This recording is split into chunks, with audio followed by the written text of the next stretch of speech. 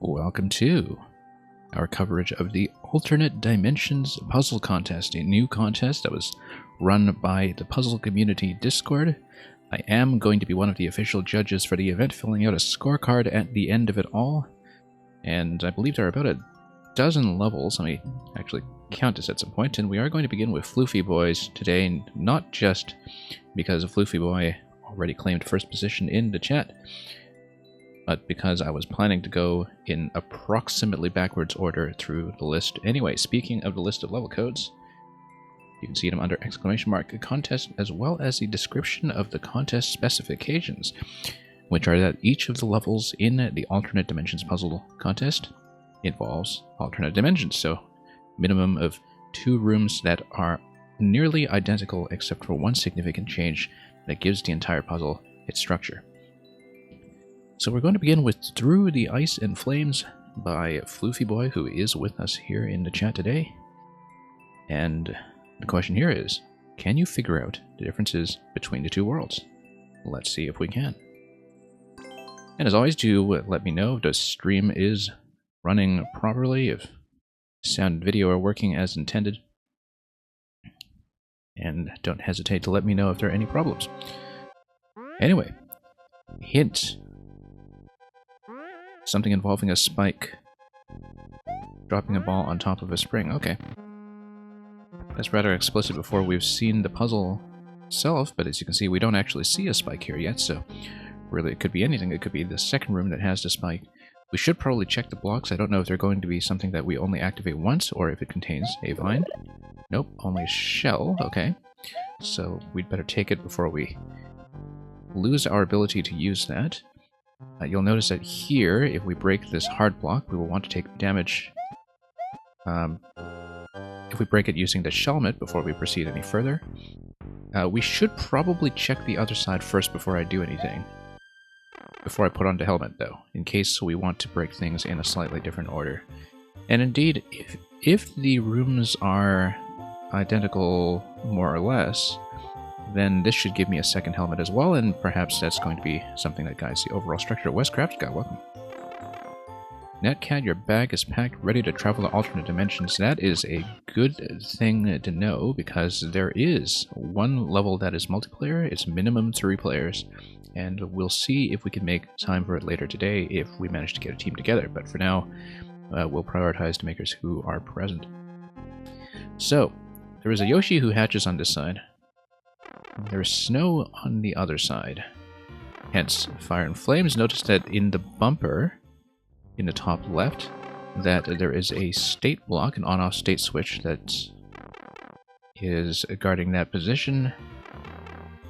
And there is no visible on-off switch though, so I think that's actually just a difference in the level that we need to be aware of, because it's a question block on this end. So we don't actually know what the blocks contain yet and whether or not there's a difference there. Notice that there's also this track marker over here, as if something gets sent onto or off the track. Also notice this thing here.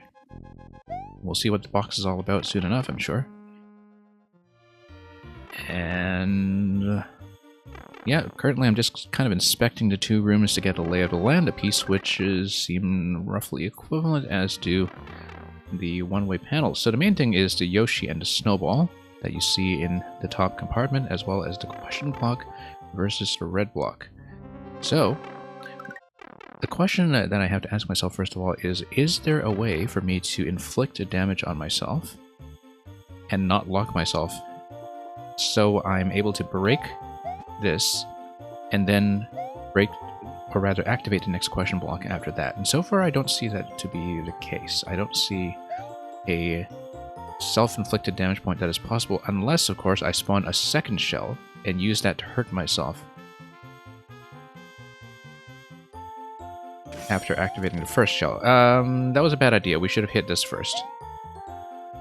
That was a bad idea. Hang on. We may want to reset this whole thing, actually, now that I think about it, because I did not do the thing I intended to do, which was pop the other question block first, get a second shell, use the second shell to damage myself in order to give me the ability to spawn something over here. But the question is, do I want to spawn something over here, or do I merely want to break it, such that we have a potential Yoshi jump up to a P-switch? Because it is possible that we do want to take Yoshi through one of these rooms in order to do a jump through that row. Regardless, I don't really see a way to take self-inflicted damage at the moment without locking myself, so unfortunately I think let's blow through this again. And we'll see what happens from there. I should actually check the question block on the other side first.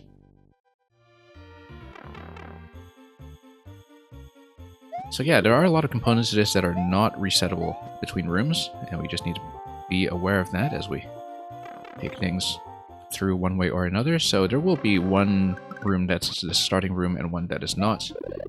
The idea behind this is that we're going to bust this block, and then I'm going to take damage. Now the thing is, if I take damage, am I able to stop the shell? And then I just need to step on it. There we go. No, I'm not really able to stop it, unfortunately.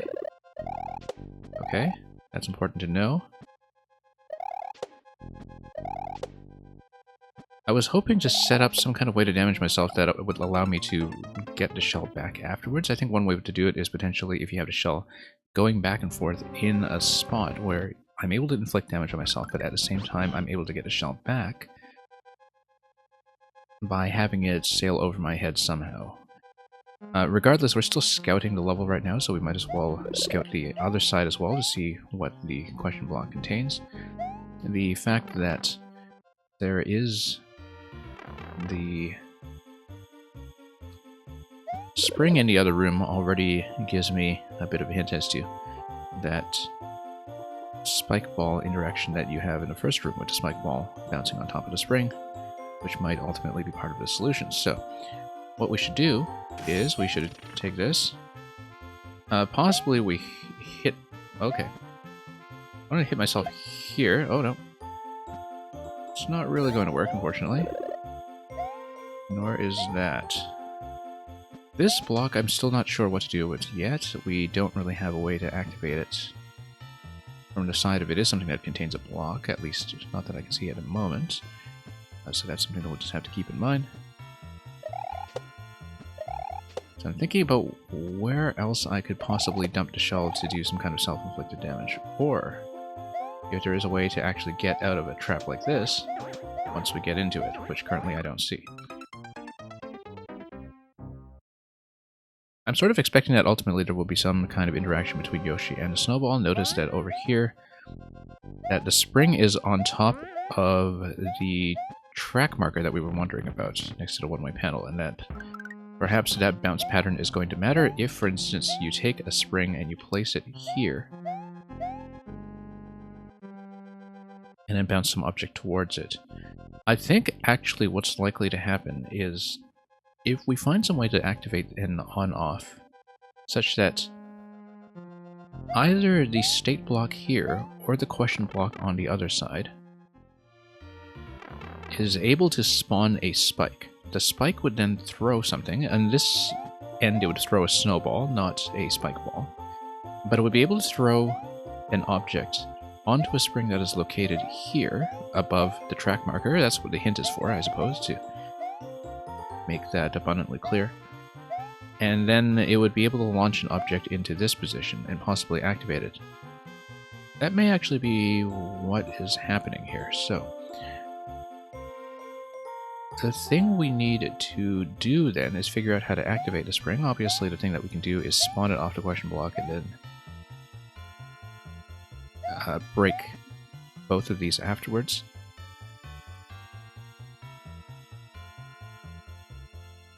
I'm not sure about that yet. Currently, I still don't really have a good way to break this and proceed. Because I have to wear a helmet to break this in the first place. I then have to take some form of damage in order to continue, but if the damage is going to be from the spiny head, I need to find some way to not break it.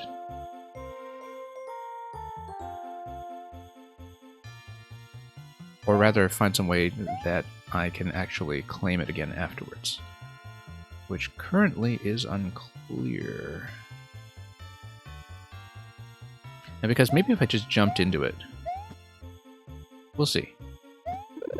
Let's just experiment a little bit and see what we can do with a shell interaction in order to make something like that happen.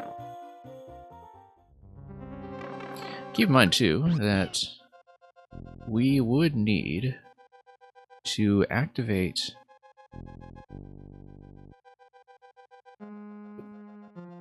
Yeah, we would need to break one hard block of one spiny hat and break the other one with the other spiny hat, because if you put on a spiny hat in one room and break both, then you get into a situation where you have to take damage first before you're able to activate this block for the second helmet, which is currently a bit of an issue. The other thing to keep in mind is that possibly if you spawn a spring here, you don't necessarily need to access as if, for example, you have some interaction that's going to use that as a bounce and then interact with the P-switch somehow. I don't know. It looks very much like I'm supposed to jump off Yoshi, perhaps, and then land on a P-switch otherwise. But the P-switch dropping those walls on either side is something that we should perhaps pay attention to, as something that will be relevant to the solution. And let's see.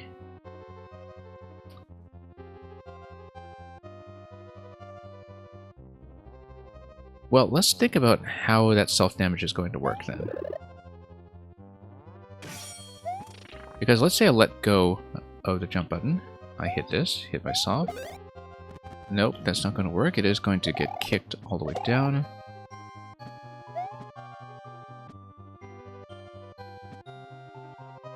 If there were some kind of one-tile slot, I could put that in. That would allow me to touch it, but also potentially stop it. That's what we're looking for. There is, for instance, this one-tile location. The other thing that can happen is that if we have access to Yoshi somehow, then Yoshi is able to capture a shell that has been fired, and then soft drop it back out, which would then allow me to claim it. So that's how you stop a shell and claim it as a helmet, is that Yoshi might be preconditioned to that. The problem with that currently is that we don't have a way to get Yoshi. And that it's not really clear how I can unless I come up here first. One thing that is potentially doable is some kind of spin jump if we break everything. It doesn't look like I'm likely to get that kind of height, though.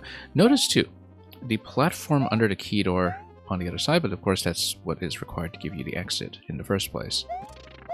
For example, let's say we break this. That's obviously not going to be anything useful. But supposing... I mean, this is already a busted attempt, but let's explore a little bit more and see what we're capable of.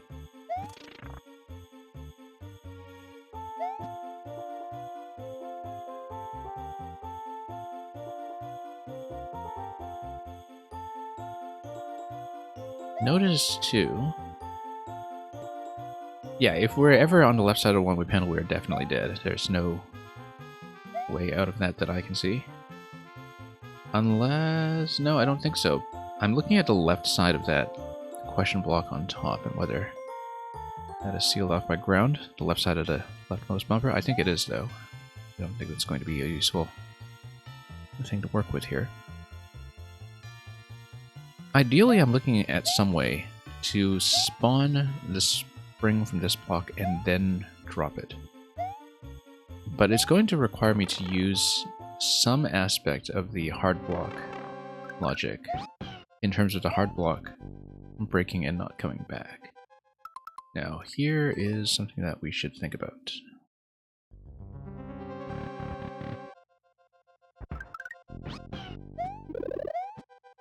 Now, something like an up throw would definitely not do it, unfortunately. But if we were to take this to the other side, then we spawn a shell. Then we have two spawns, but neither of them are going to remain operative when you leave that room. one thing that could happen is that we break this. The problem with breaking anything, though, is that as soon as you put on a helmet, I'm out of ways to peel off the helmet. And unless I find some way to take damage from it, we're going to be in a bit of trouble here.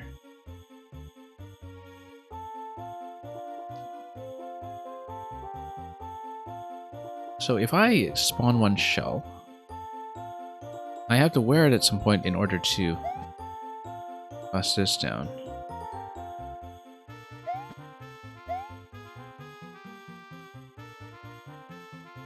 We've got to think about this carefully.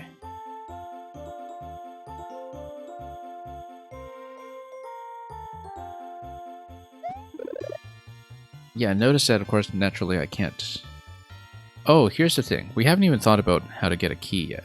I think it's going to be through the question block, which indicates to me that maybe it's that switch state on the other side, that the state block that is currently red, that is going to block something like a spike.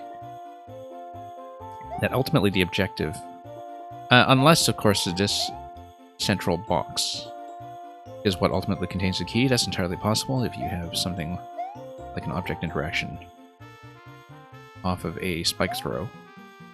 That is going to hit this. Regardless, though, if you break this open, how do I peel off the shellman?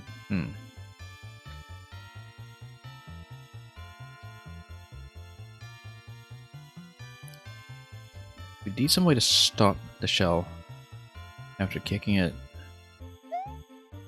I don't currently see it.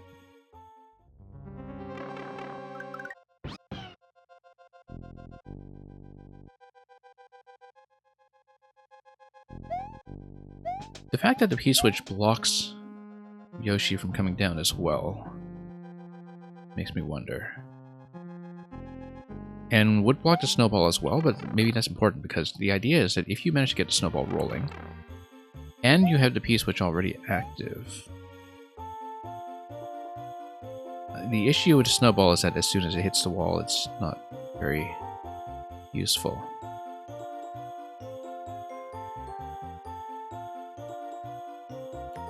And regardless, I would need to get up there with the P-switch active in order to... Yeah, because the sequence would be activate the P-switch somehow. If you're up top, you run across, you grab the snowball. We need to test something quickly. Let me just do a height check. That's not how you do a height check. Hang on, that was busted. Never mind. Let's try it again. It can be a little easy to lock myself when you do have these single spawn interactions, of course, but they might be part of what is required to make the puzzle work, so we need to do a bit of a soft drop here, jump into it. I'll do a height check. Yeah, no, this will not be sufficient to get up to the P. Interestingly enough, look at how I am actually stuck in this location. Can't get down safely. Okay.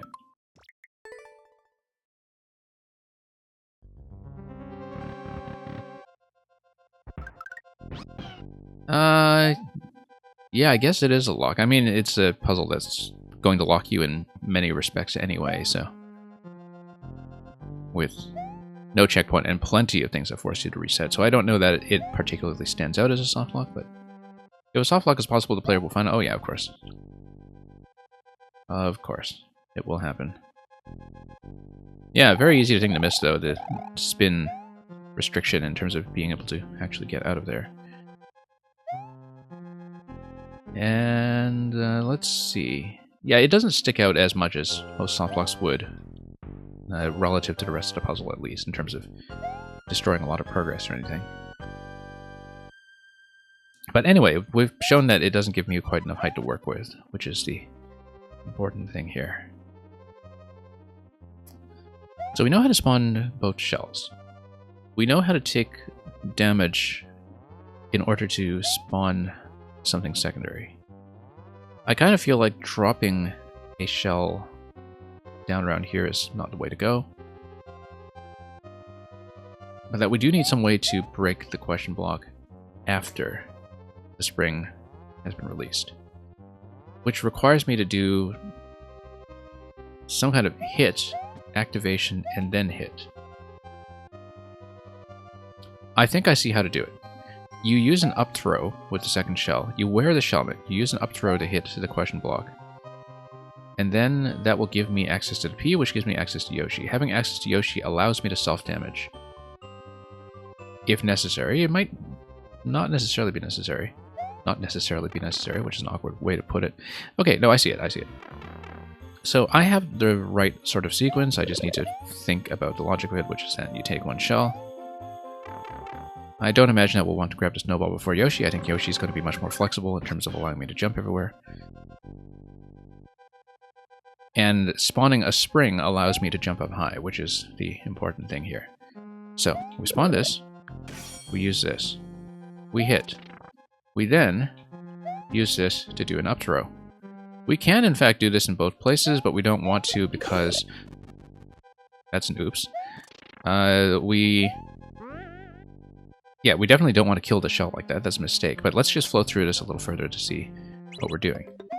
The idea would be that I take Yoshi. Yoshi is able to drop out after the P-switch expires. And the idea is that I would be able to place the other shell after the up throw somewhere safe, such that you can take Yoshi.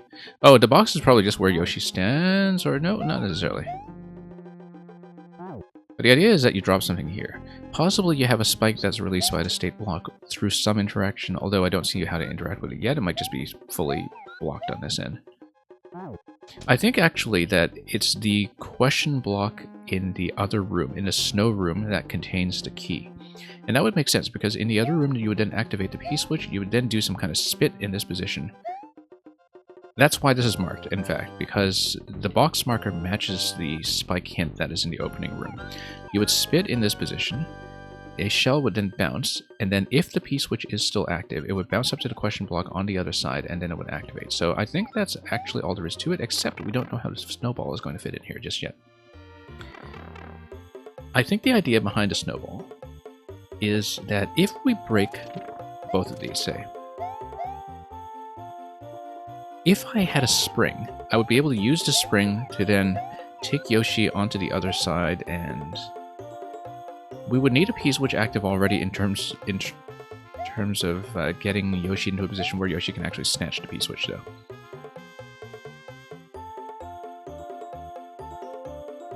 Because I'm thinking about how we could potentially activate a P-switch and grab a snowball without getting trapped up top. The idea is that I think we might ultimately want a snowball spit onto a spring in this room, which would mean that I can't do that. But there will be some kind of self-damage involved. If Yoshi is holding a shell, for instance, I can do a shell spit with Yoshi. I can take damage to peel a helmet, and then I can use Yoshi to grab the other helmet, stop it, and you can switch back and forth. So, let's see if we can demonstrate what I'm getting at, because I may not be describing it very well. Yeah, as you can see, up top, that's just a placement hint.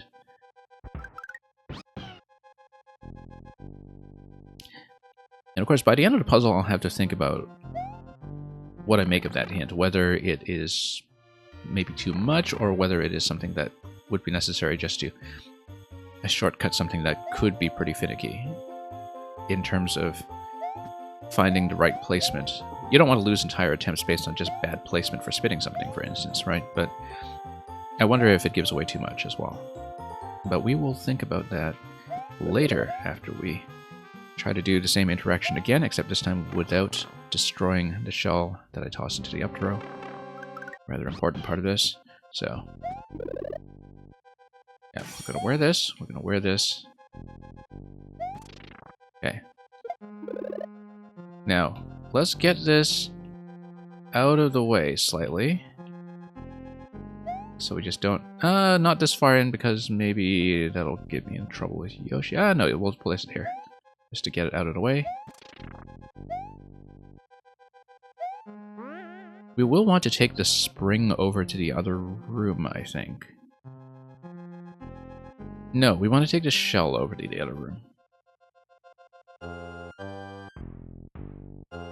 Although if I break the other side with my helmets, we'll have to decide which object to take to the other room. I'm currently suspecting that there's going to be some back and forth with the P-switches, where you want to activate a P in one room, and then dash over to the other room to give Yoshi the opportunity. So for example, if you activate the other P-switch in this room, then Yoshi is able to drop down the right side, which we haven't interacted with yet, and then snatch the P-switch. That might be something we ultimately have to do. I think we're going to have to ferry a couple of objects back and forth.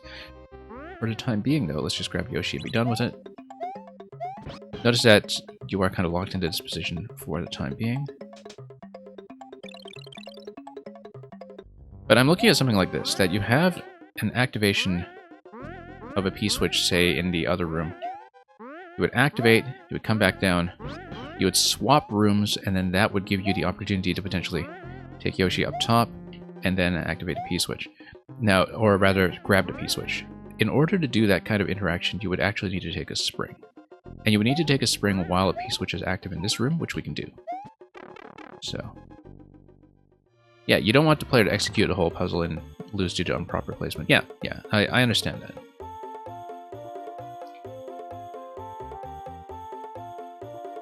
Okay, let's see.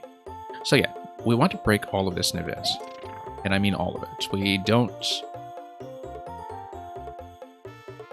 We may need the second spring. Here's the thing I hadn't considered, is that we do still need a spring to drop into the position over here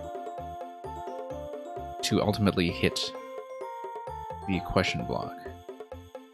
So maybe I should have taken the shell with me, because then you self-damage. If you self-damage, then you're able to... you know what? We don't need to. Hang on. What am I talking about? Let's do this.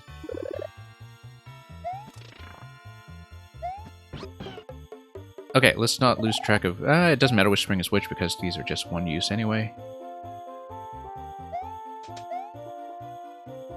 We then just go up with Yoshi, hit the P-switch, grab the snowball, and then the problem is that the P-switch will have problems. Yeah, okay, yeah.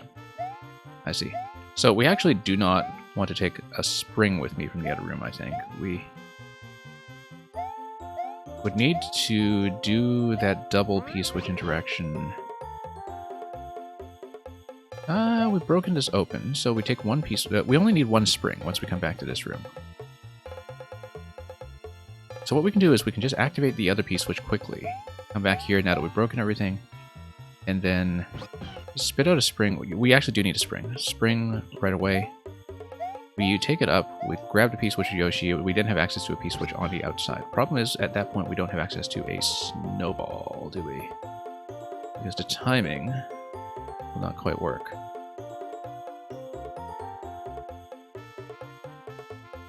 But there are things we can do about that. Okay, so the idea here then is we take a spring back with us. We'll activate a P-switch and then load through it again. So, in fact, just to do things the quick way and drop into the right side, we will attempt to leave Yoshi over here and fail miserably. Okay, that's fine. We'll just leave Yoshi over. Oh, well, we need Yoshi to jump up here anyway, so never mind that. Never mind any of it.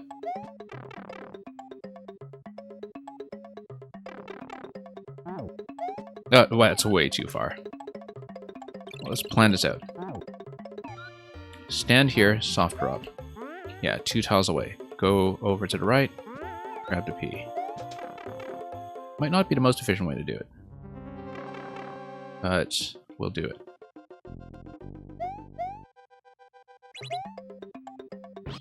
Okay.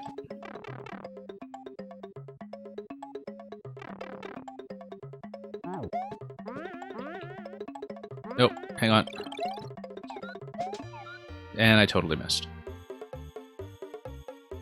I think there probably is a less time-sensitive way to do it if we change the item order a bit, but we'll go with what we have because I think the puzzle actually is still completable in this state. It looks completable in this state. There may actually be multiple solutions, because I definitely see at a glance the potential for some alternate possibilities, hence alternate dimensions. Assuming that we actually hold up as we drop and then grab the P properly with Yoshi's tongue. It's absolutely doable this way. I think it actually kind of looks right, except we need to figure out what to do with the snowball afterwards. I think it's going to be grab... yeah, actually it's pretty clear what to do. We're probably not doing this very efficiently, though.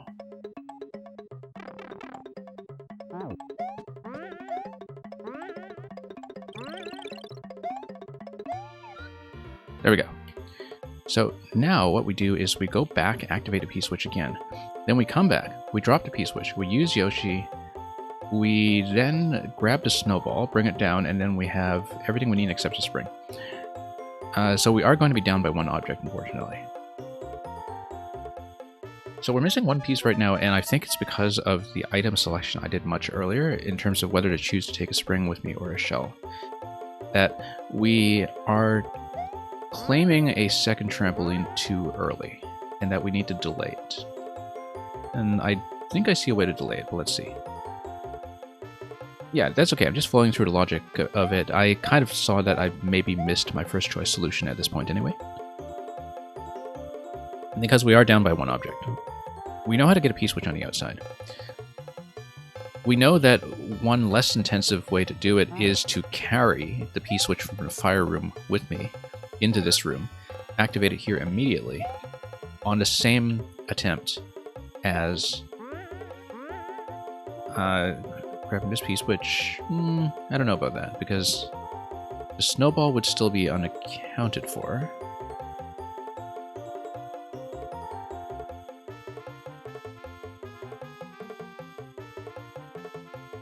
We're going to restart, and I'm just going to change one thing with my item order, if I can remember.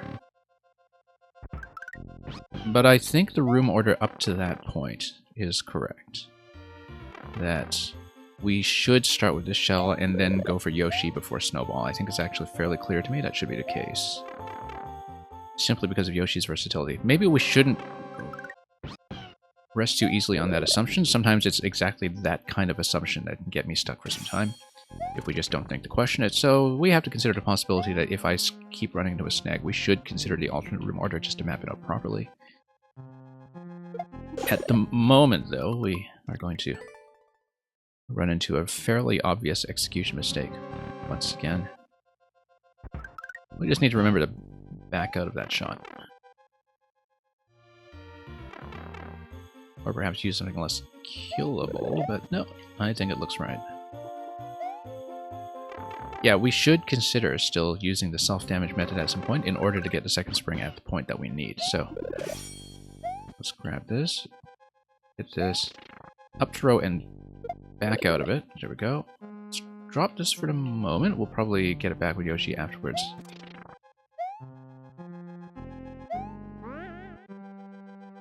And then we'll do the initial activation on this. Now, the thing is, you have to remember that one of these items will be sacrificed. That because of the single spawn on both the spring and the shell, one of these will be gone. And I think between the two, I should take the shell. The idea behind it is that I'm able to spawn the spring in the other room if I want to use it. But any kind of self-damage interactions are only possible if I take the shell over. So, Ronaldo Moon, thank you for following. We'll see if we can get the multiplayer puzzle in at some point today. We'll figure that out as we go. But we definitely have some people interested in playing, so it's just a matter of how it will fit into the stream. So, what was I doing? Ah, yes, we wanted to bust this, for sure. If we do an up throw, then we are able to spawn the second spring. The question is, do we want to do that yet? I think we don't. I think we want to actually activate a P-switch and go back into the same room with it. So I made a mistake. I shouldn't have taken a shell. I should have taken a spring. The reason is that if you activate one P-switch, then you're able to reverse through both rooms.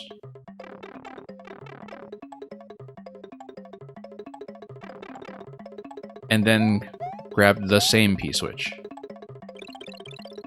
Now, does it actually help me? It might not.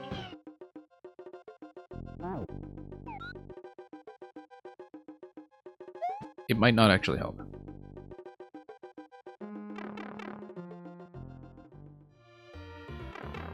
Currently, I'm just thinking about which is more powerful, having 2 springs available or having the soft damage available.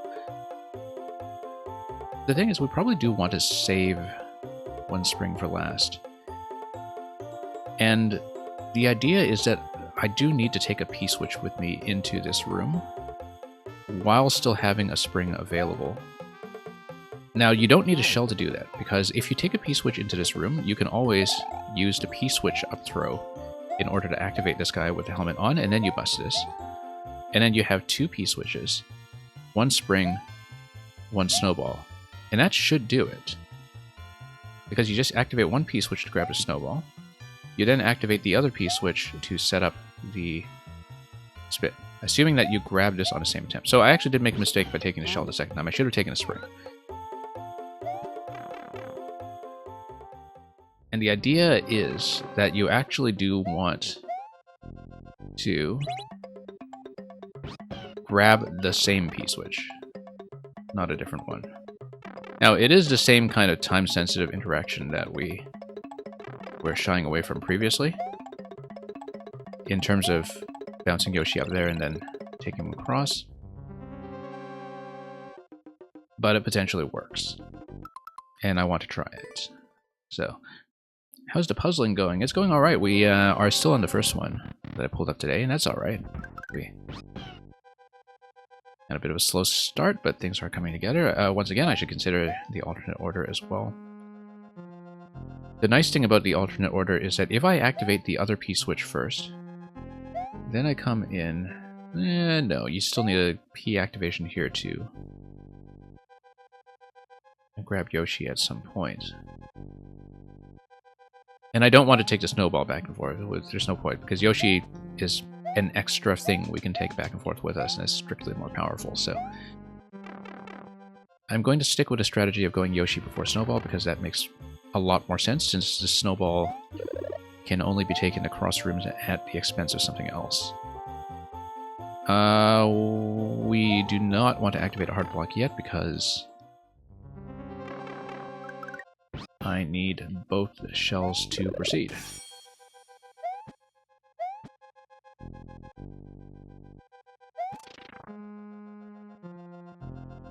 However, in case I ever want to do some kind of soft damage,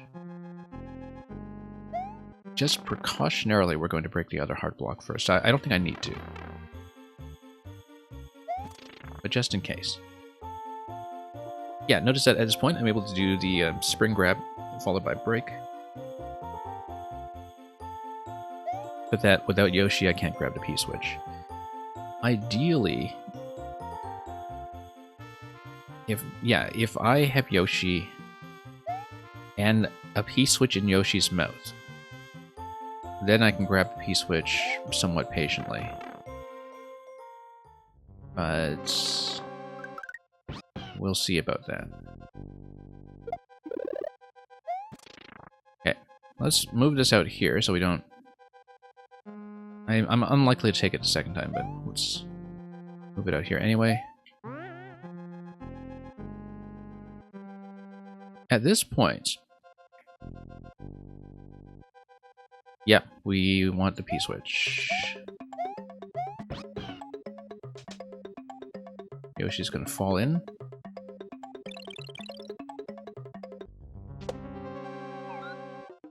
You take this with me. I then activate the same P-switch.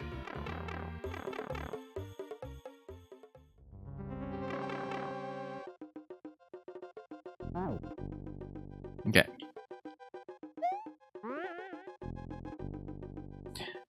And to save time... No. No, no, no, no, no.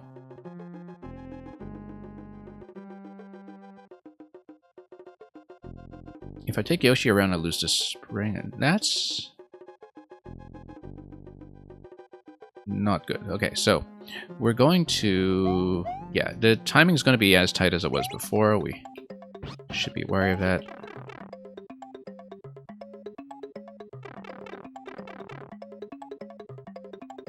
In fact, it's going to be slightly tighter. Whoops, how did I activate that? That was... I didn't think I'd even stepped on that. Let's just flow through it again.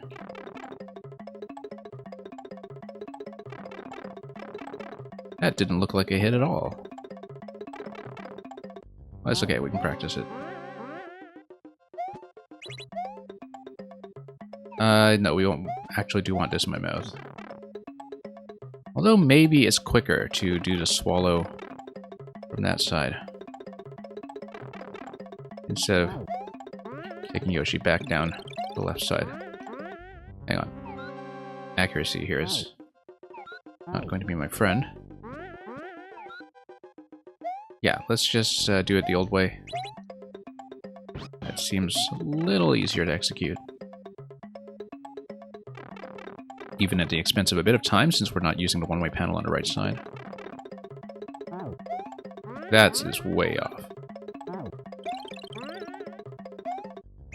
Nope. Hang on.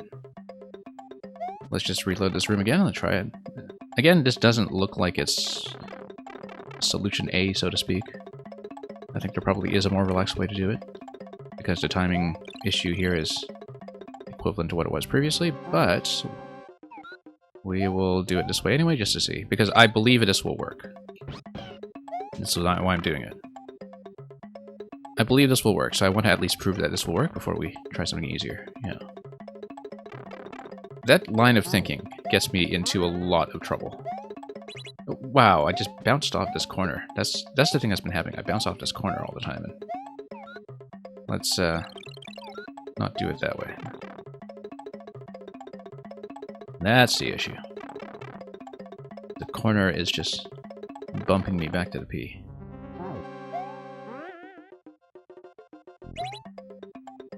Yeah, the thing is, I see the logic behind the solution clearly, and that's got to be worth something.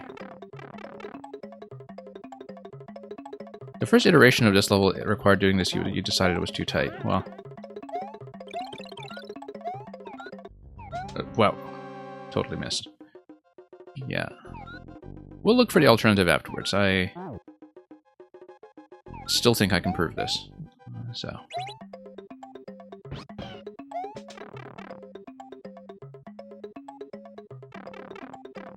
again, because I see the pathway, I want to try it.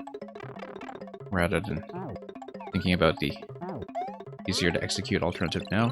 Whoops.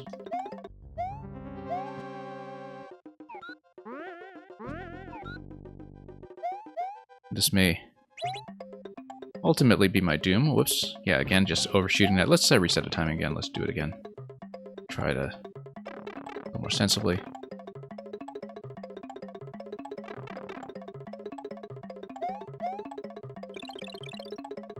And first of all, we can always look for the alternative afterwards.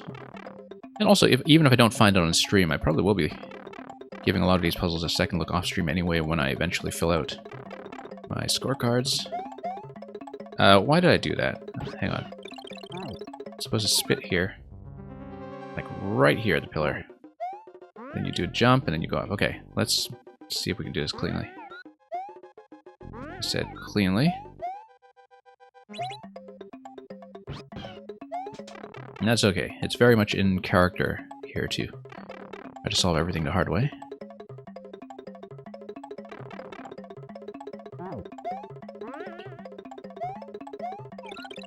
Here we go. Now we take the P-switch over, and the rest of the flow should actually be relatively clear. So the idea is that we take the P-switch, we bump this,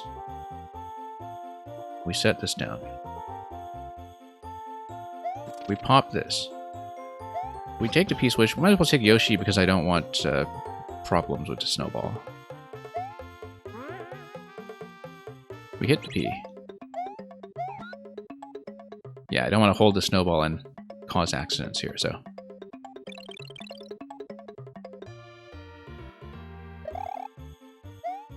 Now we place this.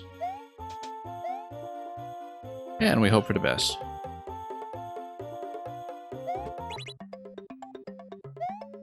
Okay. Something tells me maybe I should have crouched into that. Or maybe I was supposed to be completely in the box. Yeah, that's the issue with tile system and track indicators. I have the same problem with things like Kaizo levels and such, where how I read the center point of the track indicators can sometimes matter a lot. But that's okay. We'll redo it. Yeah, because the spike is giving you the position inside the box, but I'm thinking about that as my position and Yoshi's feet, when I should actually maybe align myself and Yoshi in here entirely, or perhaps even crouch into a drop there. I don't know. I think that might be a potential issue with even marking something like that, is that if there is the risk of the corner piece there being an issue, and I wonder if that would be solvable if this were slope, for instance, or if a slope would just break stuff even more.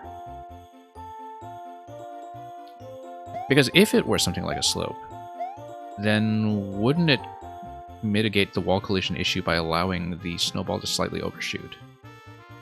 So that it's not overshooting and hitting a corner, right? Yeah. 1K man, you felt your soul die when you saw that. Well, you know. I wish I knew Dark Souls better so I could make some kind of Dark Souls joke in situations like that. But anyway. Yeah, I feel like a slope likely would have mitigated that by just allowing the overshoot to happen. Anyway, to finish the sentence that I was in the middle of saying, I think one of the issues with using indicators for Yoshi's bits, and that doesn't just apply to puzzle levels, but also to things like Kaizo, is that not only is the center point potentially unclear, but also the manner of Yoshi's spit, that Yoshi can actually do a couple of spit positions, right? Depending on whether it's a soft drop or whether you're kind of, you know, thrusting into it or doing a high spit or whatever. There are a number of different variations that can cause a very subtle difference that can make or break a solution like this. But anyway, we'll remember to back out of this shot. I probably should keep my eyes peeled for the other, more relaxed method, but failing that, we're going to just do things as is. Again, we had the idea that was much earlier in the level about using Yoshi to do some kind of self-damage to peel the helmet off of me. And that's something that might still potentially be in the cards somewhere, but especially if you do a P-switch activation on the other side and take a spring through here. I don't know about that. No, because ultimately you do still want to grab a spring on the snow side as the last move. So let's reset this P-switch. Throwing as Yoshi or without him makes the throw very different. Ah, yes, okay. So you didn't necessarily expect me to have Yoshi at that point because of Yoshi's height difference there.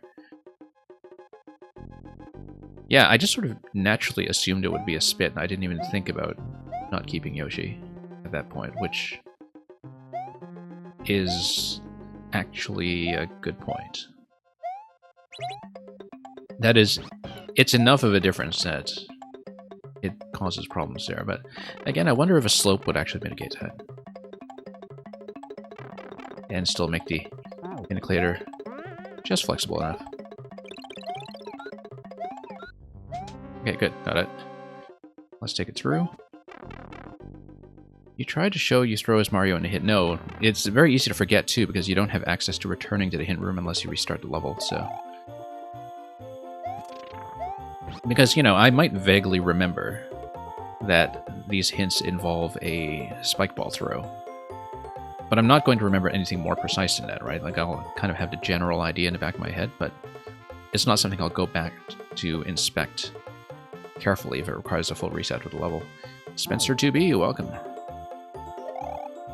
And... okay. let's do this. Now, while I'm not running a Qbot or anything, we do have maybe an approximate order of makers who came in, but do let me know if people need to leave early or if you have serious time constraints on when you can stay. West Crafted Guy came in second, just so people know, so we're likely to do West Crafted Guy afterwards. But we can be fairly flexible depending on who can stay for how long. As long as we ultimately see everybody. So yeah, I guess the idea is that you would have expected me to drop this here. Let's not activate this P-switch too early. Then we can take the P-switch, take the snowball. Yeah, I'm very paranoid about just losing the snowball if I don't have it held by Yoshi, for instance. Because I know how bad I can be about object handling sometimes. Anyway, we have Yoshi, so we can always grab the spring again, but...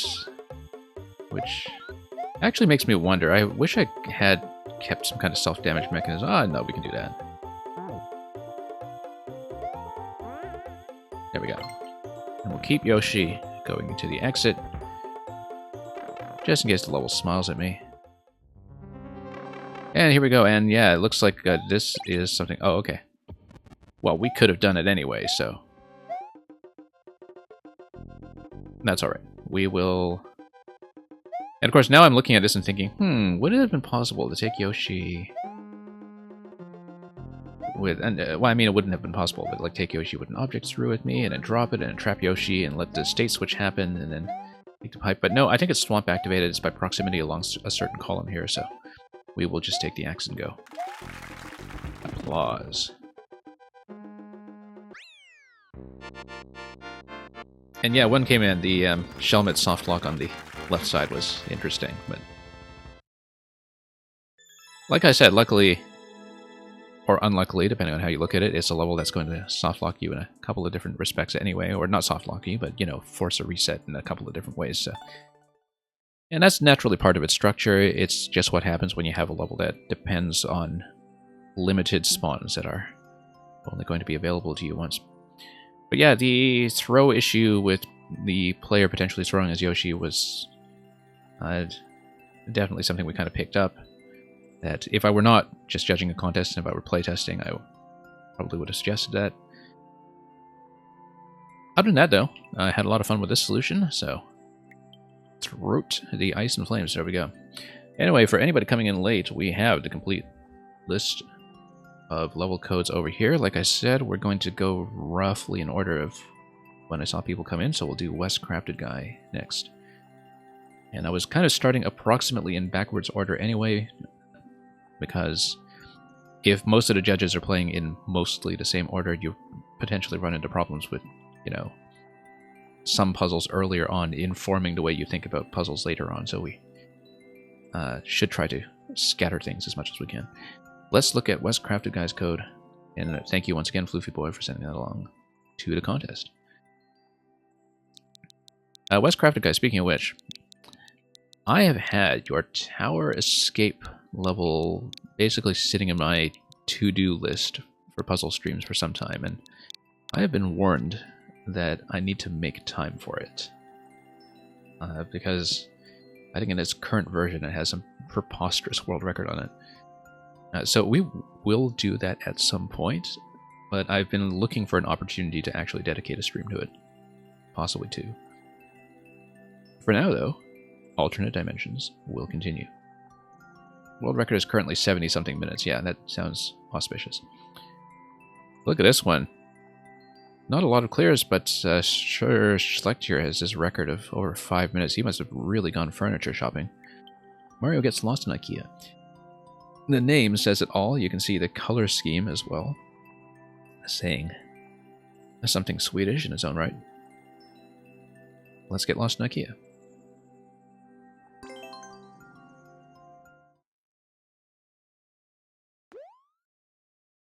And Itchy Knee, you have an early morning, so you're heading to bed. Yeah, I hope you get to watch yours live at some point when we get to it. And even if you don't, I'll be sure to send you to VOD. Yeah, I am going to be busy with some travel commitments and other scheduling issues over the next few days, so it's probably going to be about a week or so until my next stream here, and we'll try to alter the times a bit to be a little friendlier to makers in different regions. But for now, let's take a look at what's going on here. We have this POW crates spring thing here, which I guess is just stacked furniture, but we don't know if that's going to be relevant information. Regardless, we will not be coming back here because of the warp block.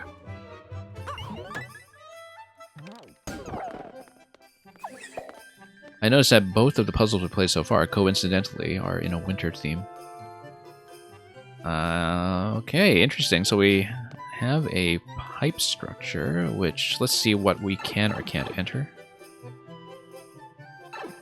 Alright, and let's compare notes here. So clear pipes, notice the clear pipes and the blue pipes are swapped on either side. Interesting. And we should perhaps keep track of main world and subworld as well. This is main world because we came in through a warp block. Main world and subworld will matter quite a bit, I think, because... Oh, no, you can't enter this anyway. Never mind. Okay, so we just swap and go on. The IKEA was suddenly overtaken by a blizzard, according to lore. Yes, I remember in the Discord there was lore, and I forgot to read it going into this level. IKEA looks different when came in from when you went last time. Yeah, I guess they sold out of all the nice chairs. And... okay. So that gives you access up here, but more importantly, it gives you access to the clear pipe on the other side. So we should think about this consistently then, that clear pipes and blue pipes, these aesthetic blue pipes, should always swap. Which means that I just continue following the flow until we run into something that'll forces me to consider a little further. So off switch means that you must be in the off state the first time you enter here. And red pipes will always be the transfer points, so we must remain in the off state in order to do a pipe swap over here. Looks like the form of progression will be keeping objects such as crates and snowballs. One came out like Blizzard as in the company or Mother Nature's Blizzard, yeah. That's an interesting point in its own right. As I very often tell people, my biggest Maker community prior to Mario Maker was in the StarCraft and Warcraft map editor scenes way back when. I don't remember any IKEA levels there, though, although some Swedish StarCraft players were definitely very, very good among people from countries other than South Korea. Okay, so we need to transfer over to the other side. As you can see, if we turn this blue pipe segment into a clear pipe, we're able to take a crate and take it with us and then continue. So we're going to do that. And that will give me crate access. Notice that if we eventually have a snowball, we should potentially be able to send a snowball through a pipe. So even if you don't have two objects to stack here, so you would need to do a crate swap, first of all. You would need to swap crates between worlds in order to grab two crates and proceed. I think that's almost certainly going to be the way to do it. I'm just thinking about whether an object could have been sent through the pipe and sent far enough to hit the off switch. I don't think it would go far enough. I think it's pretty clear you just swap crates and stack them. Then you proceed in this room. So yeah, you just swap crates by using this as your footstool, because that's what you do in an IKEA.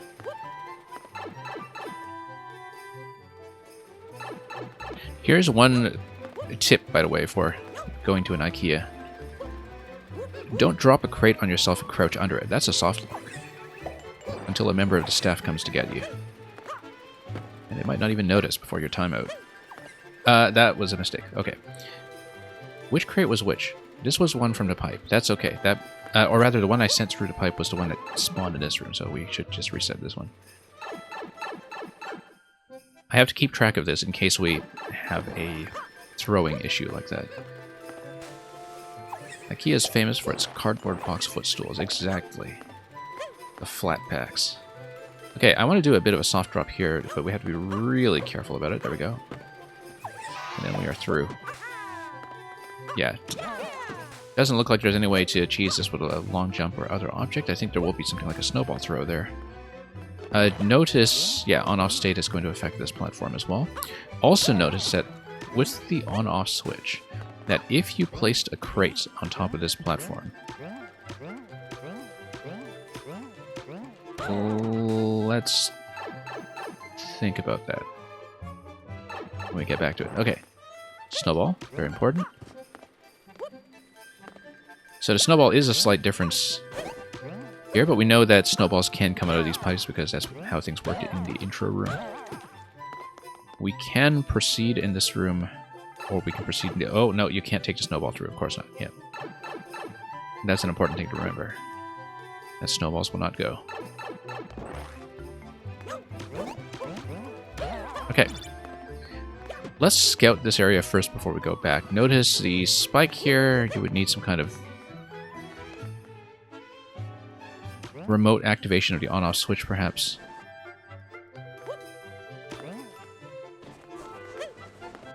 Notice the spring on the side as well. Let's grab a snowball and see what we can do with it.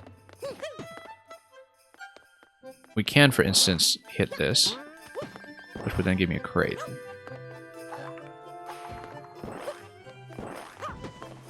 Now, with a crate, notice that we can probably take a snowball back through to the other side. Let's... Yeah. We might not want to do it on this side. We might want to do it on the other... No, actually, we do want to do it on... well, there's no clear pipe here, so never mind. So the idea behind having a crate, then, is to probably do some kind of reversal. Or to, once again, have two crates available. But we will see.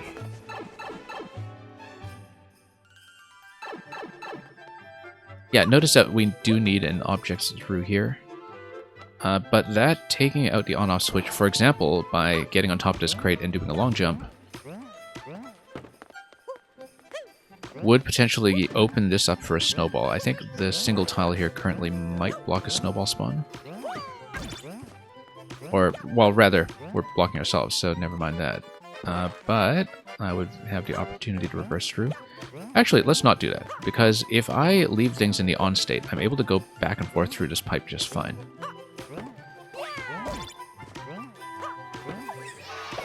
Due to these two blocks over here. Now, here's the thing.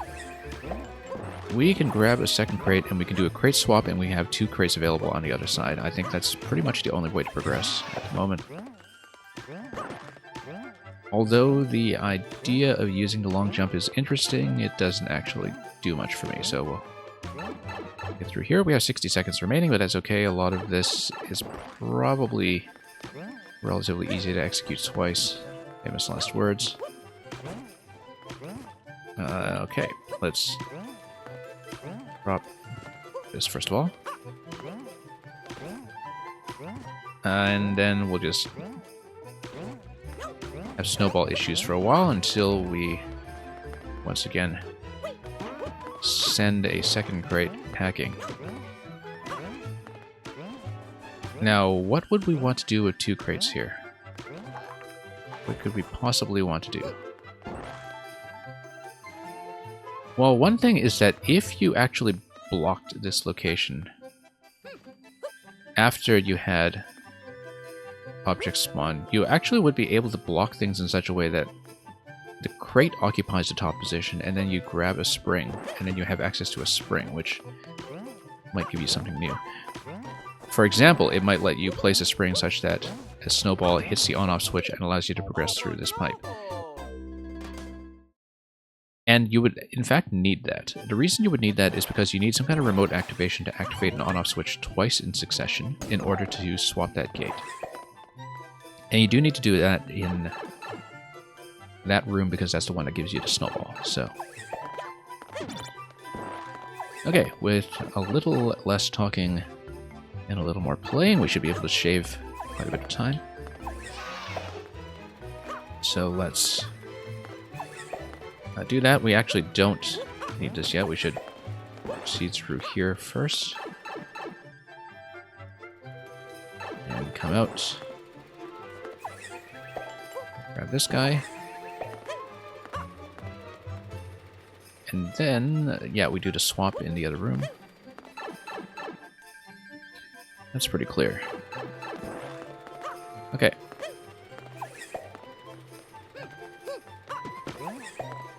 Once we do the swap, we're able to have 2 crates that give me access to the clear pipe. Now let's once again keep track of which crate is which. Let's drop this one first, because that will be easiest when it comes to respawning things if we overshoot.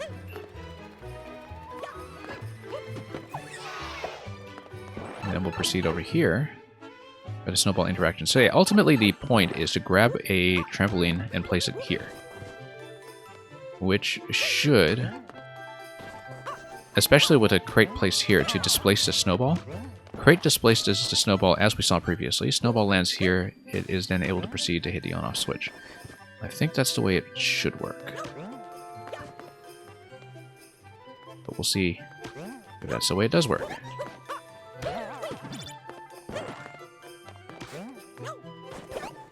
Okay. Let's pop this. So yeah, the idea is that because you have this crate and spring stack, you just need to place an additional object here to block off the top tile on top of the icicle. Now, did we need to do any additional swaps in order to make that happen? Well, first of all, I think I do need to reload through this room. And yeah, we won't have a way to grab a second crate here, I don't think so. But we can, of course, swap to the crate on the other side if we want 2 crates for some reason. Let's do it the simple way first, before we complicate things a little too much. No, we do want 2 crates. We want one as a blocking piece on the right side, and we want one to displace the snowball on the left side. So we actually do want to do this. And grab 2 crates. Yeah, because that's what this placement of 2 red state blocks under the pipes is able to give me. This looks like it's definitely necessary and intended to take a crate through and double up in this room again.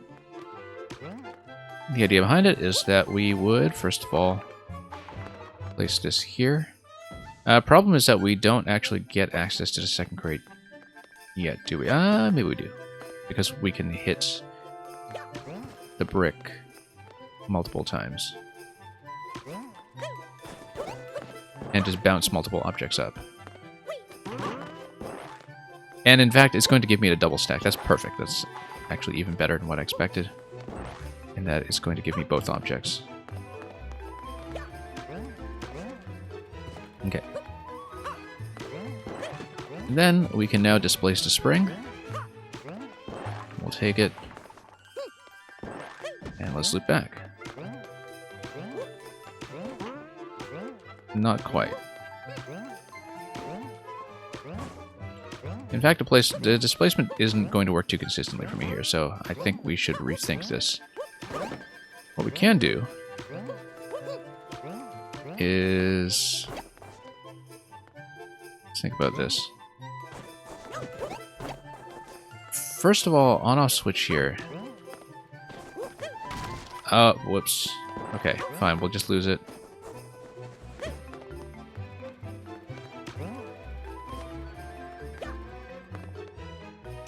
Maybe it'll give me a slightly different bounce if I place this on top. No, actually, we just need to catch it on a second bounce. That's what it is. Hang on. I said catch it on a second bounce. Let's see if this works. Not quite. We actually need an additional spring. I think we can get one. We can get one on the other side. Because we would still have access to... don't quite like that idea, rather.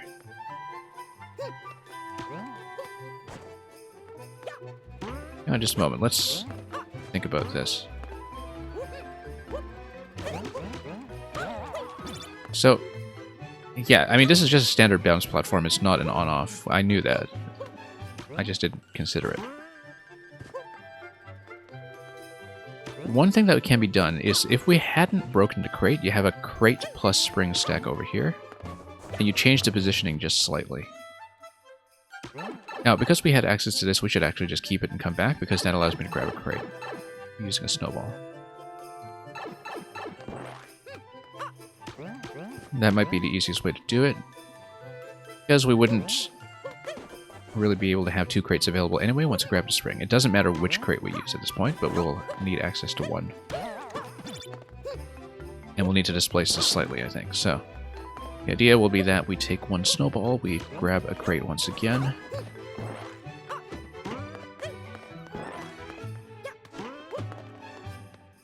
Oh, except we... Yeah, we removed this, so there's no blocking piece. Yeah, okay, so that doesn't work. We needed to recreate the earlier sequence in order to have 1 crate plus 1 spring on this side. And we can do that. In fact, we don't even need to necessarily do it this way. We can just... Let's see. Because we took the spring through, there's no spring that spawns on top of the crate. Yeah, okay, I understand. But what we haven't interacted with is anything on this end here, but then the clear pipe is a dead end. So the main thing that we're dealing with here is getting a second crate. And possibly a second spring.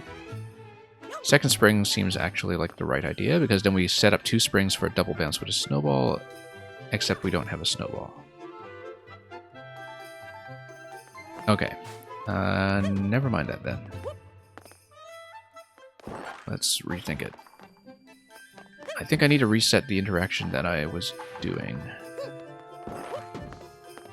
And it's going to be a bit of a loop to get back around, but we'll think about that. Yeah, because I was thinking that if we have access to 2 springs, then we do bounce bounce. The main issue with that right now is that we don't have a way to hit that block. And won't until we have some way to perhaps get a snowball here. No, it looks very much like we need some kind of double interaction on the on-off switch. As you can see, if it does 2 consecutive bounces, it looks like it will hit pretty much perfectly. If this is elevated by 1 tile, I think it should also hit, but I'm not totally convinced. And we're low enough on time that I actually should reset at this point, instead of trying to map through the whole interaction. So, let's try it again.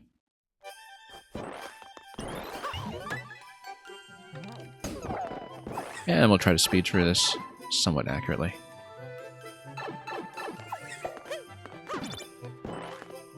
Alright. And we'll go.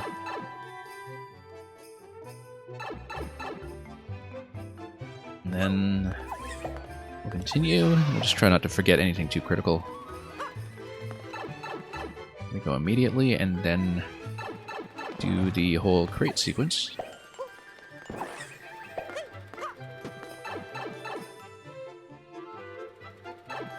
And we'll come back here and do the swap. Yeah, that's the only snowball I have access to so far. As far as I know, I should actually check that. No, I'm pretty sure that's true, given the blue pipes earlier. Yay, yay.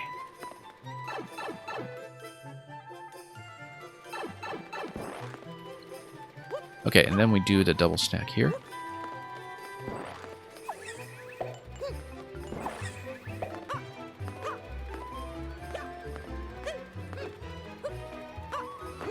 There we go. Then we swap, and then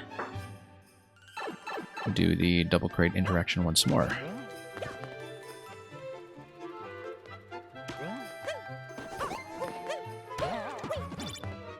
Yeah, the inability to take snowballs through is actually a very interesting constraint in this level. And, you know, in terms of what a big difference it makes. Yeah, we will take a crate first.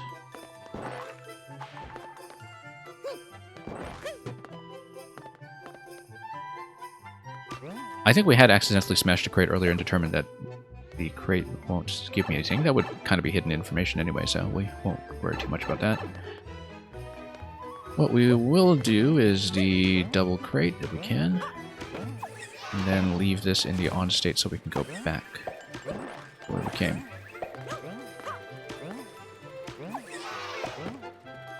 And yeah, the on state blocks you off from going earlier in the level, which It's understandable. Again, no way to hit this brick right now, which is why 2 springs do not look like they'll happen, but...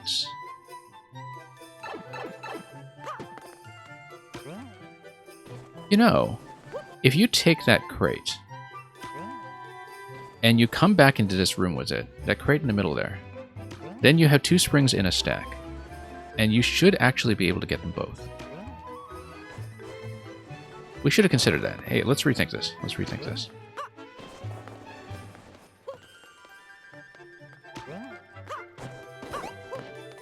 I'm losing my train of thought and breaking my intended sequence here, but we will try this again. I want to try a little something here. We should have access to 2 springs when I do this.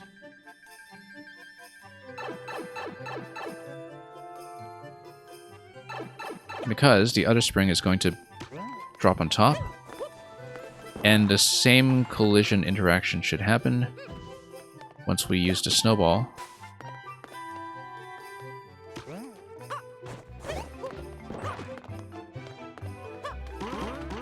No, it doesn't. Because that goes off to the side. Okay. Or maybe it's just because I was off center. I'm not sure. I want to try that again with it properly placed against a wall and to see if that still happens. I think it might because of the placement of the 2 icicles there potentially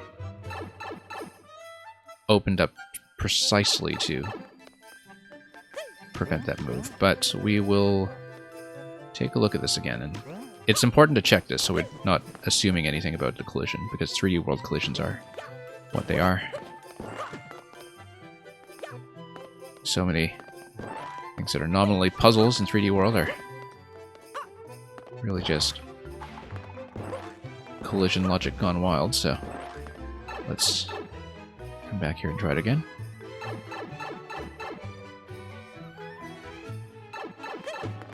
Okay, so we're going to get 2 objects there. Let's make sure this is flush against the wall. I actually should have done a throw to make sure of that, but... And let's see if the same displacement occurs. If the same displacement does occur, then what do? Do we have access to a second crate? No, we don't. That occurs. Okay, so that doesn't work either. In fact, now we're left with nothing. Okay, so I guess that's a no.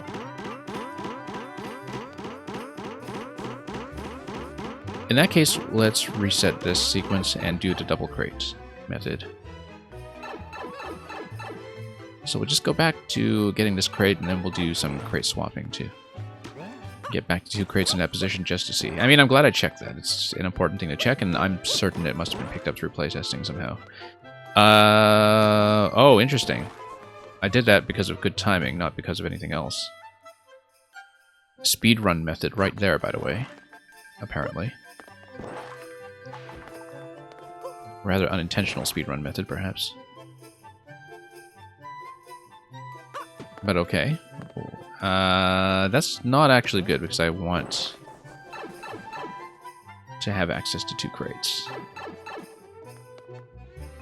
I do not, in fact, want this to happen then.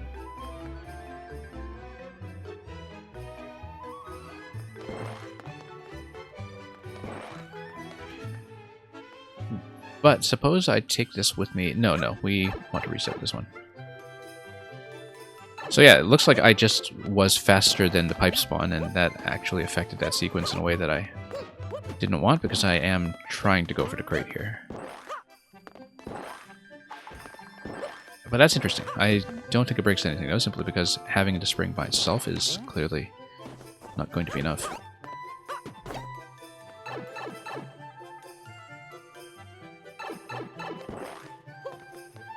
Okay, let's do this again. Yeah, I mean, this feels very much like it's part of the intended sequence. It's just too conveniently built that way.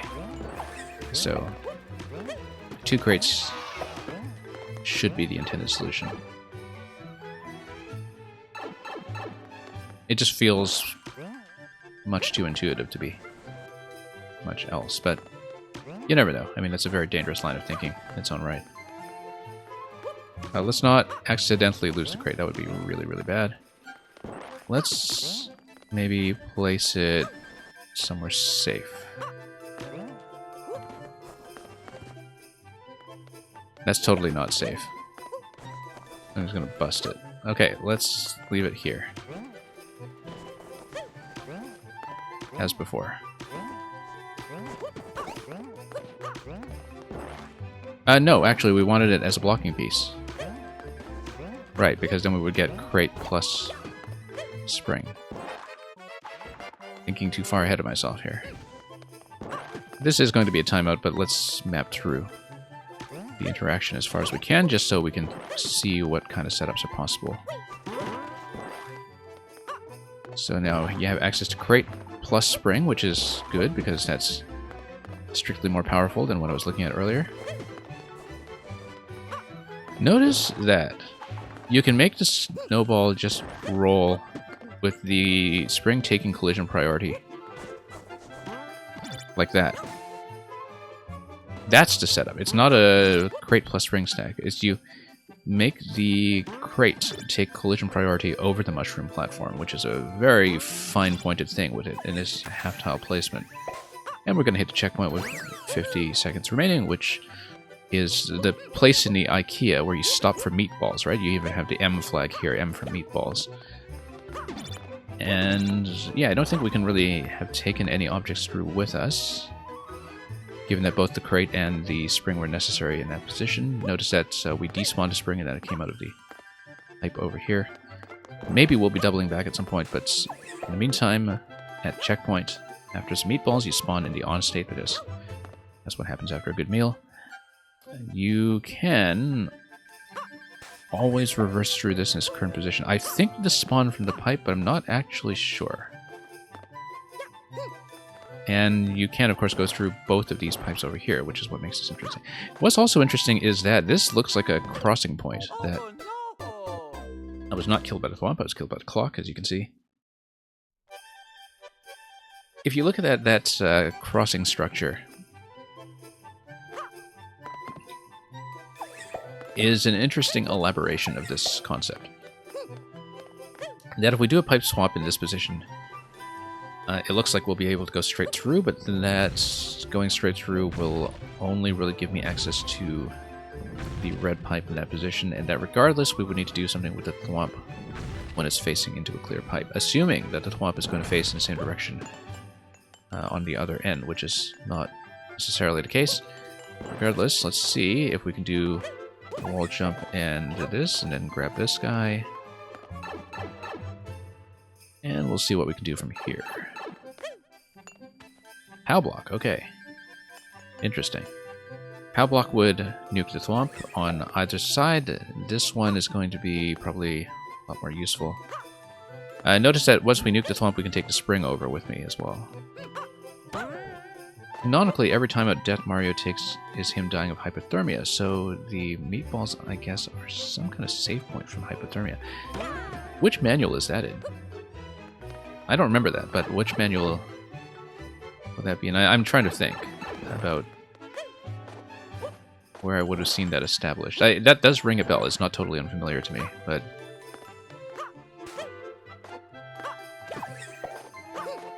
Oh, whoops. No, hang on. Let's try this again. Hang on. Let's be a little more subtle about this. Come on. I managed to do it earlier.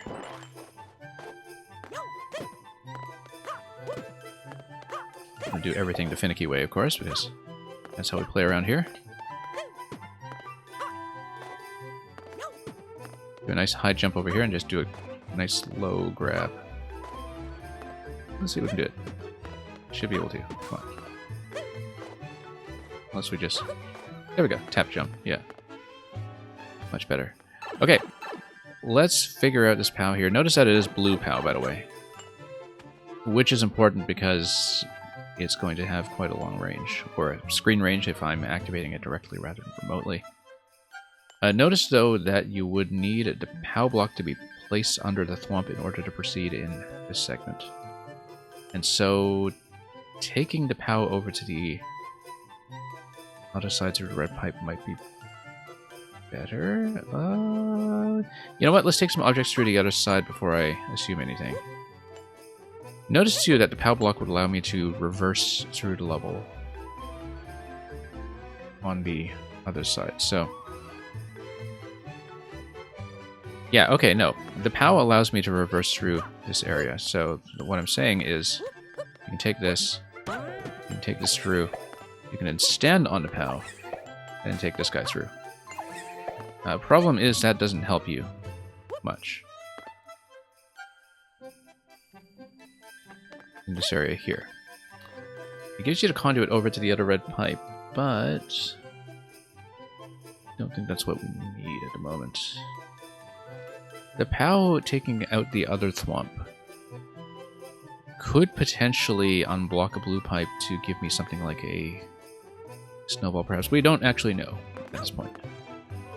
We don't have enough evidence to say. So let's take the POW through, just to see what we can do with it. Because I don't see the point currently of killing the swamp when we can't actually go through the pipe. And when throwing the spring through would not do anything useful, so... let's take the POW first. Oh, not from a Mario game, from the lore you set up for this level. Okay, maybe a... okay, so it's something that only applies to IKEA. I wonder where I've heard that hypothermia thing, then. Because it totally does ring a bell. Maybe I did skim your description, I just didn't realize it. But I don't think I did. I knew it was an IKEA level coming in, but that's all I knew. I haven't seen this or anything. Okay, so you hit the POW. We should check if this gives you something like a snowball. Not that it would actually do anything for you. No, it doesn't, so... didn't think so. So we would need to go back through the level, I think, and find some kind of additional piece that, after destroying the thwomp, would allow me to proceed through the other pipe, because we are missing something like a crate right now. And I think going back for a crate is likely to be the course of action that is most helpful. Yeah, I noticed that we do need to do this interaction in order to get a POW, otherwise we are trapped on this side without a piece to stand on if we go through this pipe immediately. And yes, let's go through here. Notice too that we also need 2 blocks here to go through the clear pipe on the other side, except spring plus POW would actually be fine. We did grab the spring on the other side, right? Yeah, no, we definitely did. So why don't we take a POW through on this side? Hang on just a moment here. Have to be really careful.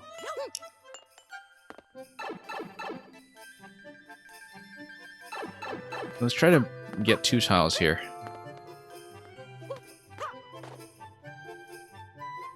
And we'll do a similar interaction once again to go back to the left, and the idea is to trade for a crate. We want something like a crate. I think the level establishes pretty early that IKEA sells springs and POWs in crates, so...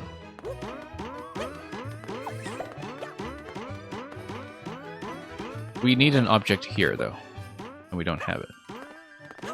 So maybe that's not so good. Okay. The fact that we have the on-off switch here maybe just forces the on state here, so maybe that's not useful. Let's rethink this. So we know that springs come out through the blue pipe in this room.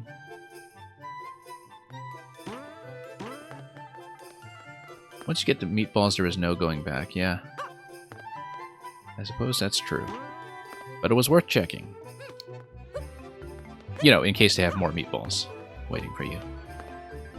The recyclable checkpoint of meatballs. If you take the POW with you, then you no longer need to think about it spawning from the pipe, so the question is, if we transport the POW, where do we take it?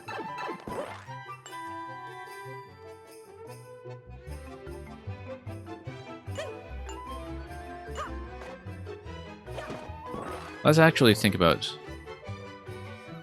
how this is going to flow, because the idea is that even if you take the red pipe on the far side of that thwomp, what does it give you? It gives you progress through the clear pipes that you can see down below, okay.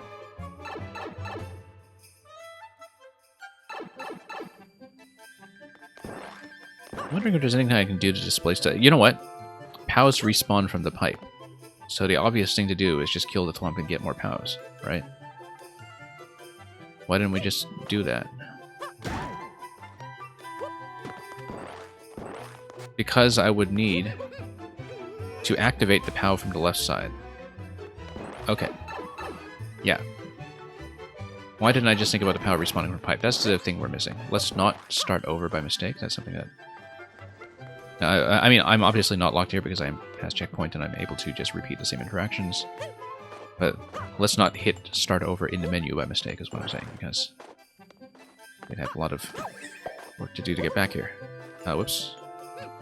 So, since I can't take a death, I will probably just fool around until timeout. The idea is that we want 2 POWs, and then we can take the spring over to the other side. Oh yeah, no, this is 3D World. We need to think about this a little more carefully.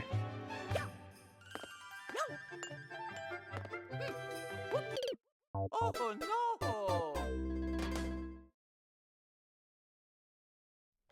Okay, that's fine. Yeah, no. I need to think about power range here in... And moreover, the Thwomp is not grounded. You do need a direct POW hit, is the point. It's not a matter of it being 3D World, it's a matter of the Thwomp being in a suspended position. Because it's not on the ground, it's not going to be killed by the POW, you do need a direct hit. And if you need a direct hit, you need a direct hit with access to a second POW back on the left side. Which may be contingent on something to do with the spring. So, let's grab this, And we haven't really used this pipe, we haven't thought about it properly, so we'll do something with that, I'm sure. Let's do this interaction once again. It seems to give me ample progress, so... Oh, whoops. It does look fairly promising.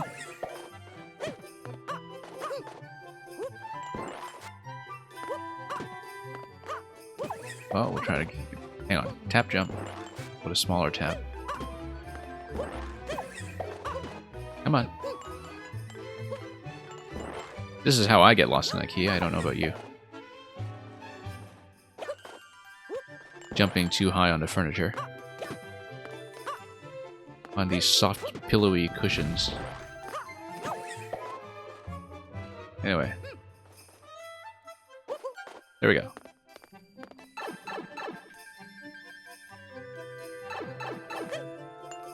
Okay, so here's the thing, is that the POW comes down. The POW would be blocked if you placed a spring here, so we can't block it. But we can think about how we can get back on the left side after killing the Thwomp. Because the idea here is that we must kill the Thwomp using the POW, it must make contact, but then we need to get a second POW somehow. And... naturally, bringing the spring with me is something that we... you know what? No. I know how to do it. We actually want to ground the Thwomp by placing the spring underneath it. It counts as one tile, it counts as ground. The Thwomp will die to the POW from that point. The problem currently is how do I then make the POW accessible from the right side and still go back to the left side? We don't have a good answer to that. But I think I actually want to then take one of these things through with me. So the thing I'm looking at right now, let's see if I can demonstrate this without completely locking myself. Is, suppose we take a POW and, you know what, we'll place it elsewhere by dropping it on a spring. That's probably the best way to make it accessible. This is not going to solve the issue of actually detonating it, because I need some way to get back on this side. And we need something to stand on. The POW is the only thing I can stand on to get back here. So I would need to put a spring underneath Thwomp. I then activate a POW on the left side, but then I would need to get back to the left side to begin with. I'm wondering if I should use the other red pipe, the one on the right side, to come into this room. I'm currently kind of flowing through the logic. If I'm taking the spring with me to this room, do it go through the left or the right? Document, thank you so much for the resub. Looking forward to catching up to some of your latest levels. I'm behind by at least 2, I think.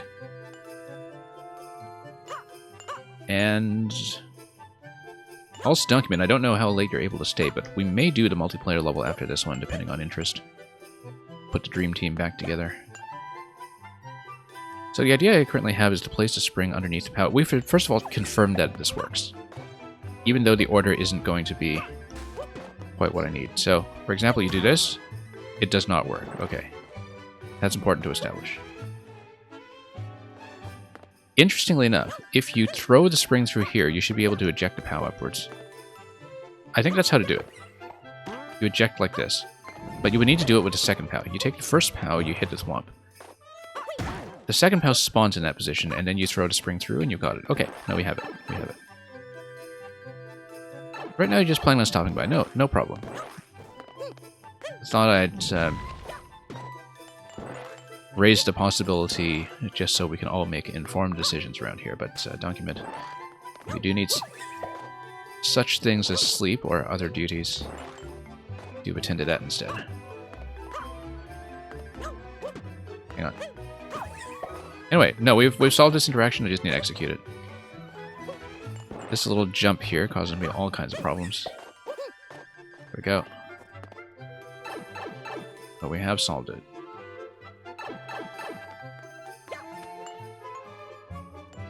Okay, I do have to take this through with me. We want spring and POW on the right side. We activate the POW. We throw the spring back to the left to grab a second POW. And then we have a passage. So, let's go up. We then activate this POW on the Thwomp.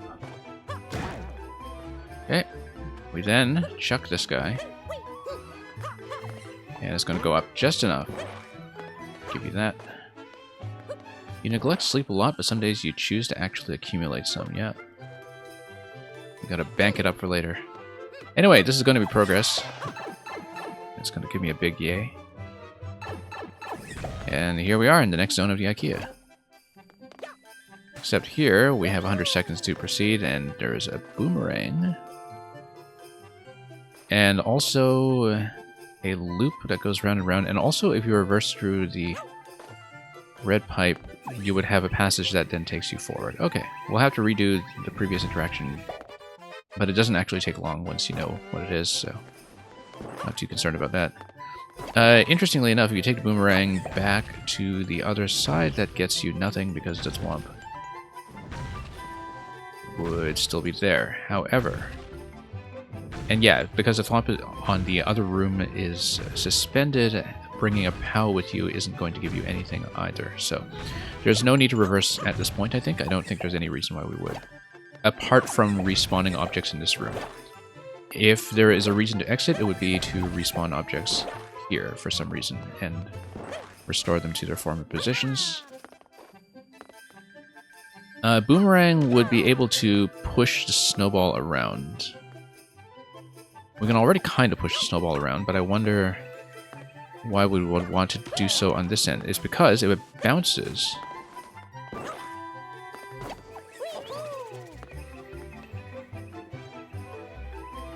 if you whip it with the boomerang at some point, it might be able to deflect in the way that we want. Notice that the boomerang would also go through the pipe, and maybe that would give me something as well if we, for instance, stop this guy. Let's stop him for a moment, and let's whip this. And if I'm not mistaken, it should actually load it. One more shot in the remaining 3 seconds, if you please, so I can see what this does. Unfortunately, it will not show me, but We should be able to lift the snowball by a tile, I think. I'm pretty sure we can lift a snowball by a tile and bounce it up, and then use that as a projectile from there. The suspense thickens. Okay, down we go.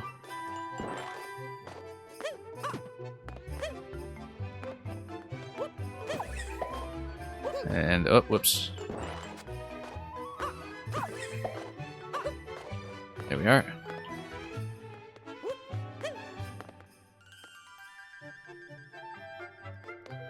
I have to say, unrelatedly, it's very nice to see clear pipes amply represented in the Mushroom Kingdom as depicted in the Illumination film that is coming out in April. If any of you managed to catch the new clip that was released yesterday, which was also the first we have heard of the musical score, which sounds like a real treat. Let's drop this down here.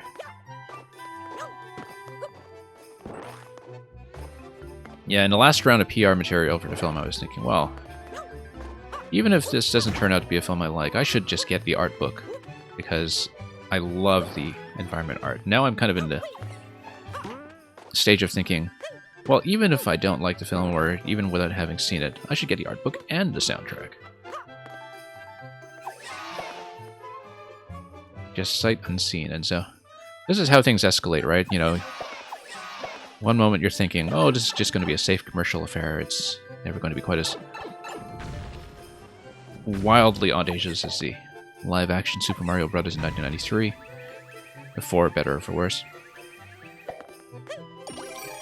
And then the next, you're paying attention to everything and just stepping through it frame by frame.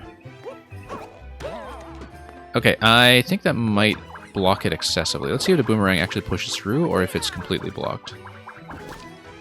Okay, no, it should load it. It should load it.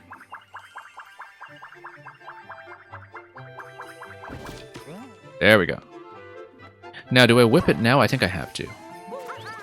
I think I have to. That was a bad idea. I should have just kicked it.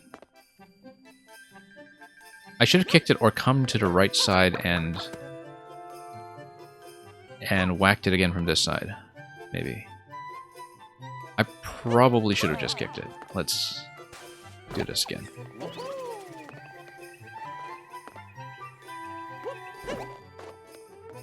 Okay. Can't really safely get to the other side there, though.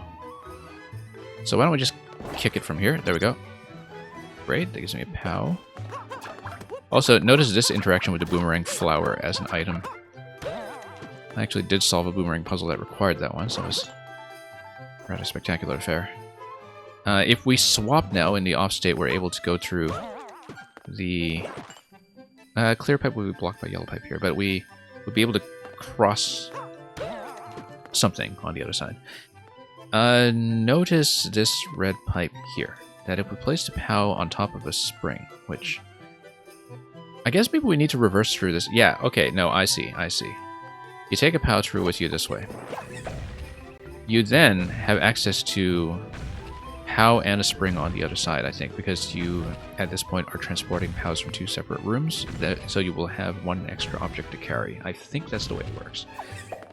Ultimately, I want POW and spring in this location, which will then allow me to enter this pipe and swap over in this room, which then allows me to cross over the pipe where you currently see the boomerang flower respawning. I believe that's going to be the case. That you pop open one POW. No, I don't think so. No. Let's rethink this. The reason this doesn't work is that it just removes the thwomp, and the thing was we had access to multiple POW interactions on... no, it does work, No, it doesn't, because the thwomp is suspended, and this doesn't actually do what I want. Like, the thwomp will not actually die. I already mapped this out earlier. I already thought about this. And we had determined the thwomp will not die, so... Never mind that. We should do something else then. Let's see. But without access to a spring, then how do I get into the red pipe. Did I mention at some point I'm a musician? Yes, probably. I don't know if you're asking because I mentioned that all the time or because you haven't heard me mention it.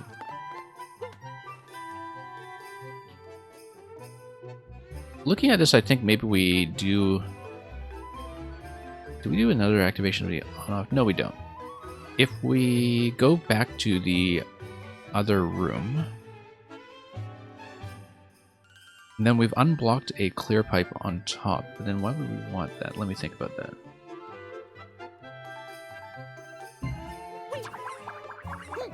Let's not hit the power remotely just yet.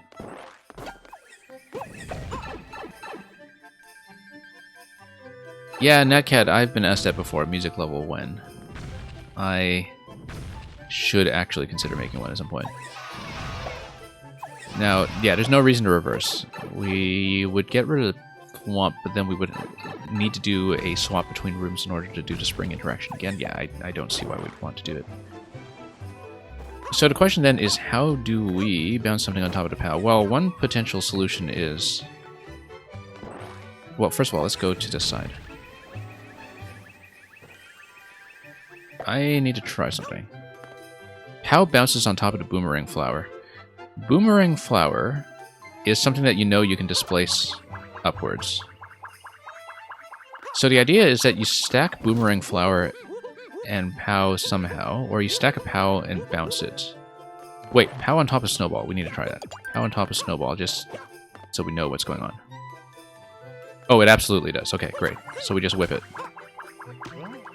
And then we stand on top. Yeah, that's absolutely it. Okay, lovely solution. I like that one. Anything with the boomerang displacement, I think, is something that is not seen often enough as a puzzle solution. Looks like this is a damage gate for the boomerang. I don't see that as anything else. Yeah, the boomerang still feels very underused in this game, I think. And so unless you've done boomerang puzzles that involve that tile displacement of lifting objects with it, is something that wouldn't necessarily be obvious. And, you know, even doing it with a snowball wasn't necessarily as obvious to me as doing it with the boomerang flower, for instance. But that's because I'm paranoid about snowballs breaking all the time. Looks like we need a remote-activated sequence of on-off switches in order to go through the right side. The P blocks here are an interesting complication. This is a new complication that we haven't seen previously. That if there is some kind of P interaction, it locks you out of this pipe, it locks a couple of other things. We are able to activate the on-off switch at this point, but we do not need the snowball for it. Notice that ground pound is just fine. So if, for example, we find some way to deflect a snowball from this position using something like a sideways spring, then we would be able to reverse and hit. Or something like a pipe sequence that will give us that. But the fact that we can ground pound or long jump this is important. We should not neglect that. Anyway, we should check the other room, though, in case there are any spawning differences that we need to be aware of. Document, yeah, I actually do play jazz piano at a fairly serious level. I don't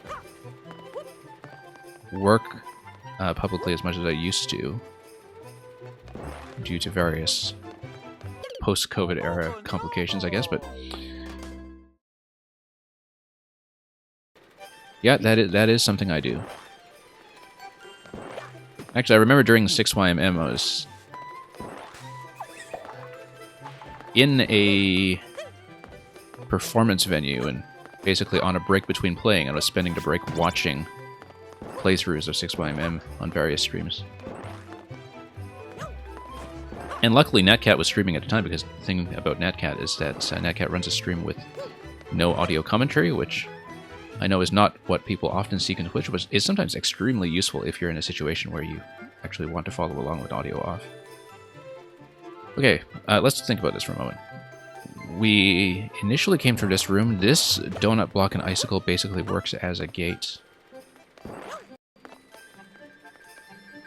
Let's flow through this and get a proper look at the other room. Notice that once again that snowballs will not come through with you. And this is new, by the way. The idea of using the red pipe not as an identical pipe, but as entrance and exit that's kind of mapped like this in a loop. Now, I would imagine that the types are actually kind of matched up both ways. That, you know, if you come in through the red block entrance, you would come out through the P blocks. And that cat remembers that stream. All the reason to continue Michael's streams. Exactly. Somebody needs to fill that particular niche. Okay, crate would get me across this pipe. But then I would not be able to get the crate back. Off switch is something I can hit on the other side, and if I, but the thing is, off switch would block this exit and force me back. There are some situations where potentially I do want to be forced back if I want to respawn objects while holding something when I'm changing rooms. Likewise with the P-switch. Right now, though, this looks like the only thing it will do for me is allow me to go back through the pipe and then the on-off switch and then...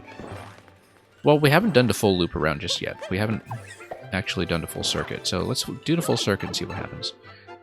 Because as you can see, it is red blocks on either side, so we do always need to enter the bottom entrance in the off state. You are kind of forced into the off state at this point here. If you have a double stack here, if, for example, you've taken an object with you, then you can go through here and hit the POW under the question block, assuming that I have to go there personally and do it. I think I might accept a conveyor belt underneath the pipe exit. Kind of makes me wonder. But I guess if I kind of hold into the conveyor belt... Yeah, no, I guess it prevents object locking by spitting objects back out. So it's actually there to prevent objects from being locked, not to prevent me from being locked, as far as I understand it. Also notice that the crate is something I can reverse with back to the other room if necessary. That might be a good idea, because if I reverse and then I do this whole sequence, I'm not actually able to take it through with me. Okay, never mind. I can grab the other crate. Can I trade crates somehow? Yes, I can. Because I can do this. And I should be able to swap. Trading crates always gives me 2 crates in the other room. That's how you do it. Okay, I'm glad you have the conveyor belts, for one thing. So we don't cause all sorts of problems with my throwing abilities. Activating both POWs does what?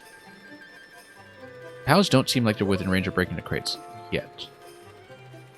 Activating both POWs in this room doesn't open up...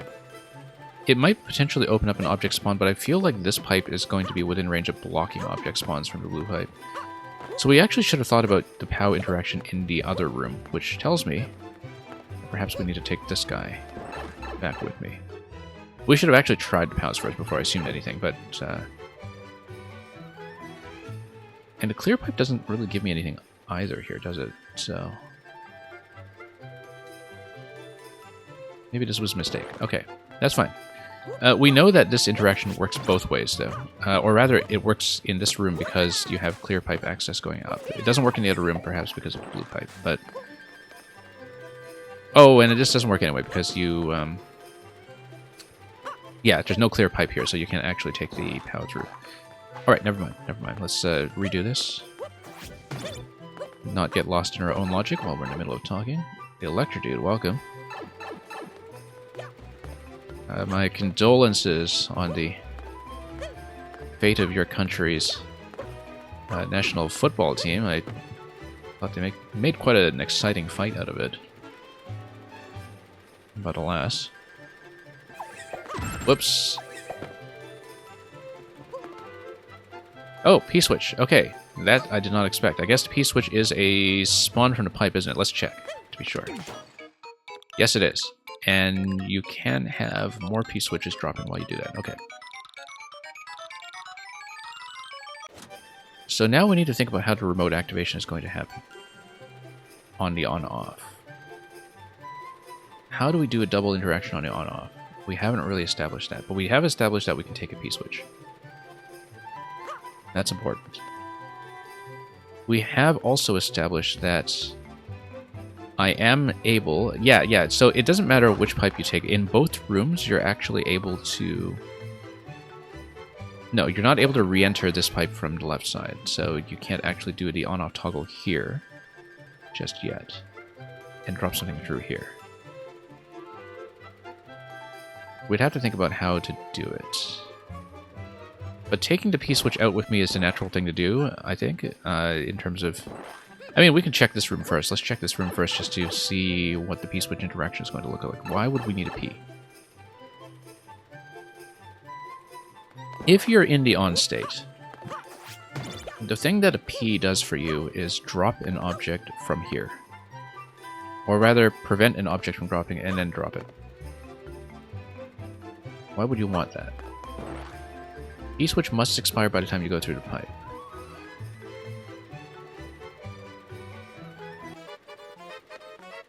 We have not much time to work on this. Tactics 47, welcome.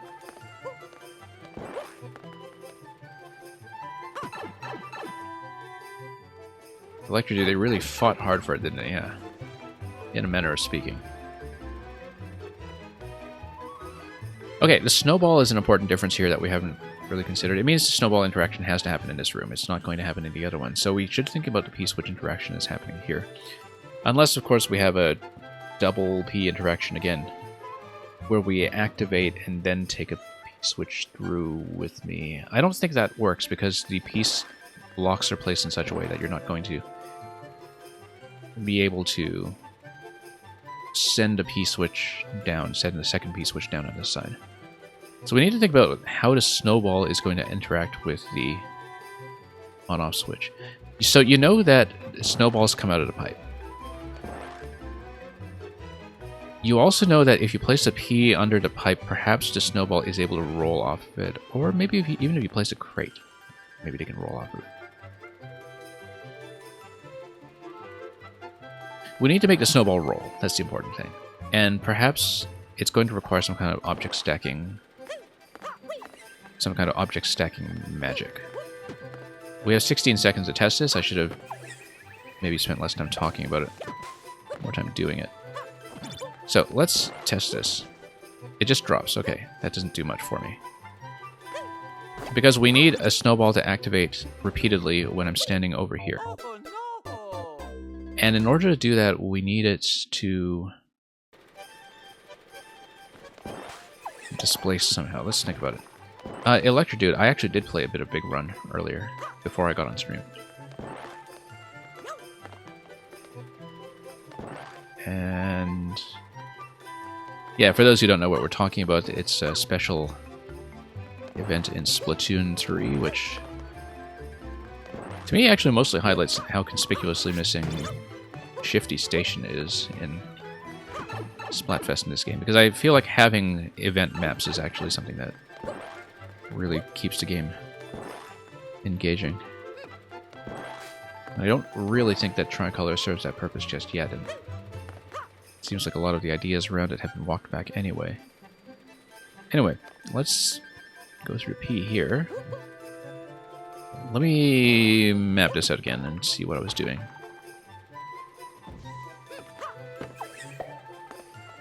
So here's something interesting, that if we potentially destroy an object using a state switch or a P-switch, then we could get it to respawn in an interesting position. Notice that this is definitely enterable. And I can drop in at any point. And I can take the crate through with me. And that's what we want, because we want to double crate in the other room. I mean, Electro Dude, it really much of the way feels like a Shifty Station, because you...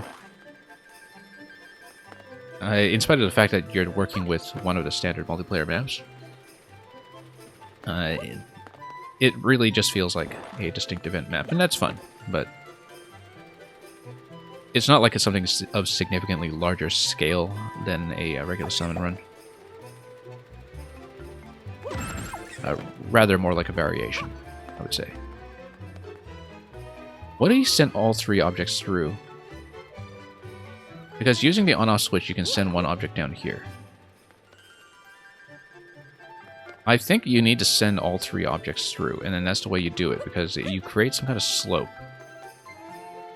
that then allows you to move the snowball where you want. Or rather, yeah, not just move the snowball where you want, but because we need to have one snowball activation and a second one that is kind of on a long timer, and which rolls back against you, which would require the snowball to not break whatever it's running into, or break against what it's running into, the way it would break against most objects. Or have something that is set up to have the snowball just sort of automatically roll out when it drops out of the pipe.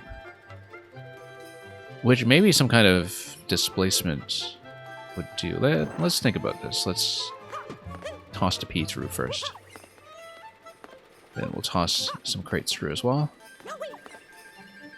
so I can actually land safely. We'll do this. We'll take the on-off switch. Oh, no. I know what the issue was. I couldn't actually re-enter. Yeah, no, I can't actually re-enter on that side. We have to think about this. Okay, let's say I go through here.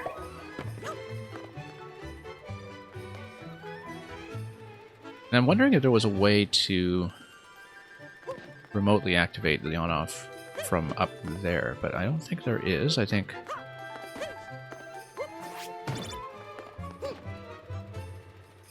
I mean, if you throw a snowball against a P, it just dies, right? This thing falls down. We need to create some kind of repeated interaction. So it... If the snowball just lands on a P, it lands on a P. It doesn't roll off or anything. But if there's a way to create... Whoops, that's not what I want. Something like a slope. Or something to roll it against.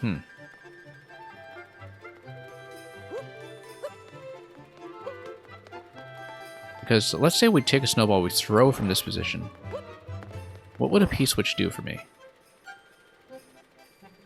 A P-switch might potentially release an item in this location. A P-switch in the on state is... let's actually continue looping around. Let's see what happens if we do the loop. Yeah, okay. This might be promising. Except... no snowball here, and no way to do the back and forth. But we can get a crate through, we can get a P through, if we have a P activation ahead of time.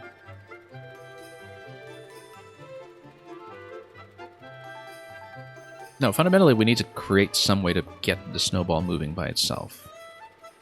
Or to create some way to deflect the snowball safely, which currently I don't see us having. We can reverse through this pipe both ways anytime we want, which is good to know because it resolves a couple of issues. So for example, let's say we drop this, we need to be very careful not to drop on top of it.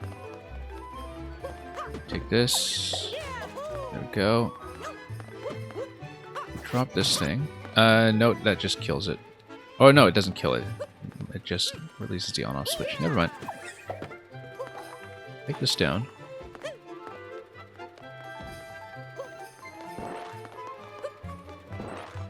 We know we can ground pound this from afar, so we need some kind of secondary activation that will send a snowball over. We're kind of back to the same position we were in before, in fact.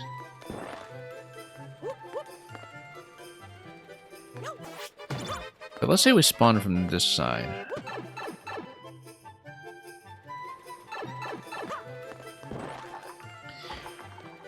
Okay, what do we spawn from the lower side? Then we have the P-switch available there. We have the snowball. We also have access to the on-off switch, but no way to get up towards it.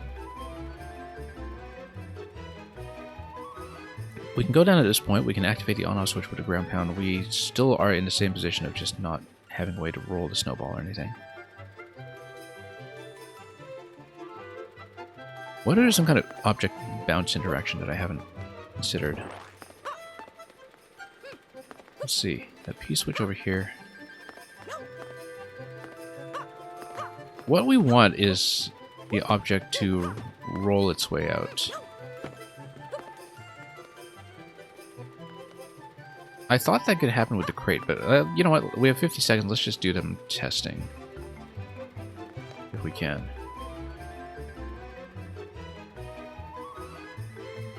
Yeah, if we drop this and we place something on top, donut block should spawn on top, right? Or rather, it doesn't spawn, which is important because it means that I can just drop the crate on the other side. No, I can't. I need 2 crates here. We know how to get 2 crates. We just didn't do it this time. Yeah. Because the idea is that I'm in the wrong room for this. I get back into the position we were in earlier with 2 crates and a P.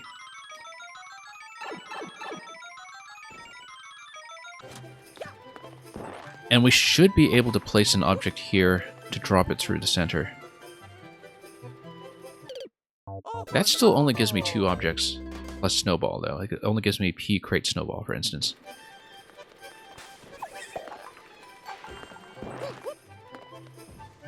Only really gives me P crate snowball. Let's think about this again.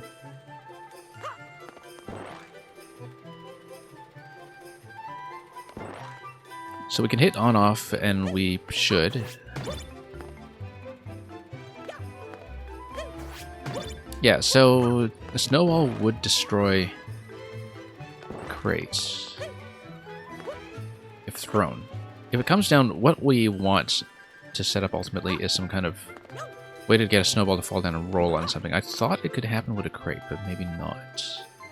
Because wouldn't it just land on top of the crate as a surface? So what was the rolling interaction earlier then? Because there definitely was one. And we just didn't really properly think about it.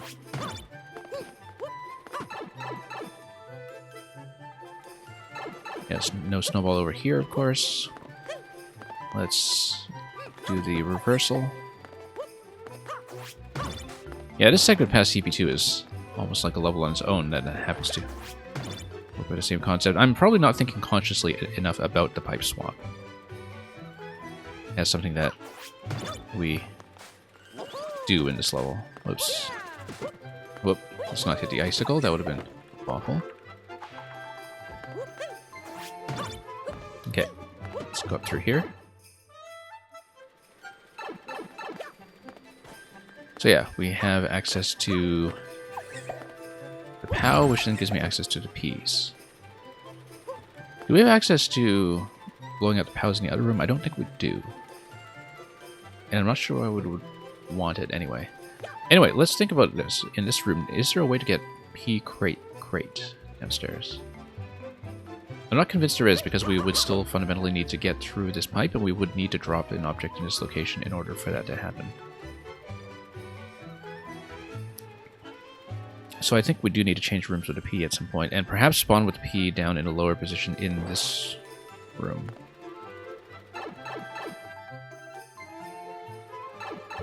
So for example...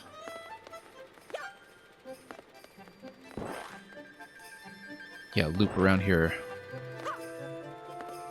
one more time. Hang on here. Yeah, we'd probably need something to stand on here to make the jump the way I want. Nope, let's go back. No, we did lose the double crate though, which is not good. I feel like P plus crate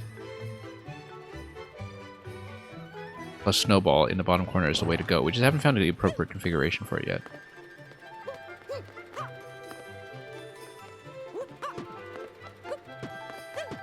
Not exactly sure what to do with the P-switch, really. I mean, we could do pushes with it. Still fundamentally not positionally going to do anything for me. Even if we have it slightly off-center like this. There needs to be some kind of P-switch interaction which maybe releases an object that then allows it to kick or deflect a snowball.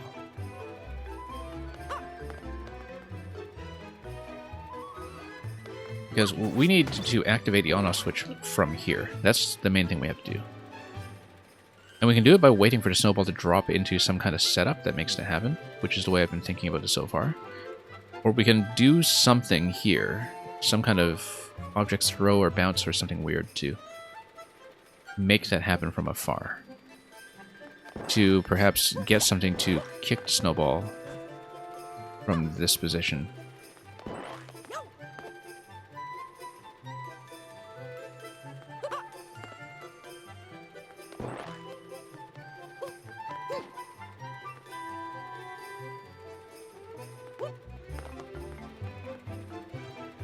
Yeah, this isn't going to do much for me here.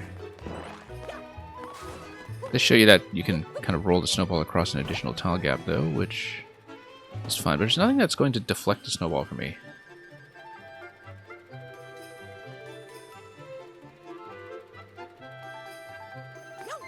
Because when it lands, it's just going to land. If I take the snowball over to the top right, then what happens? Nothing. But, however, if potentially we have objects that we can stand on that allow me to throw the snowball through the clear pipe, that doesn't do much either.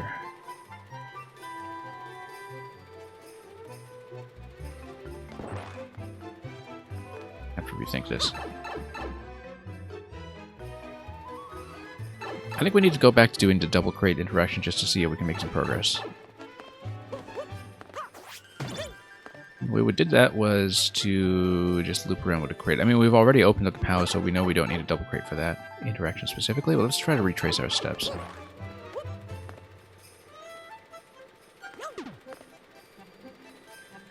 Notice that a P-switch would actually unblock some of this stuff, wouldn't it? Because this clearly doesn't contain anything, so a P-switch would actually turn that into coins. That might actually be a breakthrough. Now that I think about it. But in order to take advantage of that, we need to come through here first. We haven't really thought about just activating the P in that room. That might be significant if it gets me access to a POW. Let's actually test this. Oh, let's not place that here. Let's place it here.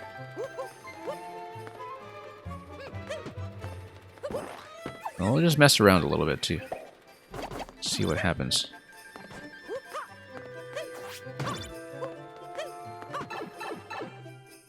Because all this time I've been ignoring this whole top corner here, like it doesn't matter. It probably still doesn't matter. A POW interaction at this point would drop the coins, but I don't think that is going to do anything for me. I don't see how it could, apart from a POW potentially getting within range. Yeah, I don't see how that could be relevant. Doesn't unblock anything.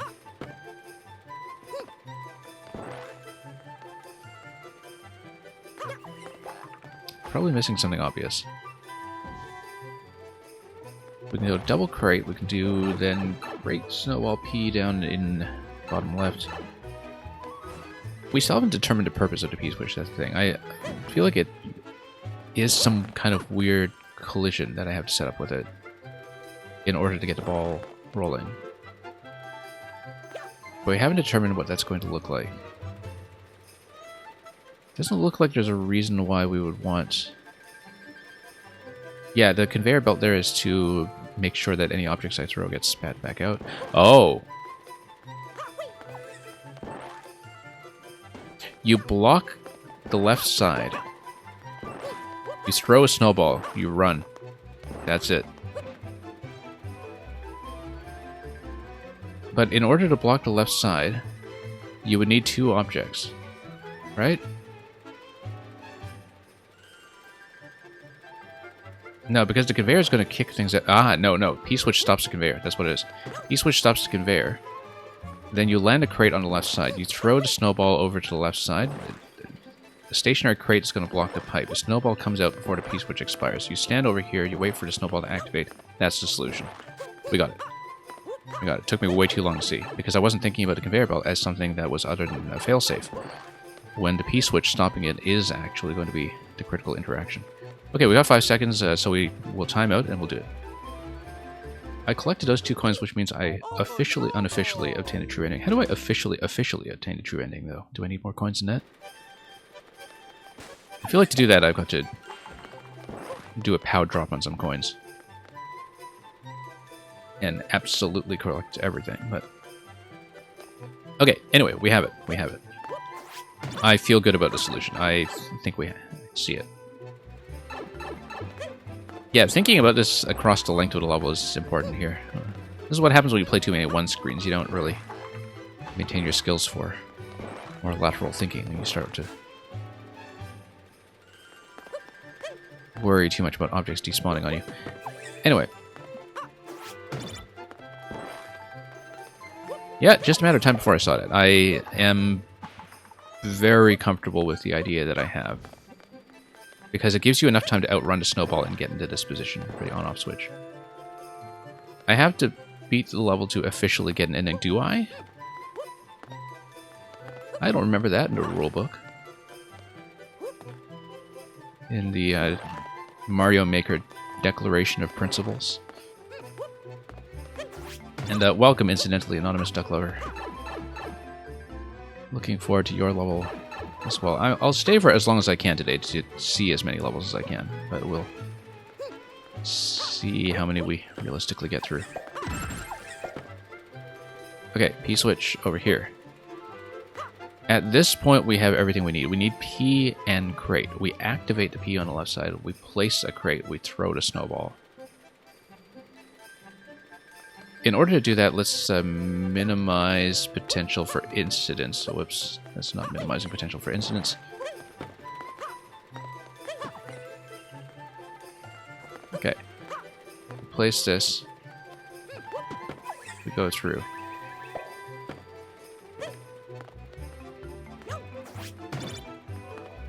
Okay. We hit the P switch. We throw the crate. We throw the snowball.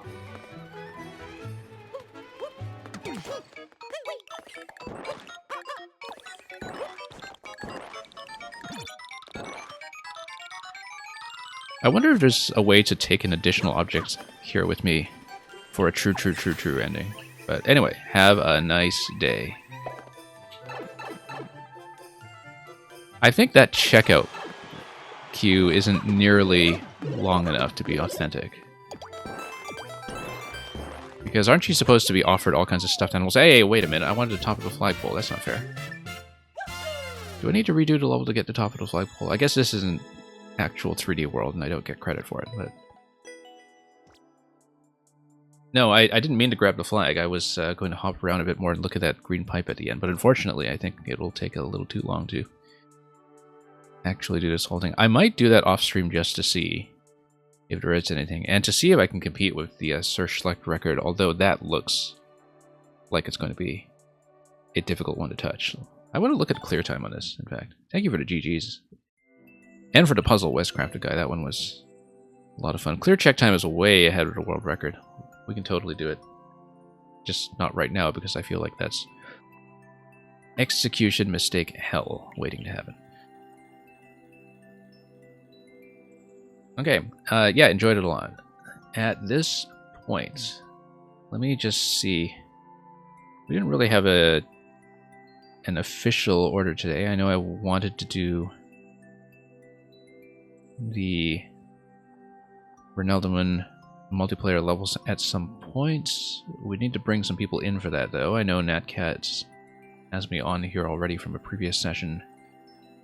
If people have their games open, let me know and we can potentially do it. I obviously prefer to run the multiplayer one with people who have not seen it before.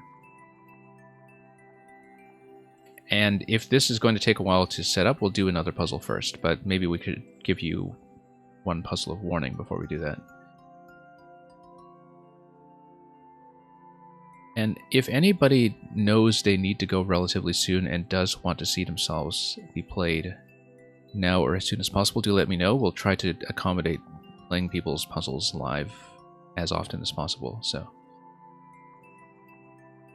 we're going to be fairly flexible about this, though. I know that we've had some people hanging around for quite some time. We had Spencer 2B come in a bit earlier. I think Itchy Knee said they couldn't stay. And of course, Anonymous Duck Lover just came in as well, so... Anyway, to get officially the true ending, it has to be approved by the CEO of IKEA. Remind me to place a few calls, and we'll see if we can make that happen.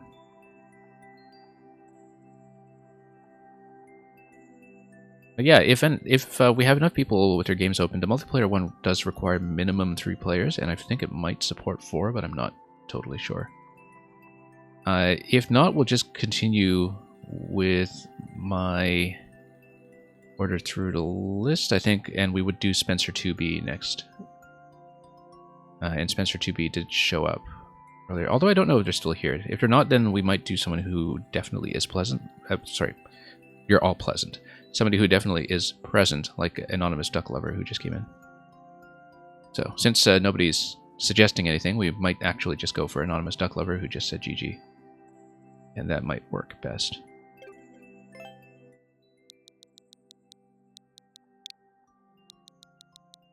Yeah, but people who want to play the multiplayer level potentially do be on standby, and do let me know ahead of time so we can set up friend codes and all that is necessary. But let's minimize downtime and let's just get on to the next puzzle. The Water's Reflection puzzle. Took you 7 versions. Look at that 5-minute record on this one as well. On very few plays, mind you. Let's see it.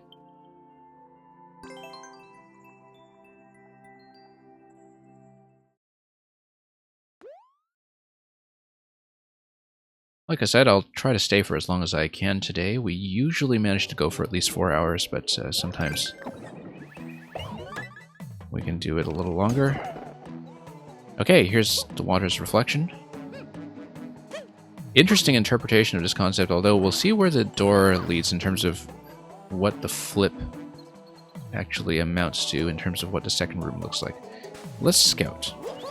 Because, of course, this is the alternate dimensions contest. We'll be working with 2 spaces, but I wonder if that means... Okay, we have a checkpoint here. Let's see where this door is mapped. Okay, so this transports you down, and this gives you access to 3 other coins. Notice that this slope prevents you from continuing.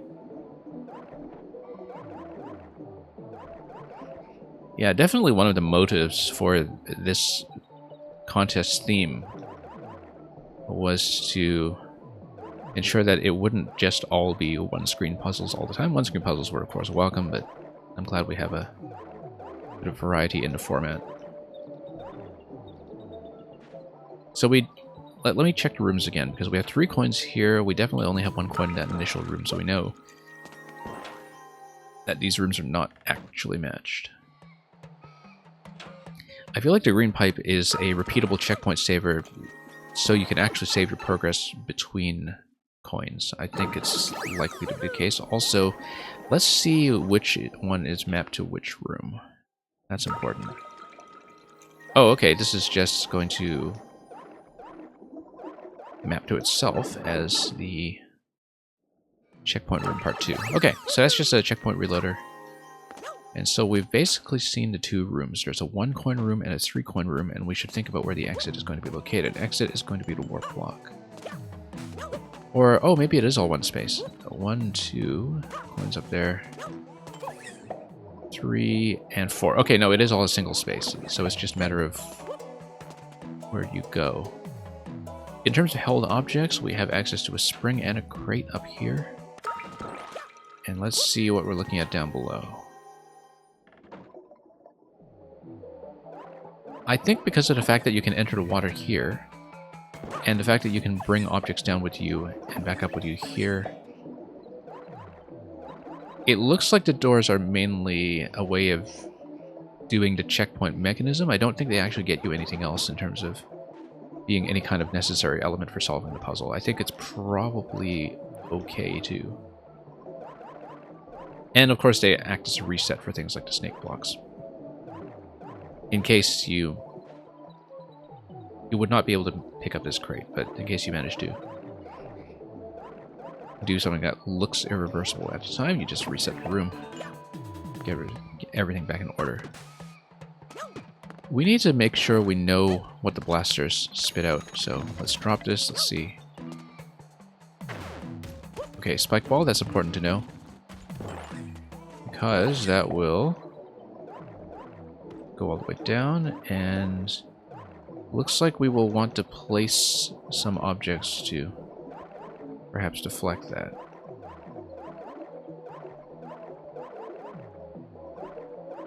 I wonder if this snake block, or rather, let's see what this shoots. It should shoot a spike ball as well if the top and bottom spaces are matched. So yeah, interesting interpretation of the alternate dimensions puzzle then, in that this isn't two separate spaces, it's one contiguous room that has the doubling happen over the course of reflection, which is kind of a nice way of doing that. And it looks like the coins might be able to... The coins look like they might be solvable independently, but we'll see if that's actually the case. We know for now that this gives you a spike ball, and that's important. Possibly if you place things like crates in a certain way, you're able to displace where that spike ball is able to roll.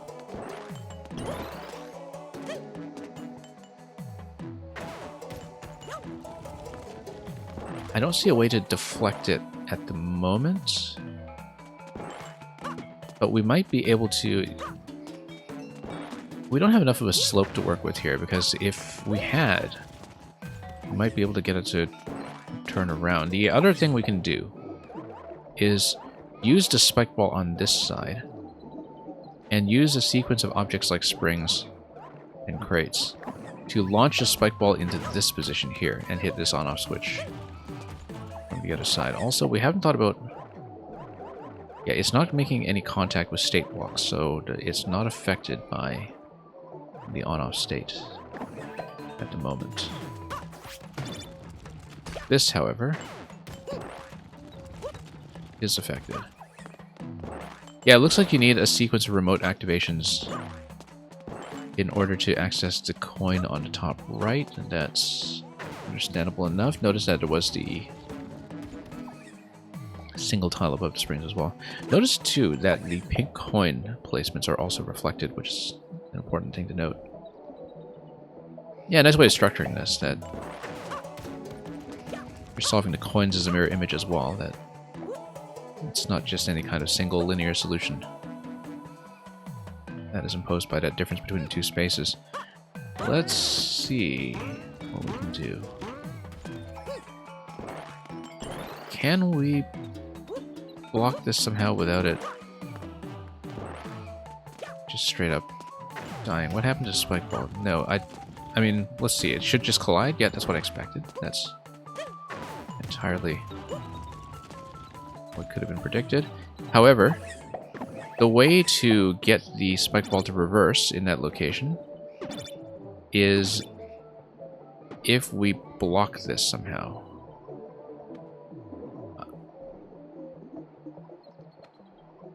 We would need to place the crate there. In fact, the crate would block the pipe. That's the way to do it. We don't even necessarily need that crate. We need perhaps this crate. We just tuck it against a wall, let it float. It should... Well, let's see if it works as a blocking piece. If it doesn't, we'll just take a second crate down. And... Yeah. Second crate will do it. Okay, that's headway on coin 1. And we'll try to save as often as possible so I don't die to freak accidents with spike balls, which It's the kind of thing that does happen to me. Notice too that if we place an additional object over here and send it over, we'd be able to break this as well. But we would need one additional object like the spring, which we can do actually. Let's we can even do that first if we really wanted. Freak accident about to happen there. Nope, too high. We would need something like a crate then. Maybe.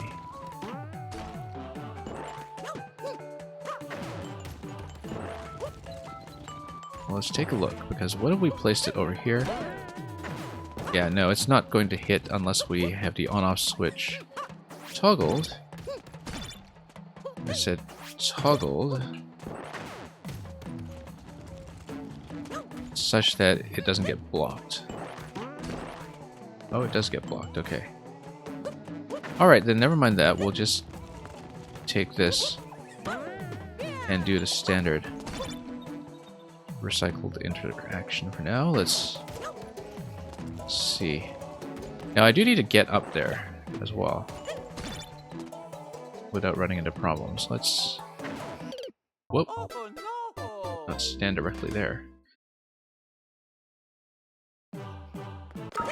Yeah, I need to set that up and I need to get upstairs. So let's go for this coin, though, because we do have a pretty clear method for doing so at this point. We just need to think about the objects that we place in order to make that happen. Notice, too, that even if we don't use 2 crates down there, maybe a spring might be sufficient if we set this up properly. So, for example, we place this guy right here. Nope, that's not what I meant. I was hoping to drop it.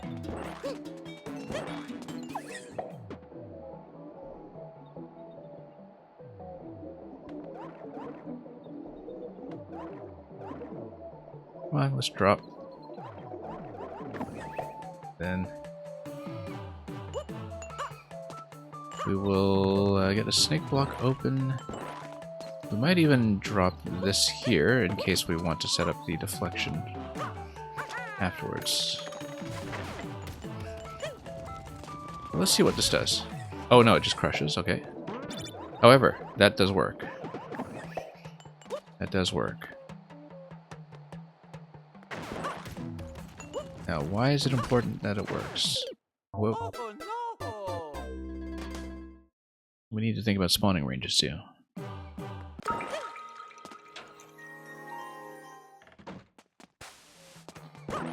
Okay, so we basically have 2 methods to alternate the on-off switches. The main issue that we're running into is my ability to get up top without blocking the spike ball. Which I think we can do. The spike ball is just going to roll over this. Or, in fact, even if the spike ball hits the spring initially, it won't do much, I don't think. So let's say we place this stuff over here. We'll place this. Oh yes, because with the on-off switch, this interaction switches in such a way that it will no longer hit. Okay, never mind then. We should actually do the 2 crate method then.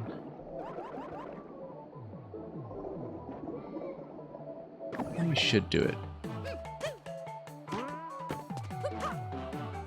We can do a couple of placement tricks too. Whoops.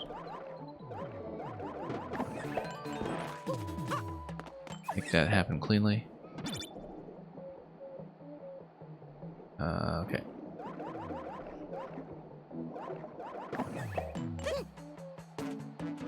And yeah, maybe we just need to do this. See how it hits. Yep. And we just go through this one at a time.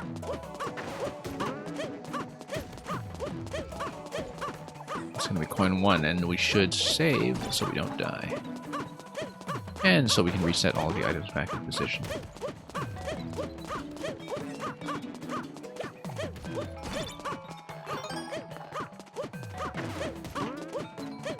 Looking at this,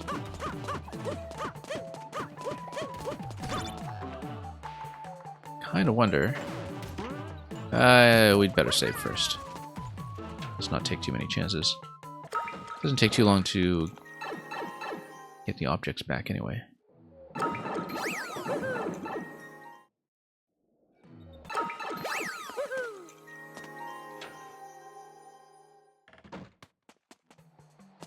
Okay, so we can reset that.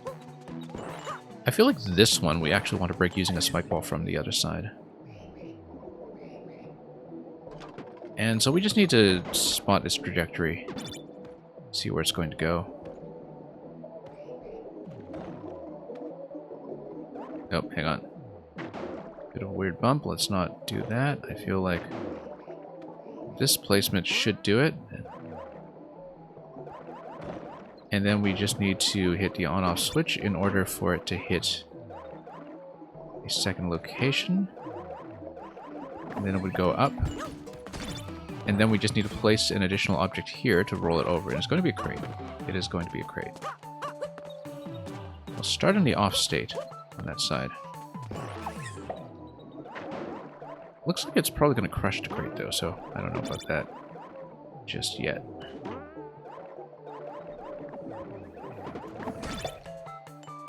Or just roll over that way, okay. What about like this? We have both crates still available. We can just get 2 crates and create the entirety of the platform. Just roll it over.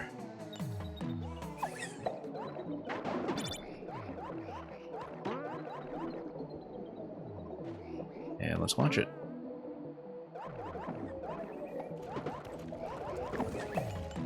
There we go. That should break it. Grab this, and let's grab checkpoint again, just to be absolutely safe. And then that's the top half taken care of right there. Okay. Grab that.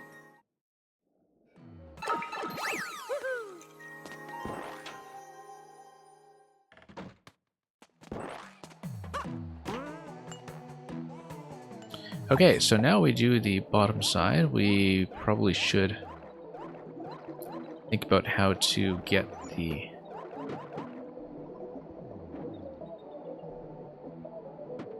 top spike ball to come down and hit this thing to the left. We should just follow its trajectory and see what kind of placements we need prior to them actually happening. Oh, let's get rid of that spring just for the moment. Just get it out of the way. Yeah, if you start in the off state, it's going to come down here. It's going to land on this location. Right on the left of the cloud. Let's do that. I think we actually do want to maintain the snake blocks in position. Let's see how it's going to go. Might be a bit of a weird placement, but we'll see what we can do.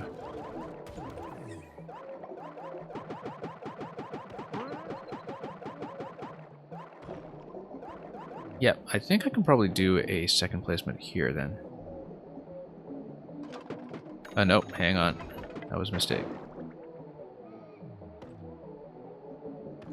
That was kind of unfortunate. I might have to reset out of that. That's okay. We will do some kind of double interaction here to get this one to hit some switches for us, perhaps.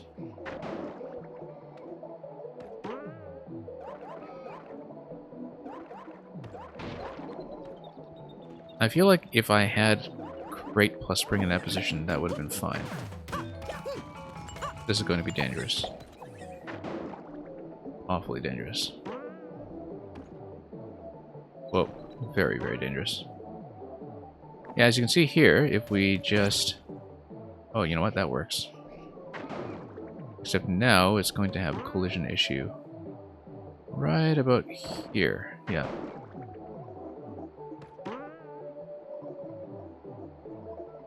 We actually should have placed this... No, because you need a sequence of interactions. Look at that. So you do need something that's going to work multiple times. We do know, actually, the original setup I had for this spike ball hitting on-off switches down below should work. 2 crates blocking everything. Unless there is a spawn range issue. We need to reset this room anyway because of the fact that we destroyed 1 crate. So let's reset it.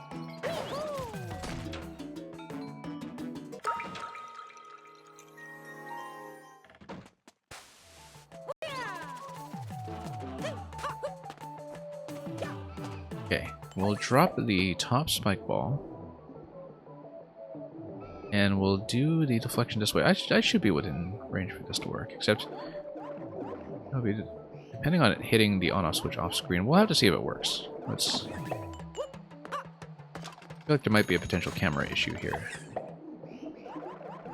Yeah, because we need to be within range for the blaster to spawn. Okay, no, that's the issue. If we're going for the bottom blocks, we can't depend on that interaction because we're not within range for the blaster to actually fire. So, in order to get the bottom right block, the alternation has to happen from this blaster.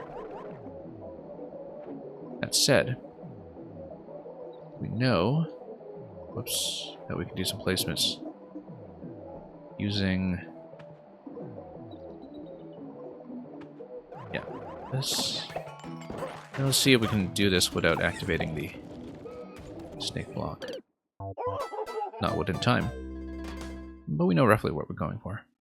But we do know that for the bottom right corner in the water zone, we do need the blaster on the same screen to be the one that is firing, because that will be the only way it works.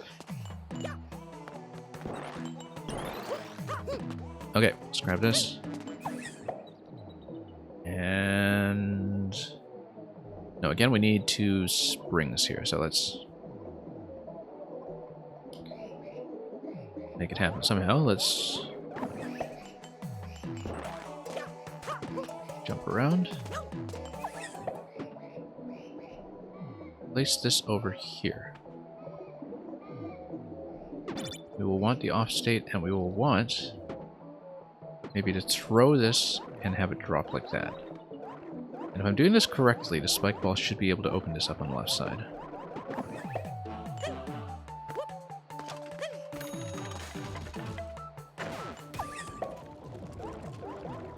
Okay.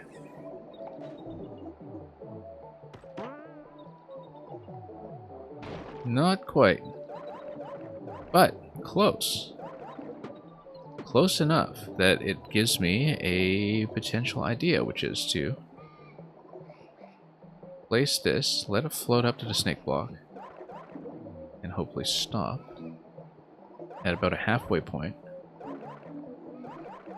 That's not a halfway point. And then lodge the other spring on top of that without... Yeah, that's exactly what I'm going for. This is a neat little placement, if we can get it to work. That is not how to do it. This is going to get me into big trouble, in fact. Because I don't think activating that is avoidable now yet. And in fact, it got crushed, so... That's an interesting way of extending that platform, though, if we want to make that bounce operate.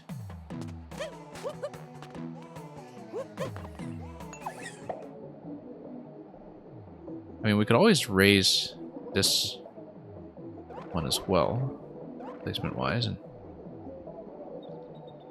see what happens to that. Let's...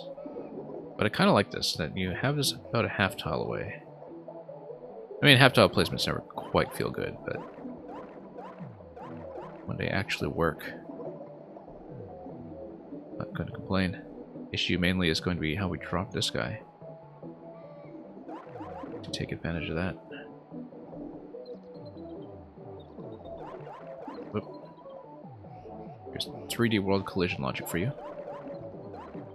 Let's see if this works. And even if the spike ball comes in too low, it's going to hit the spring and not break the block. Let's turn this off so we give it as much room to maneuver as possible, and then let's grab this guy.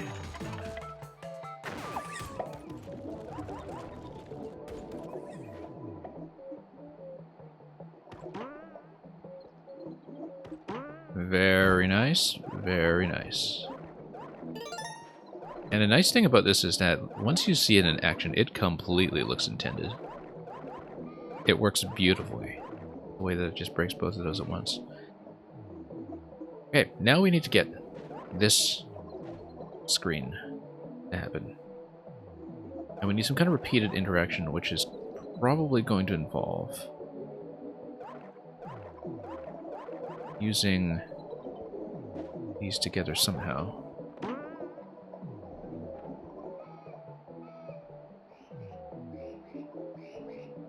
And we'll have to see, because the thing is, with successive on-off interactions, you don't want any of these pieces to start getting blocked. Then maybe it's just a matter of changing some placements around.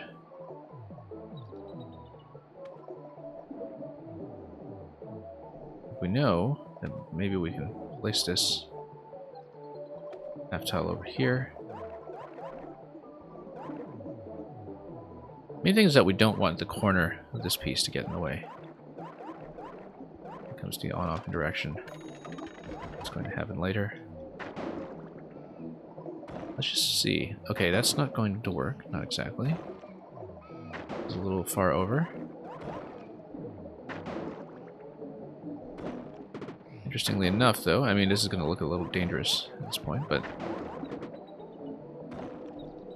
place this at this point. No, it just breaks because it floats.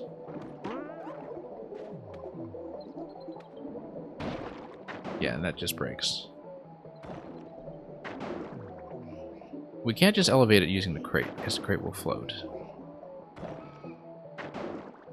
However, if we place this right here... Nope. We place this right here. Nope. It's just going to be a little tricky. Have we gotten checkpoint yet? That's a dangerous place to stand. Let's grab checkpoint first, just to be absolutely sure. I don't think I have.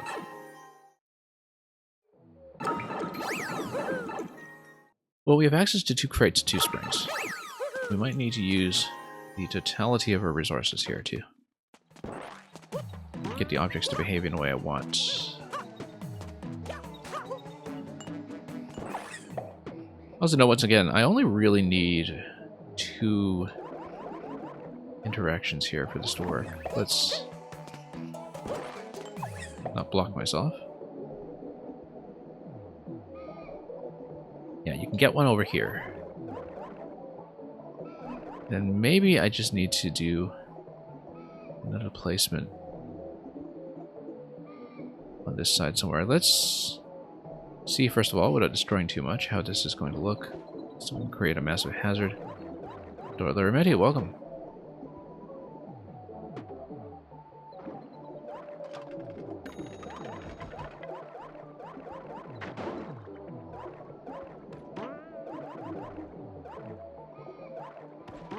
Okay, that's not going to hit.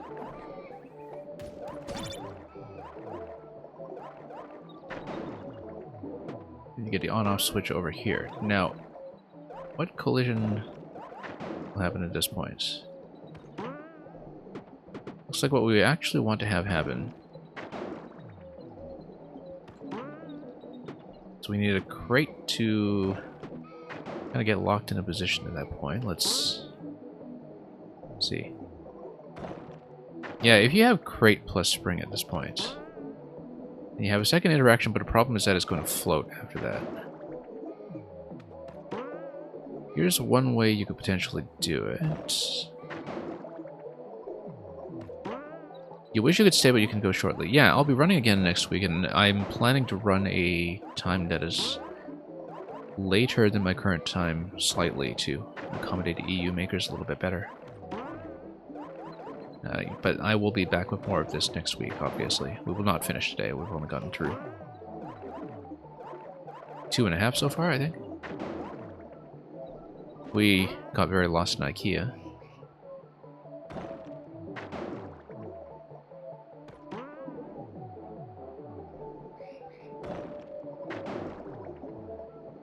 So we need one interaction here, followed by a second one. First one shouldn't be too hard to come by. The issue is bracing the crates somehow.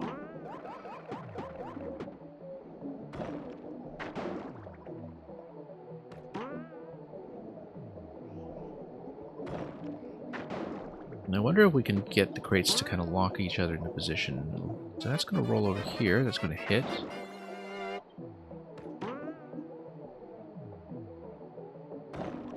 Yeah, okay. That's going to be reasonably safe. And drop a spring on top of that. And it will hit. But the problem is that the spring is going to float after that interaction, and then we won't be able to continue from there.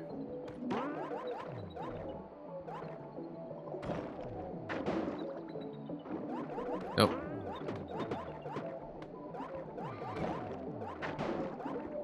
This will not be it. It's not going to give me the second interaction that I need, and regardless, dropping objects underwater is a lot more difficult than you would think. Am I not going to stream tomorrow? No, I can't this week because I have a travel conflict. I usually do on the Saturday night, Sunday morning, but this week it's not going to happen. It is my regular time, but you're quite correct. But this week I can't make it. 22 seconds is not going to happen here either. I think the idea is that I do have to...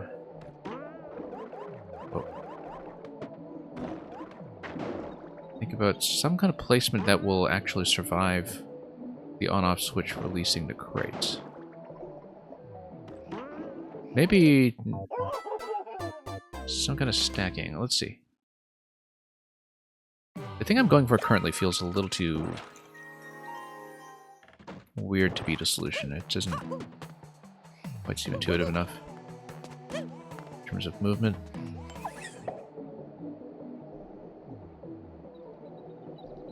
But yeah, we need a double interaction of some sort. First one will have to be something here. And it's going to come down and hit. I can't really elevate it beyond that. Or dislodge it slightly. Maybe we can try this. I don't think it's going to hit, though. I think it's going to go too far left. Yeah, as expected.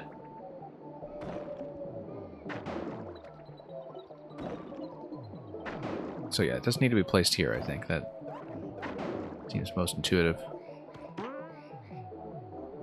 If you have two crates,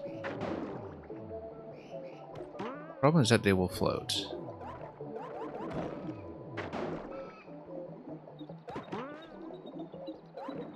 Maybe if I can force the crates into place somehow, let's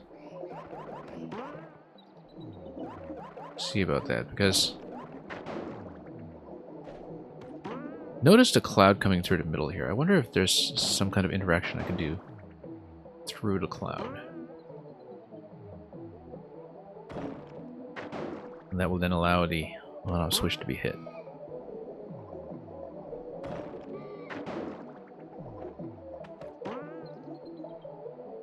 Yeah, this feels much too weird to be the actual solution. However, that will hit. And that's the problem that we're running into currently. Is that everything goes up. And we don't have a way to get the last interaction.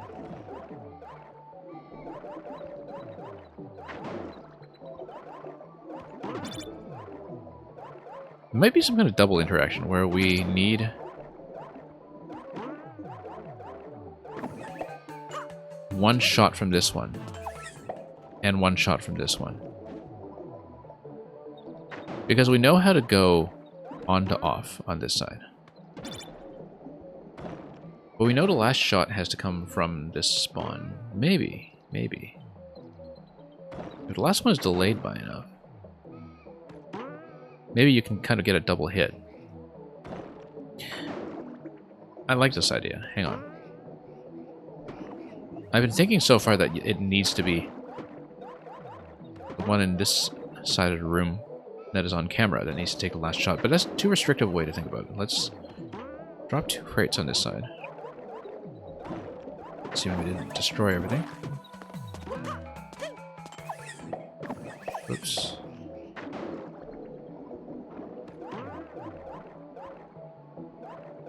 The idea is that we have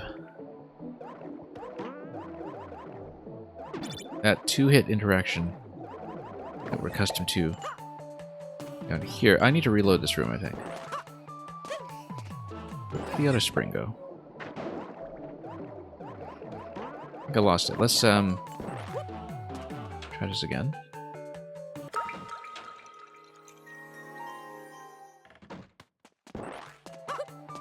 So what we'll do is we will do this initial setup here. We might even just retain that in place.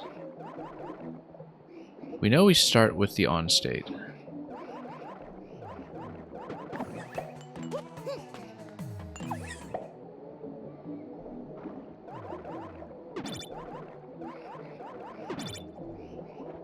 So we know we need to start with the on state, and then we need to sit here and have 2 remote activations happen at the same time. One of them can happen from the spike ball up above. I don't know if the order matters necessarily, but the initial state would. Yeah, because you would send this top spike ball down. Let's see, because this interaction should be repeatable either way. So you know that the on is always going to block this. But if you start in the off state, then this is going to hit. That's not what I was going for. That is not at all what I was going for.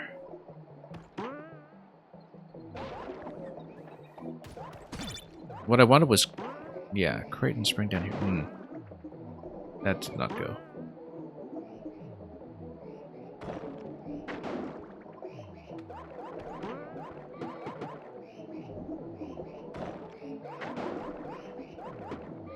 But currently, this will overshoot. This will go a little too far, but then it will go through there and hit.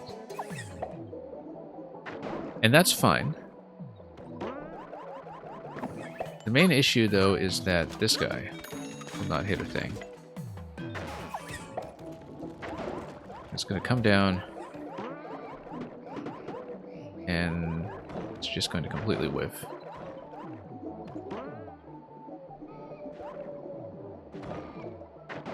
So yeah, that can go off the on with some kind of sufficient blocking piece there.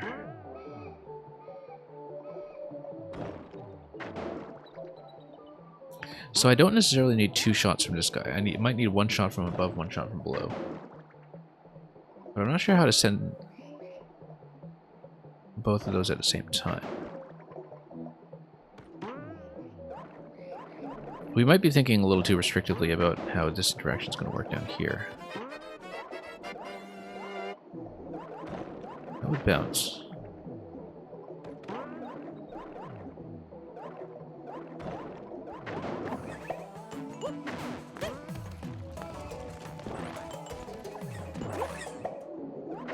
That guy would only hit if you have spring up here. Which indicates to me that I actually want the spring to allow one of these 2 to activate.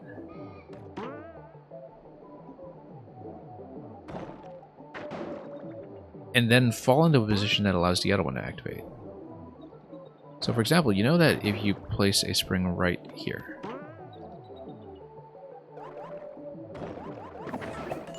then the top one should hit accurately. And then there you go. The question is, how do you get the second one to also hit?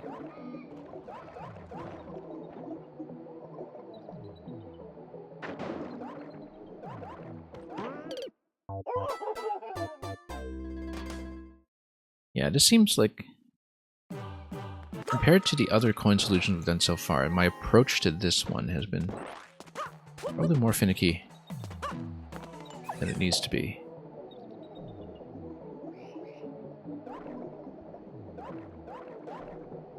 So I can sit here.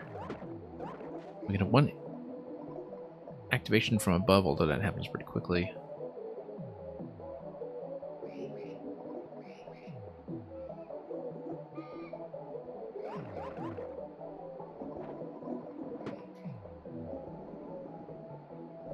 The other thing you can do is place an object above the blaster, like a crate for instance, to change its positioning.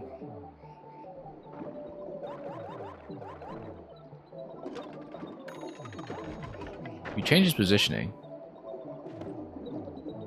then you might be in business, because then it's going to, whoops, fire in a totally different location. In fact, roll over this way. That might be good, actually. That might actually work. I don't know if it's going to go high enough to go up to the on-off switch, but it goes pretty high. And moreover, it goes high enough in a way that is going to be independent of whether the on-off switch activates, I think. It should actually hit, regardless.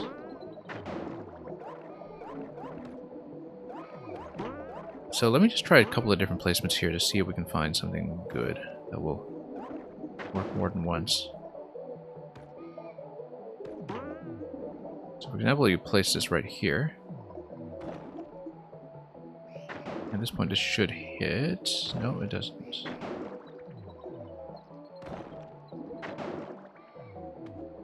Nope.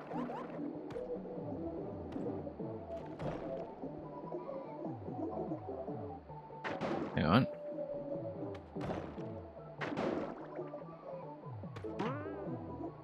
Bounce this. The placement is slightly different. I don't know if it's different enough to matter.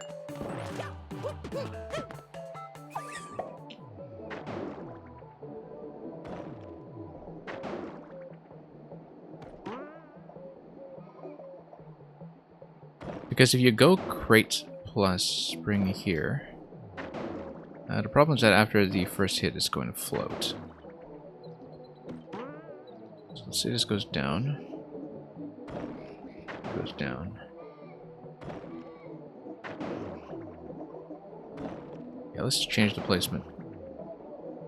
It's a little dependent currently on how the blaster is bobbing up and down.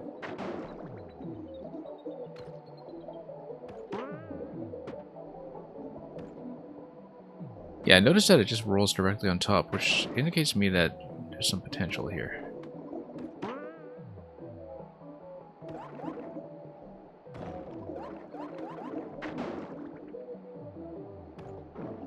No, hang on. Unfortunately, doing soft drops on objects is really kind of tricky. Yeah, because you can get one hit on this on-off switch and one hit on the one that's on the other side, right?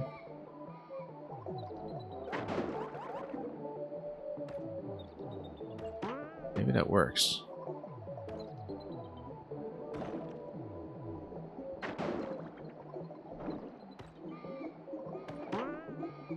Oh, great. And then... So what if you do... no, that doesn't work. I'm gonna go through. It's gonna hit, right? But the problem is... Yeah, that's the problem currently.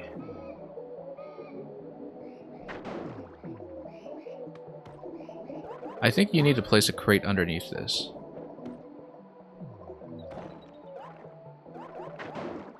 And then it hits the on-off switch once. Instead of a second time. We haven't been using the crates here, and we should.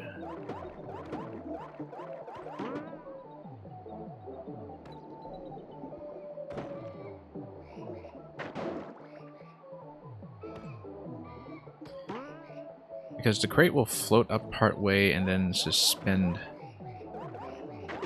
this in position. Like that. Nope, that's not going to hit.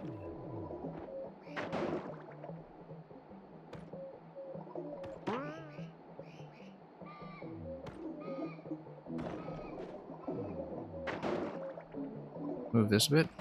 No. Whoa, whoa. Might have been a very violent end there. Place this. Bounce.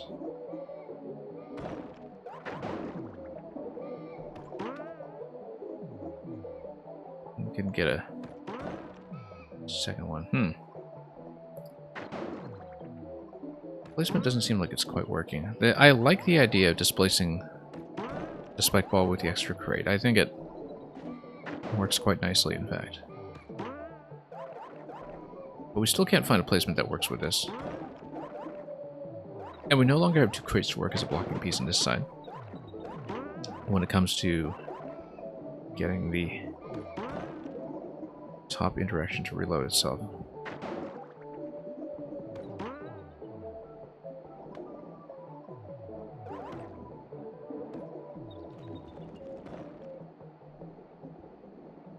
Hang on.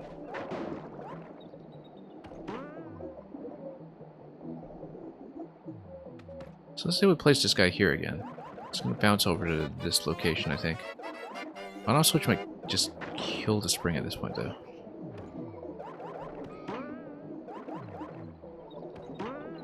And it doesn't hit anyway. Until it gets to the other side, and then it kills it. And then you've got nothing to go on at this point. That said, I wonder if we can create some object stacks here that would allow this to be continuously sent through the pipe. That might have some potential, in fact, if it rolls down and you bounce here. Because that would be completely independent of this on-off switch. If you just place a spring here.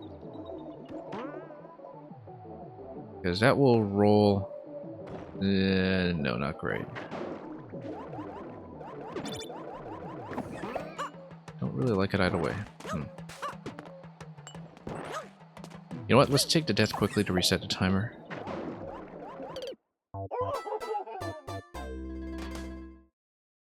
So that entire chain of thought was based on displacing the blaster with the crate, which doesn't necessarily look intended. It's not a very clean way to do it. We should find a better one.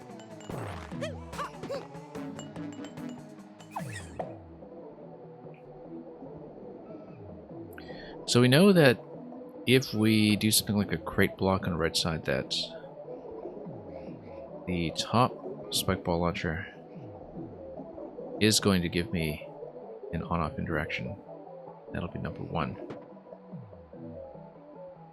And the question is, after that interaction, if we have crates on the pipe, what does that give me then?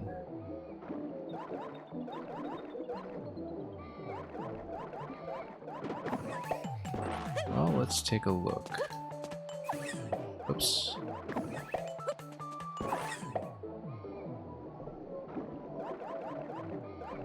Yeah, so we know... In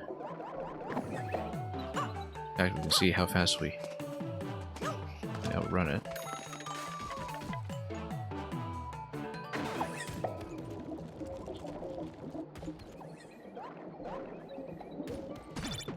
Yeah, we can know that this can be interaction 1. But then we need some kind of interaction 2 that's going to hit the on-off switch here. And supposing we place this. We place this. We don't want the crates to be destroyed. Oh, and that's not quite right anyway. I'm to land... Okay, it's actually fine for this to be blocked the first time. That's just a thing that I haven't really been considering.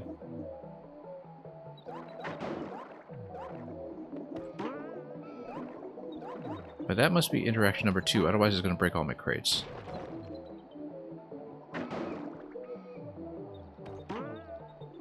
Seems much too specific.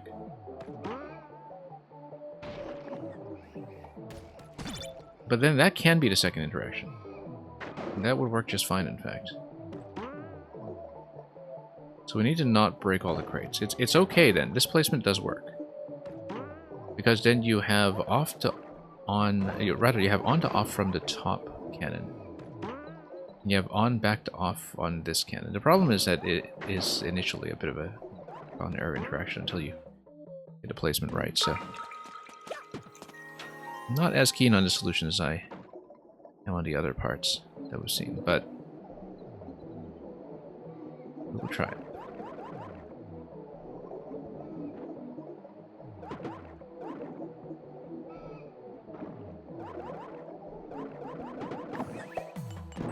So the idea is that we want to start on the on state. And we'll block this.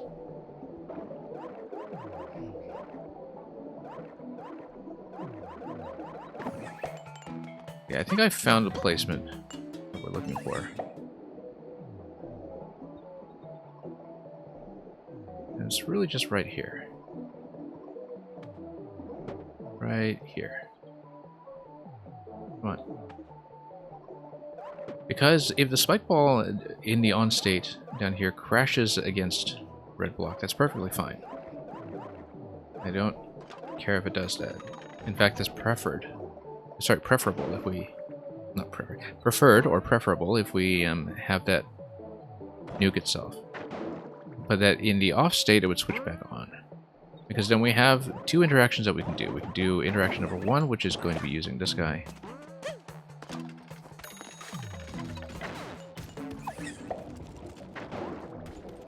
We just need to outrun. And then we outrun this one. And it'll carve through, but it is going to hit. And that's all there is to it. Now, does it matter which warp block I take? It probably shouldn't. We don't want to take checkpoint because that's key death anyway. And yeah, it's reflected, in fact. Oh, interesting. That... What happens if I take the other warp block then, given that... Oh, the other warp block's not accessible anyway. Because it was... trapped in an inaccessible location, I think. But anyway, let's float this so we can actually grab the flagpole. Hang on. And we're going to miss the top of the flag anyway, but that's okay, we got it. Yeah, last one took some doing. I think I had a rough idea of what to do, especially when I understood that you did need to fire both the top and the bottom. And Anonymous Duck Lover, I hope you enjoyed watching that playthrough. It did take me, of course, significantly longer to get the last one because it seemed like it was definitely very dependent on placements that I would need to reset completely if I made just a wrong mistake. But basically it took me 2 major realizations. First, that I need to use both the top and the bottom in order to unlock that coin, which is kind of unique relative to the other solutions, because the first 3 solutions, you know, you just needed to pick the right blaster and do it. And this one took a little bit more setup, and it felt more like the core of the puzzle. But as usual with breakable objects like crates, there's a lot that you need to work with in terms of placement and resets if you destroy everything. But we made it. And thank you very much, Anonymous Duck Lover, for staying to watch this. I hope you enjoyed it.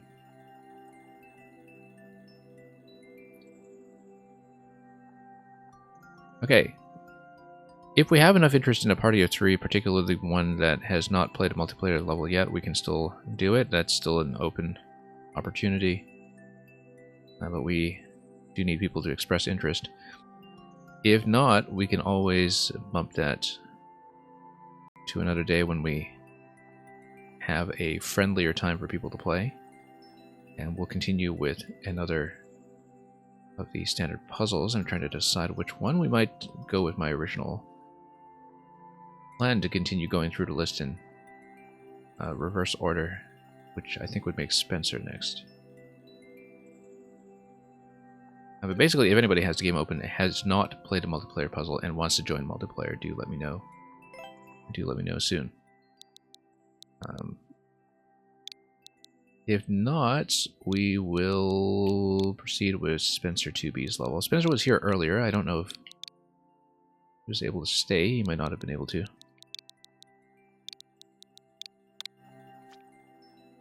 And yeah, if we don't get to do the multiplayer level today, we can definitely bring it into next time we run these, hopefully at a friendlier time for people to stay longer term. Now, like I said, we will have some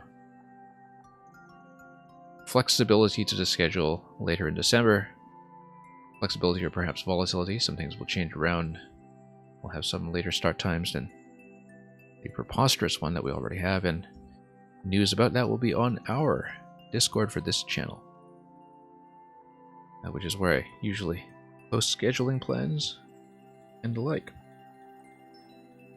In the meantime, though, we're going to look at Grounded in Reality by Spencer 2B. As is the case with all of the puzzles in this set, you have two rooms nearly identical. See if you can spot the subtle difference.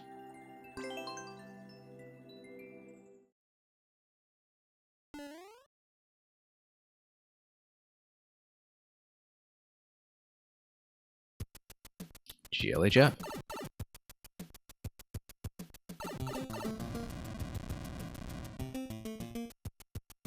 Now, it looks like we're back to one screens, which is kind of nice that we have this much variety.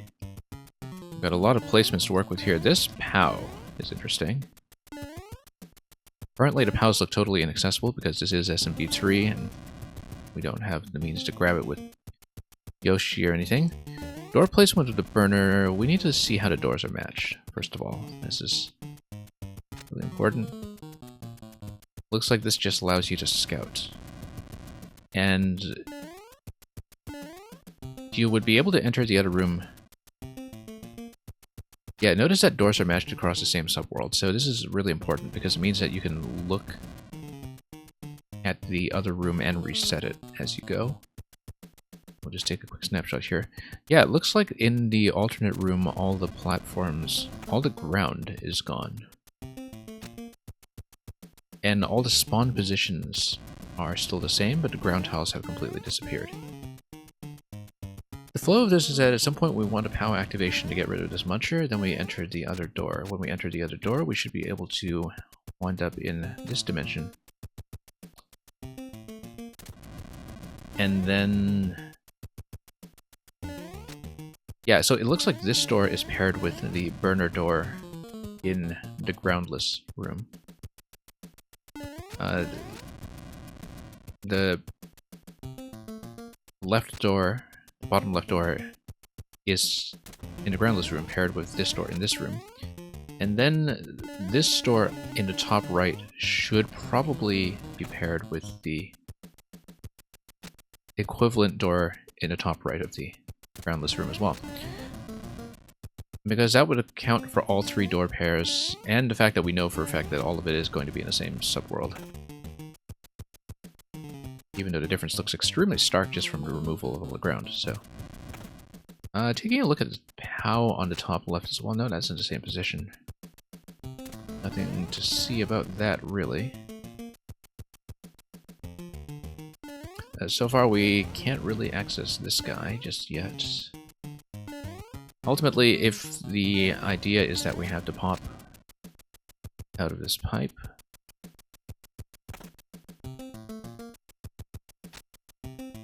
well, that was the entrance that it came into, so I think we actually need to take the pipe exit on the other side. Groundless room. And if that's the case, I think we need two springs and a POW to stand on.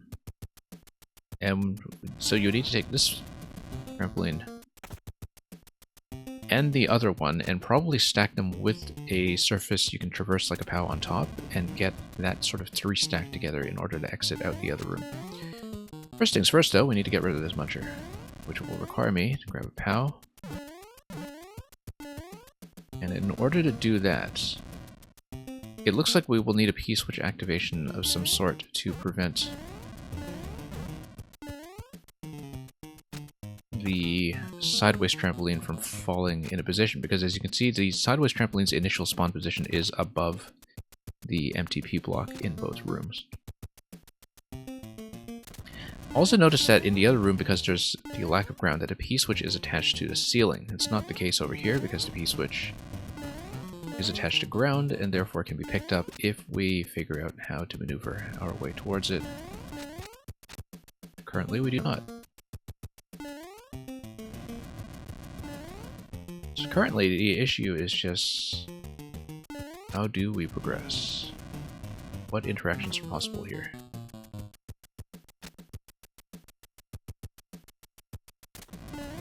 Because currently I'm not sure I see what I can do. Like what object I can pick up, or what I can interact with.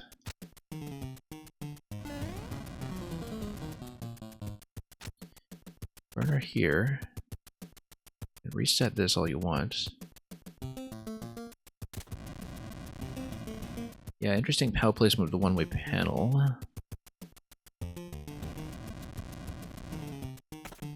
We'll just look around both rooms until we see something occur to me with the one-way panel placement in particular. So yeah, we definitely need a P-switch activation to block this piece. Then we grab POW, then we kill the muncher, then we run around to the other room. Problem: getting to the P-switch. Seems like it might require a spring. We do not have access to this right now, by the looks of it. Unless I kind of do a half-tile stance here. No, there we go. That's it. You stand on a half-tile across the one-way panel. That's just how one-way panels are going to work from time to time. Notice that this plus P might actually be able to get me through the exit, because standing on top of a P, if your timing is perfect, might actually work. Now the way we'll do this is that we can activate the P-switch. We can spawn into this room with the P-switch active, and then we would be able to run around and grab the POW. If I'm going to do that, I mean, I can always grab this whenever I want, so there's no advantage to keeping it, but we can do it anyway. We'll just keep it in place so we don't have to run around so much. Watch this, by the way. You can also stop this. And then a P-switch would actually blow it up and destroy it. I'm not sure why would we want to do that, but if you take out the muncher in this room, we should think ahead to whether we want to take the spring or the POW into the other room. In fact, let's reset this. We'll reset everything and just watch the positioning here. I think you want a P-switch active going into the other room as well, because that would allow the sideways trampoline to drop on top of something else. And I think I want that, because that would free up an additional object. So the way we'll do this is we would grab this. We're not going to activate a POW yet, we'll get there. Let's just get all of the objects together in one place. In fact, we might even want to just drop this. Notice this one-way panel as well, that it allows me to potentially pick up an object from this side if I so choose.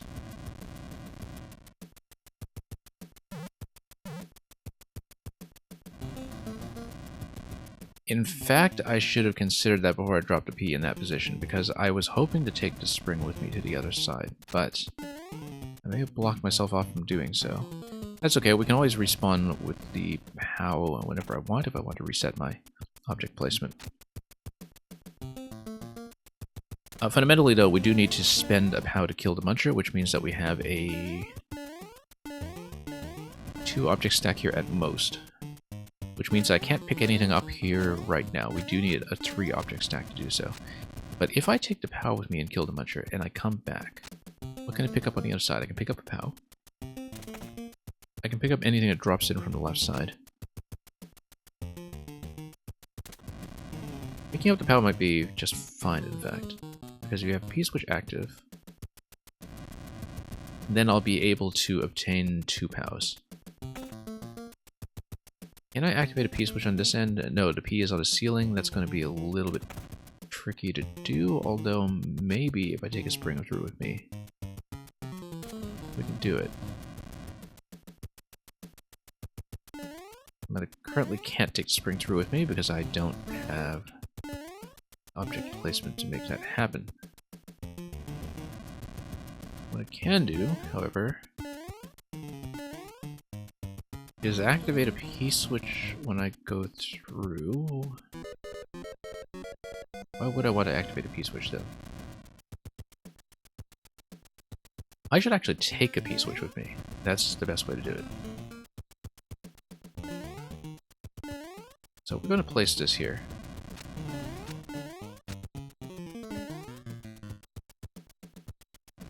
Grab a P-switch. I'm going to take it with me. Since we don't currently have the means to use that sideways spring anyway. Obviously, we're going to run into a timeout pretty soon, but we'll try things this way anyhow. So the idea I had was to have a P-switch active going into this room so you can drop this spring on top of something else. In fact, I think you would need to do that in order to reverse through that room, because it's the only way to get back. Although you have a spring over here, you can do spring and POW, and then you've got 2 POWs available, and then maybe everything is fine. Because then the idea... Yeah, that's a little low, unfortunately. I think you do need a stack of 2 objects then. Which is not great, because I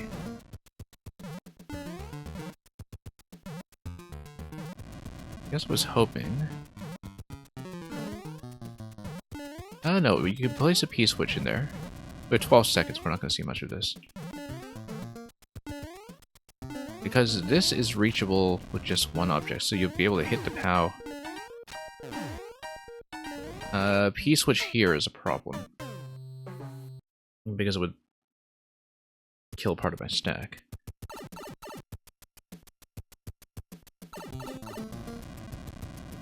That might not be as much of a problem as I think.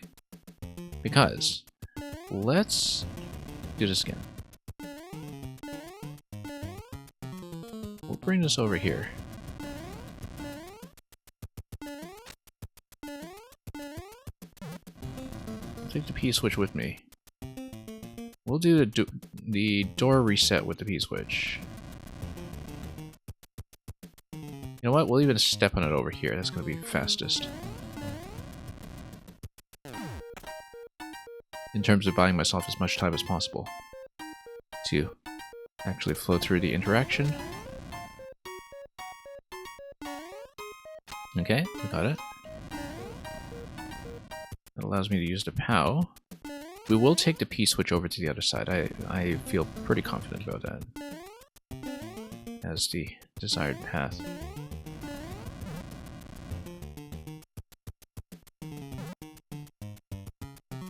Okay.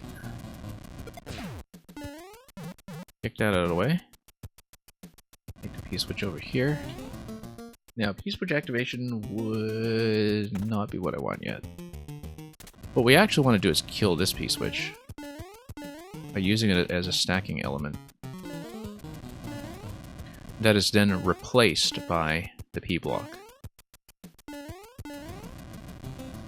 This then allows me to stack a POW over here and carry the other POW across with the P-switch active.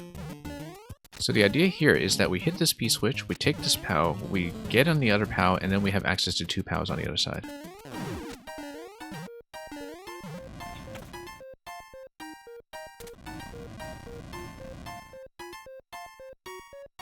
Okay, there we go. Let's not accidentally activate anything. Okay, we now have 2 POWs active here. Let's remember which one is which. The one standing here is the one we took in from the other room.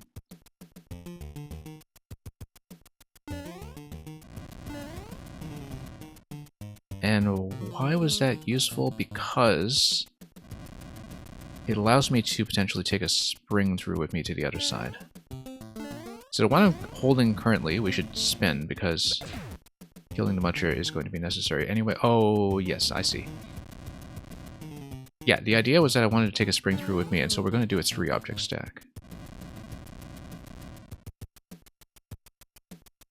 I did not mess this up because I needed to kill the Muncher. But one thing we need to be careful with here is that... Oh, I am able to take a POW through with me, but if I do so, then what does that do for me? It allows me to create a bigger stack on the left side. That's not what we want. We want the spring for sure, I think. And we could do spring, POW on the other side, which... Oh, whoops, no. My mistake. Let's grab this thing. Yeah, because we can do a 3-object stack over here once we used a P. And we've already interacted with that P block on the other side, so it's not like we need to stop sideways trampoline a second time. So the idea then is that we can do POW. I don't think the order matters, but sometimes these things take me by surprise.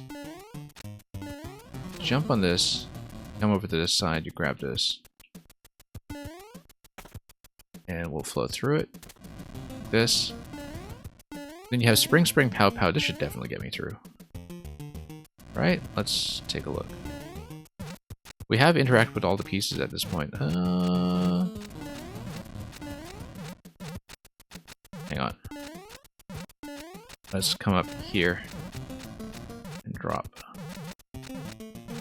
Oh yeah, and you can even take an additional POW through with you, just for style.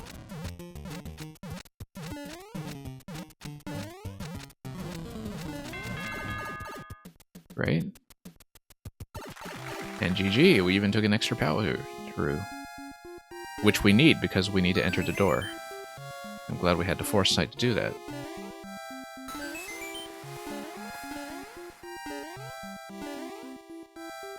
Surprise, you need a POW. Is anybody surprised, given that it was possible?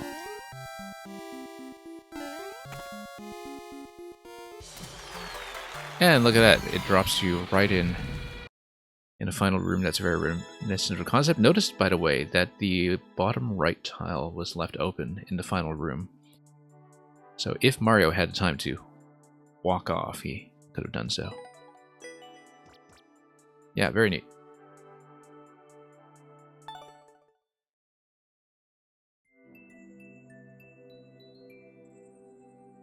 Alright, let me see what we've done so far. We've done Luffy Boy, West Crafted Spencer, and Anonymous Duck Lover. We did Anonymous Duck Lover first, but you get the idea. Now let's bring up Notavan.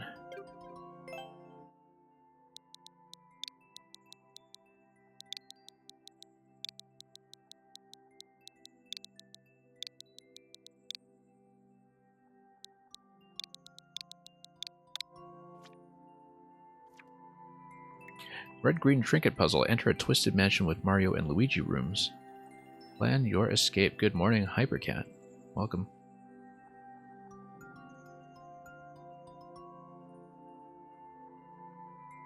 Sir Schlecht has been mopping up the records on these.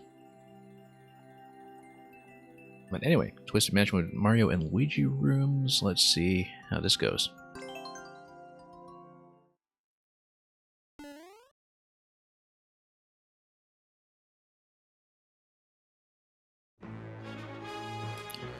Okay. Galaxy music, very appropriate here, and we have one pink coin to look out for. Okay, back to one screens. This is going to be the green room, where you prepare for the big stage.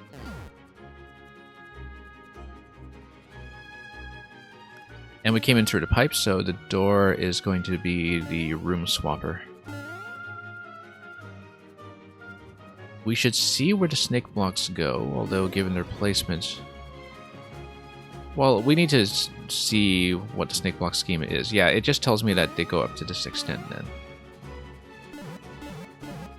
Okay. And then we can reset through this room to see the other one. Notice the checkpoint that is on the top row in this room as well.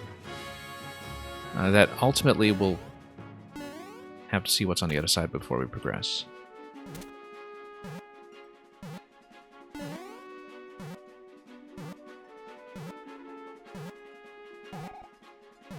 And yeah, Ronaldo will hopefully manage to give your level a proper showing once we have enough of a multiplayer party together.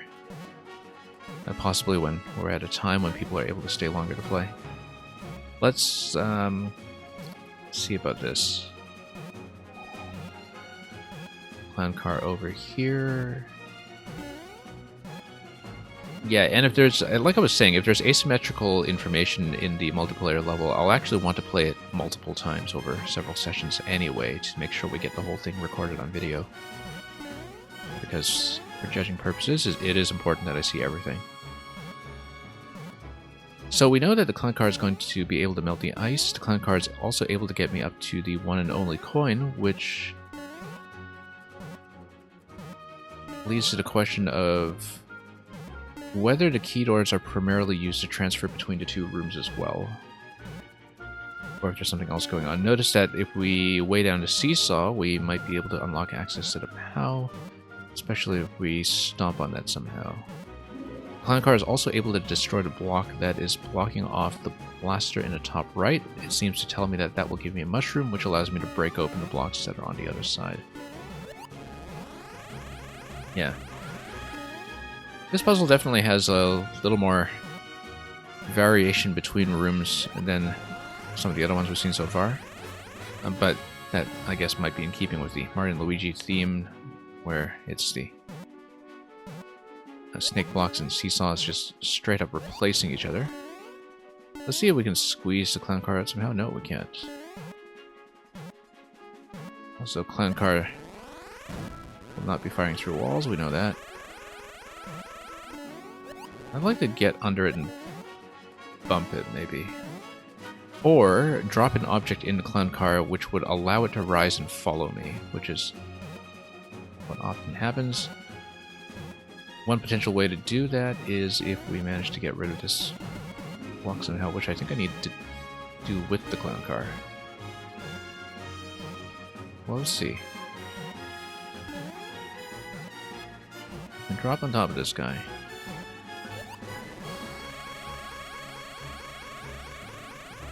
Yeah, blaster can be slightly dislodged, but not by much. We can get on top of the POW, but for what purpose? Given that I can't stand on the spikes there. Okay, so interestingly enough, I can kind of displace the clown card this way. That does not help at all. It actually makes it inaccessible. Let's reset back to this room. So we have not made any actual progress so far.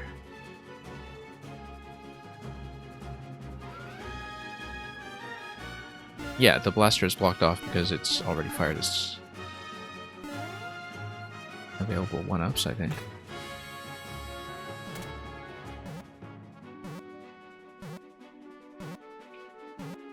So let's think about a seesaw logic here. If I had an item like a POW that I could drop into the clown car, it would be able to come up with me.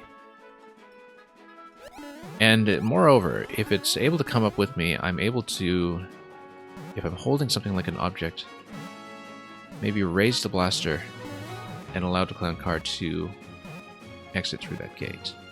Hypercat, we are not running a Q bot today. We are running a playlist of a contest that I'm judging. Let me see if I can dig up the level codes for you. The one that I'm currently doing is Red Green Trinket Puzzle. And I'll eventually have to fill in those checkboxes for the levels that we've already completed today.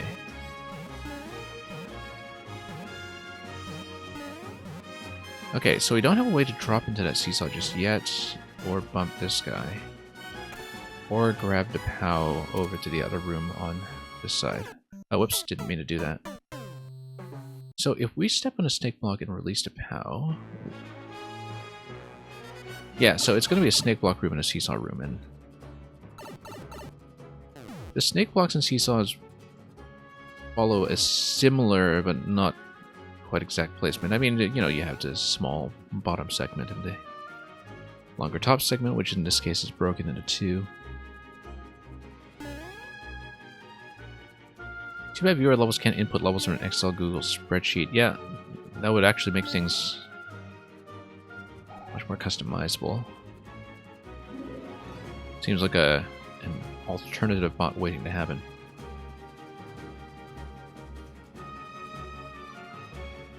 So, first interaction here is to release the POW, but if we expend the POW, we are just locked, right? Like, there's no way to progress if we just spend the POW right now and, for example, take out the Goomba.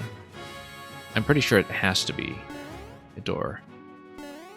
That we know that getting up to the checkpoint is the checkpoint. Which means that we do need to think about this clown car interaction as the only way forward. And that currently I don't know if there's a good way for me to squeeze through this somewhere.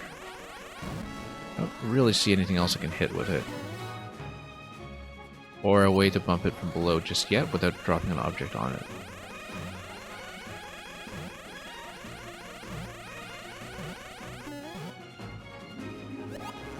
Let's see if I can drop below it somehow. The semi-solid kind of prevents me from doing so. But we know about dropping this. But I don't really have a good... we can kind of weigh it down like this. Nope. Yeah, speeding through it is probably not the approach I should be taking here. But if I'm able to drop through somehow... Like, if I got rid of the clown car like I did earlier, where I was able to bump it over to the side... How did I even do that? I was able to just slide it to the side earlier, and that actually would have given me the appropriate interaction too, perhaps.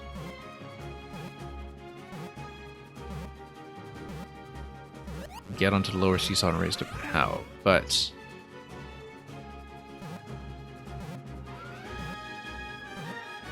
at the moment... do this... can't actually move the clown car from here. That said...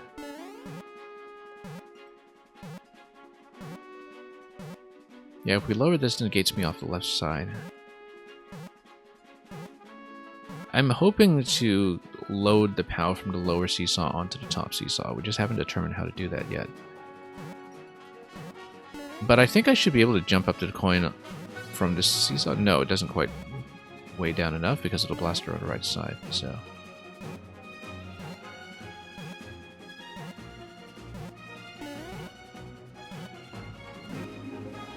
unfortunately, that doesn't quite go.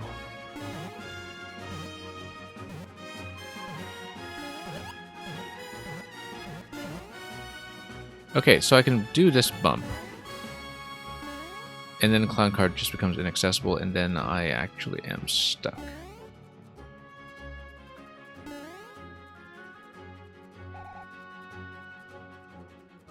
Until I spawn through this door.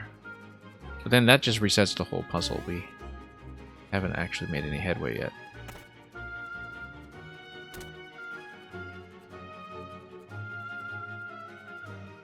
Now, the Goomba and Clown Car swap is potentially interesting because if I get access to the boot, and I drop the boot in the Clown Car, that gives me a number of potential options. Currently, though, we would need the Goomba to follow me, and why don't we take the POW and then walk a little closer here?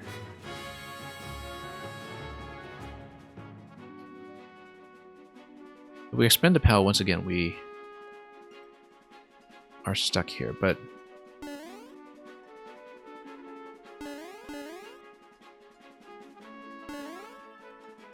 yeah, if we stood here, ran across. Not really seeing it yet.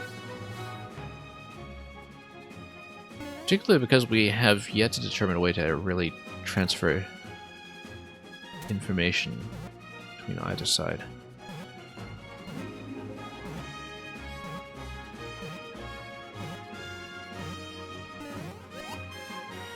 We know the clown car, if I can get it to drift slowly enough and I can lower the seesaw below it by, say, dropping out the donut block first, or then, yeah, dropping this and then taking the clown car and then...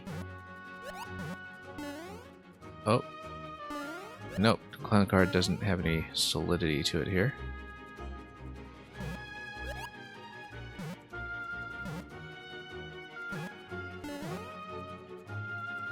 No, I feel like we definitely need to drop some object to do it.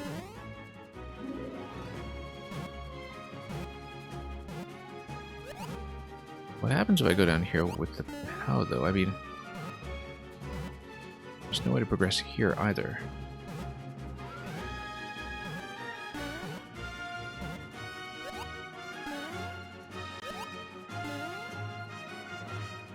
Notice the momentum that I can get from driving the car up and then loading it.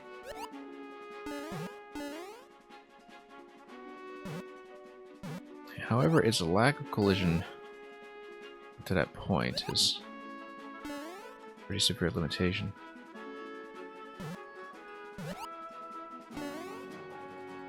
Yeah, because it just gets displaced as soon as the seesaw comes out.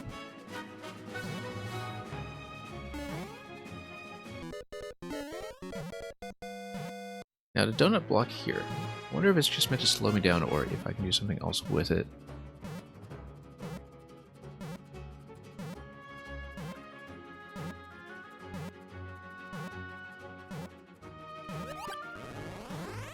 But currently I don't really have any other objects I can use here, which is the issue.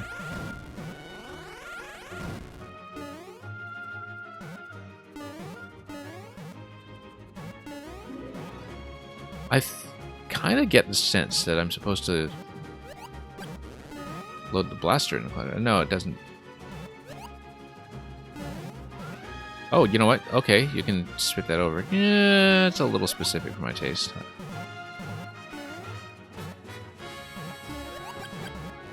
I don't know if I like that. I don't know how well I can duplicate that. It's the main issue here.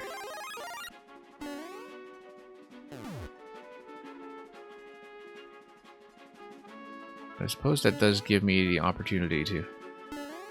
First of all, drop the mushroom over there. In case we need to do that for some reason. It also allows me to take a hit. Oh, except we can't go up anymore since no clown car. However, we can go over here. No. Never mind. We can go over here now, though, and take this POW. Except we can't.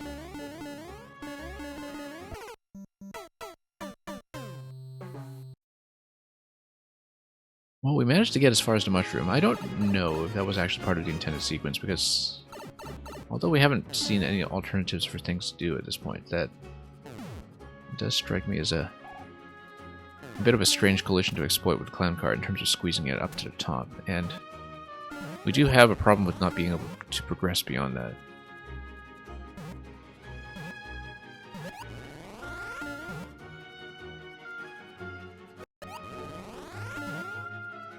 Where I'm not even sure how it did it. I'm not sure we can reproduce it very well. Okay, we can reproduce it. Never mind.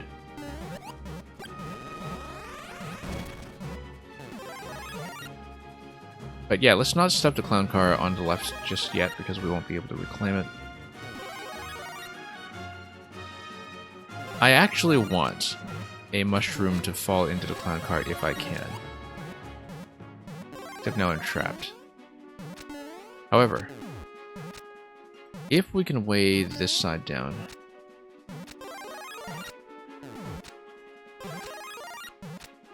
I think what I want to do...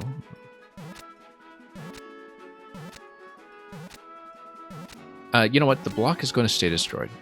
Which means that if we reset this room, the mushroom will still be available, and then the mushroom can fall into the clown car, and then the clown car can tail me like that. So it's okay if we take damage here, and take the POW again, because the mushroom will remain available. Which is good, because we want to drop the mushroom into the clown car.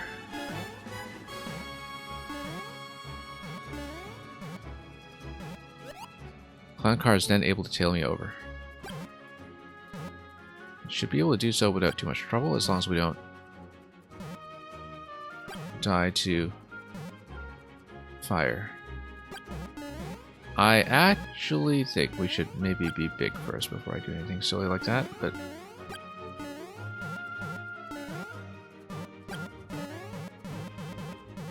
Since the mushroom is inside clown car... Oh, no, I'm going to be stuck again. That's okay, we'll just reload this room.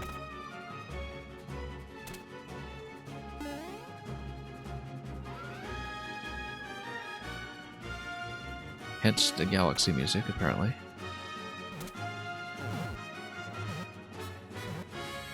So if I take a mushroom, I can take a hit, but the clown car might still have some issues getting over to the other side.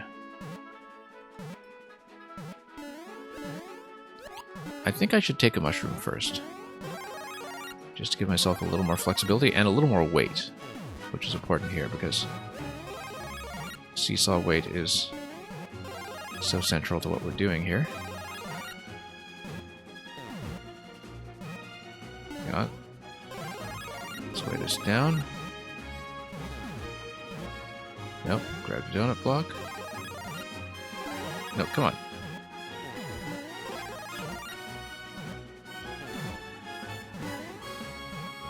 Okay, we'll drop that.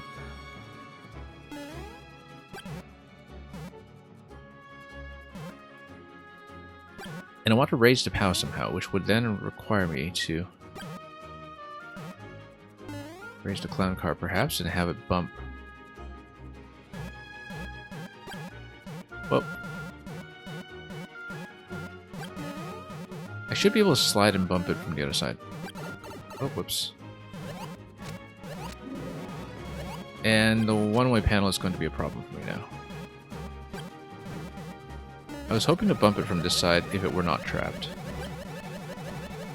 And then you could potentially just bump it across. Oh, now I was stuck until I took to death.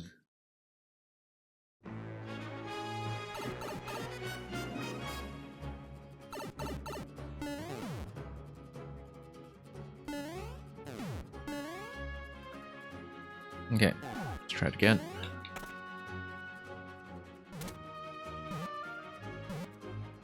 So at this point we know how to load a mushroom into the clown car with some difficulty. Let's load this. Nope. Luckily we're not attempting to speed through this and set any records, because I still don't really know how I made this happen on multiple occasions.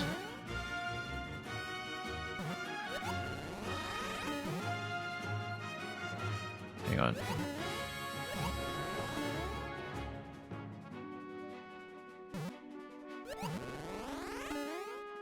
Nope. There's a pretty specific movement here that needs to happen for this to actually work. I'm still not convinced that it's the intended path. Even though we're a little short in alternatives at this point. There we go. Okay. Okay. I actually like that. That's lodged into a consistent position at least. And possibly I'm able to recapture it from up top.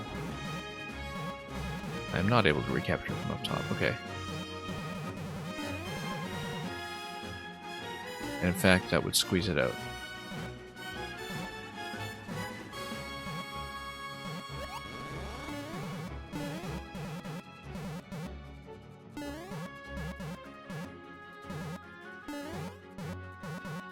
Yeah, there is a bit of that seesaw collision with it.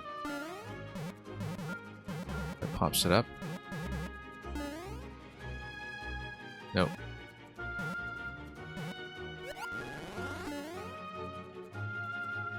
Yeah, I don't know how I managed to get in that top corner. There we go. Except it's popped out so high at this point. I can't actually dunk a mushroom into it. But we can always reset this room if we need. And I can always take damage to grab the POW. Assuming I... Whoops. Get back up, which currently I can't.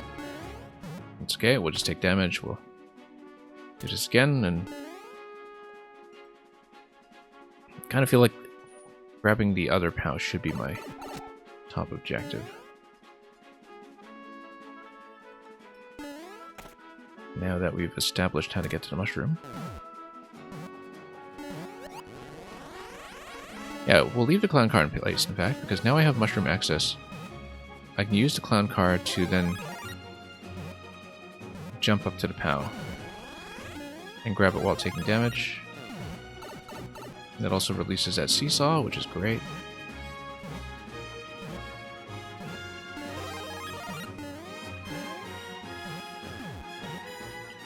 Notice that this is not quite enough to weigh everything down, but should be able to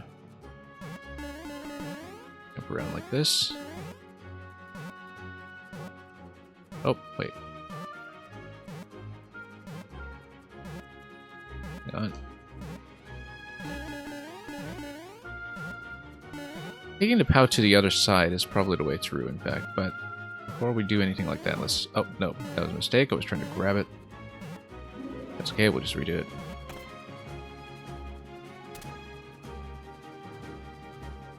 I guess what would we do with a second POW in this location?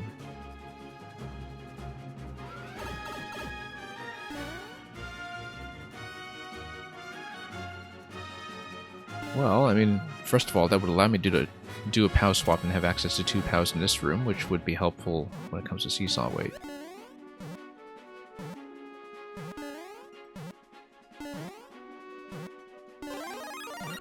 Still don't know if I did a valid first interaction here, or if we just lucked out repeatedly.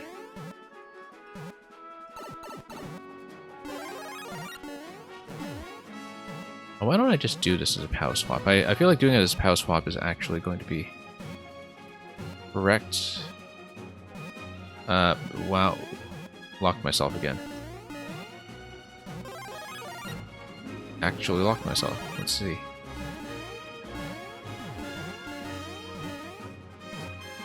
Okay, no, this is just an SD though, but regardless, I think I do need to take a depth here. Let me just look at this carefully. Because I've weighed down the POW on the other side, now I'm pretty sure I'm stuck.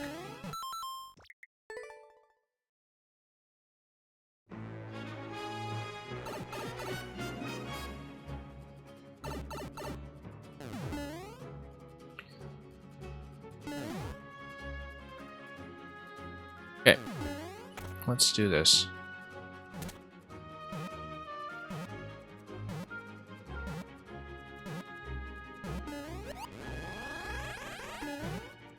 So yeah, don't know if this is right, but we'll force it through until it works, since this is the most headway we've made so far.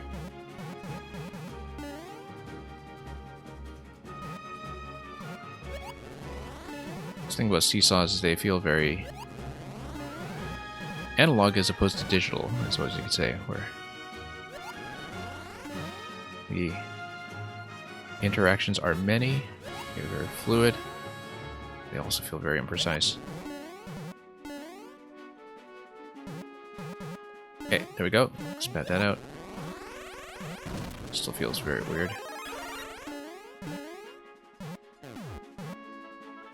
Okay, we've unlocked that block. Suppose that is progress. We'll go back. Now that the mushroom is available.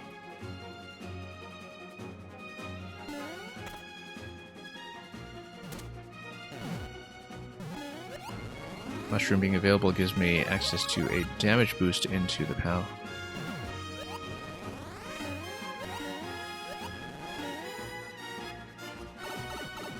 That's fine. Okay, this time I will try not to lock myself too badly. I do want access to the POW without accidentally hitting it though, because I want to do a POW swap into the other room. So we kind of need to do a bit of a jump and grab through this without hitting it. Good. Okay, we finally got it.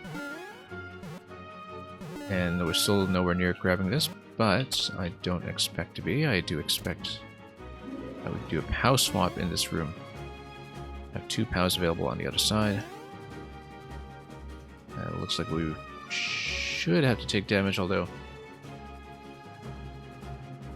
The interesting thing is that if I take a POW with me, then once I have the mushroom on the other side, then we have unblocked this door. So yeah, I understand this. We want to remove this POW by re-entering this room with it. So we are holding the Luigi room POW right now, the green room POW. We want to take this POW back with us, with the mushroom, because that allows me to break the bricks. And that gives me some progress. Because it'll give me access to the boot. Because this is what I couldn't do previously, was take this out using existing access to the POW. Great! We're in very good shape now. We're able to take the spring through with me. I'm able to get the boot repeatedly because we have destroyed the bricks now, so even if I'm small, I'm able to go and get that. I can even just drop the boots in a moment. Although, maybe I should have considered jumping up here to get the checkpoint. Oh, okay, never mind. We can get it anyway. That's fine.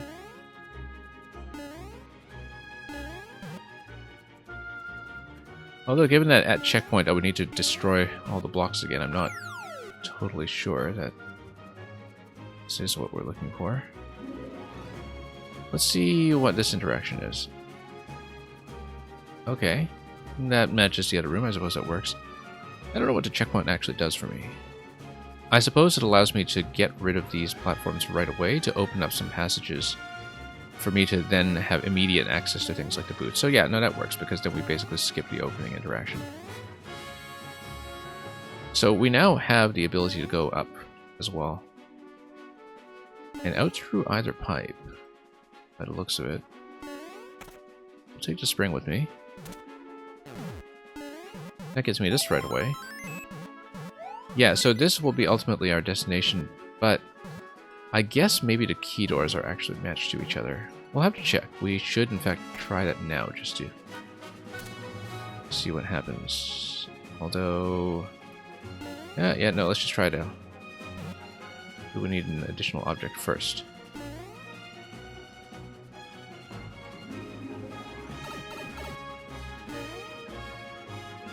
Yeah, we'd still need the clown car and some form of ice, but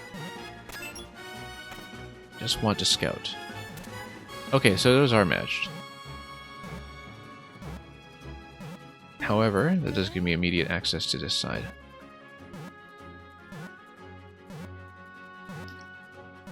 So then the question now is, how do we splice the clown car? I think the boot might actually have something to do with it. That using the boot to raise objects, or to do an instant launch with a ground stomp. might be able to get it in position for me.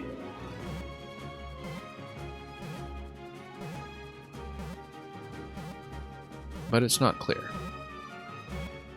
Because no matter what, the clown car is going to have to pass through some kind of 2-tile gap. And while I know that is possible, it is also finicky to do. I'm not totally convinced we can do it. So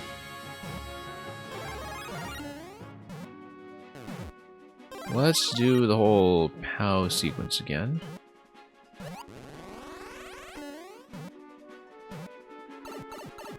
Might as well take as much as I can through with me.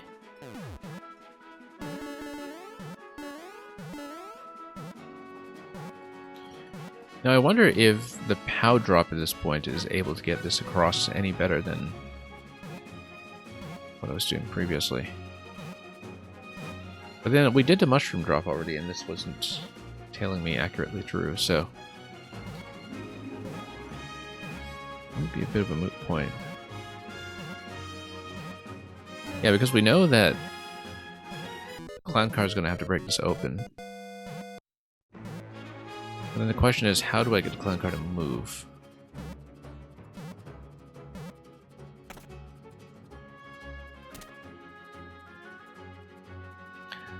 Well, we have the checkpoint that's going to give me boot access. Boot access to the operating system. After we hit our timeout in 72 seconds time.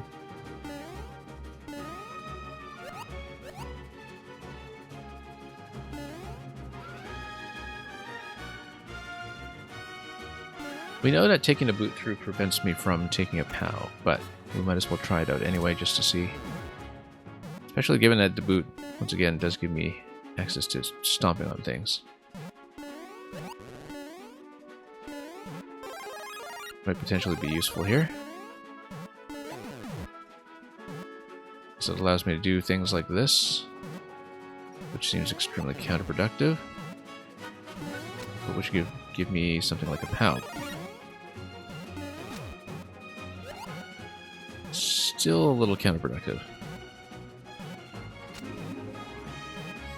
In that we fundamentally still don't have a way to get the Clown Car out.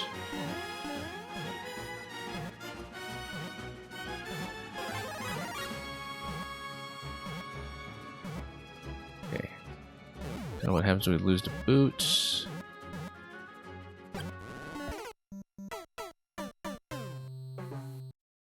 That's okay, we'll start at the midpoint, we'll get boot access right away.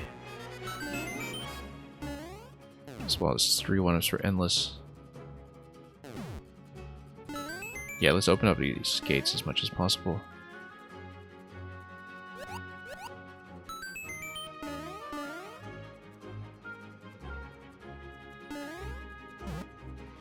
And then we'll open up a few things. Interestingly enough, with the boot, I should actually be able to stomp the bricks right away.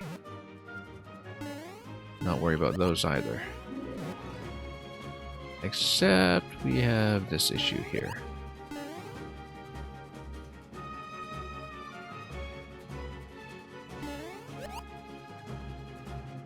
Alright, in that case.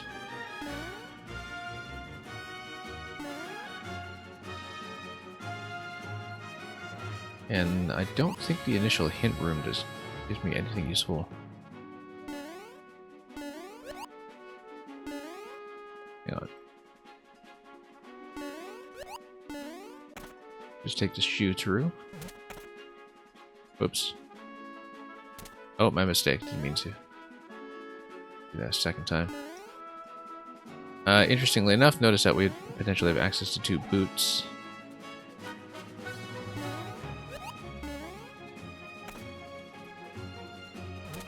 Main thing I'm thinking about here is different ways to use the boot stomp.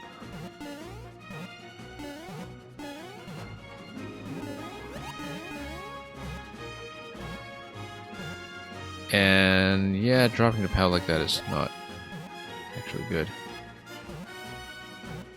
We didn't have a good plan for replacing that.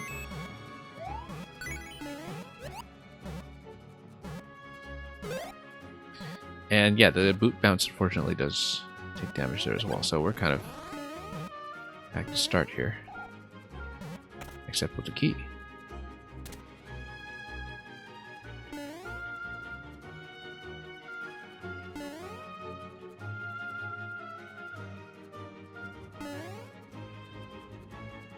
Anyway, having the checkpoint isn't going to be too useful here when we have to reopen everything again.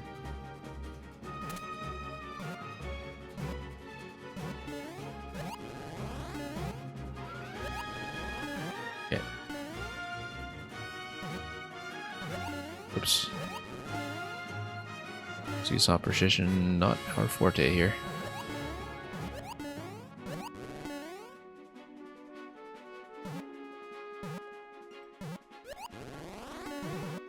I still think it's got to do something with dropping objects into the clown cart to have it navigate after me, but we just don't have a good way of controlling its position yet.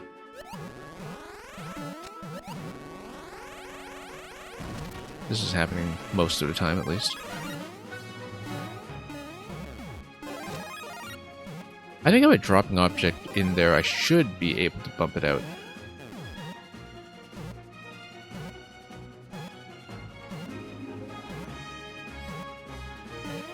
Yeah, we'll reset through here.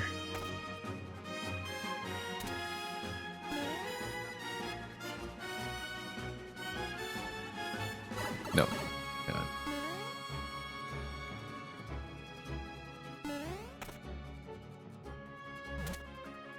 Okay, same idea, except we got a mushroom and for what it's worth, also the key.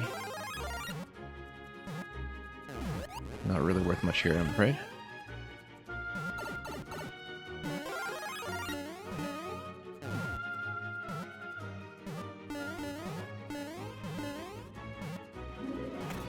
Alright, back to this room.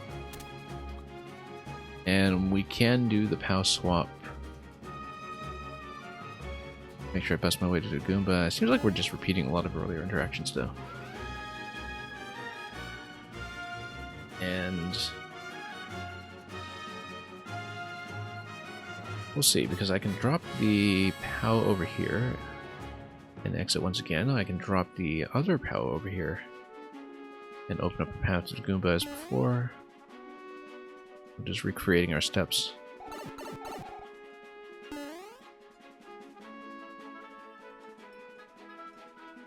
Yeah, we'll take this POW out and back in after a mushroom.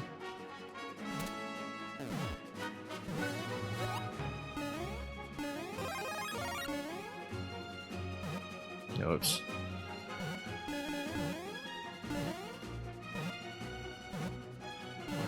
Well, unfortunately,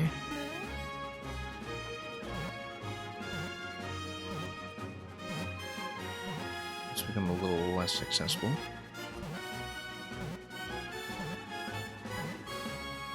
Right, mainly because of that blaster on the right side, I think.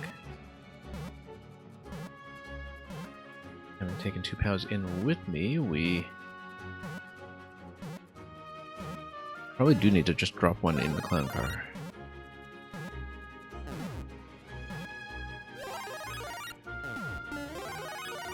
Let's see if we can get it to follow me. Oh, look at that, displacing blaster in its entirety. I guess that's what the one-way panel is for, is to prevent that specific scenario. Whoop. No, don't want to be shot in the face here. I think it is possible to probably bump this guy.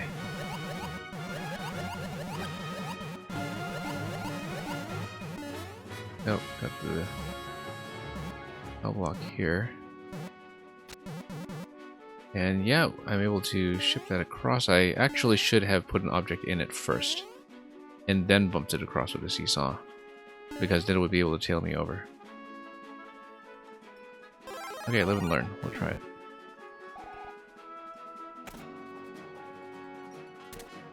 While also making some progress.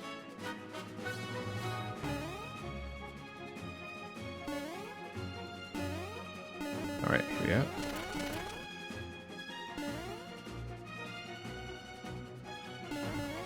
Then we'll just grab the shoe.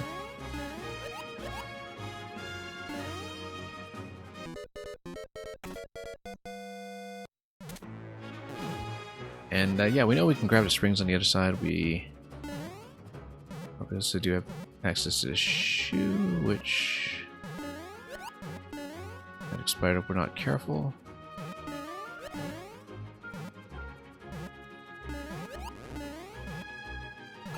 Particularly insofar as this is concerned. Ooh. Oh, nope, too late. That's okay, we can still lodge on car on top of Seesaw if we want, and we want PAL block available for weight. Let's move to PAL block first so we way down too much.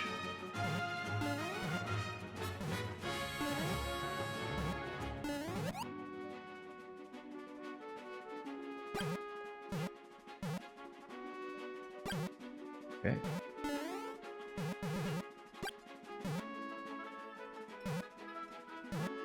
Should have been able to wear this down. Weight us down further.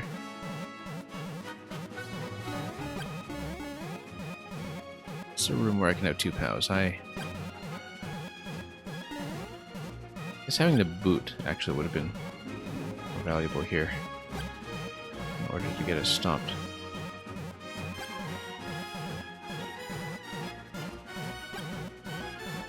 Hang on. 7 seconds. Yeah, we've got a couple of options. I think it is possible to send it through to top middle with some Seesaw magic. Just need to figure out how to set it up. Probably with a boot stomp, but that is inconclusive.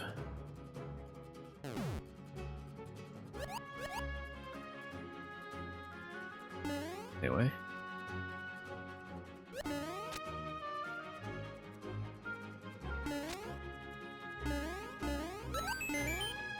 Let's get through here.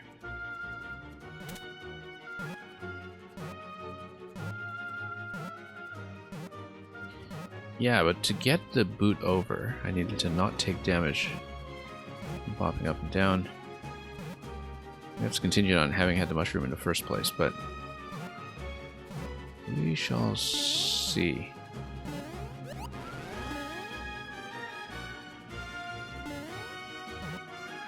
Hang on. Not the right sequence yet. We need to grab the mushroom.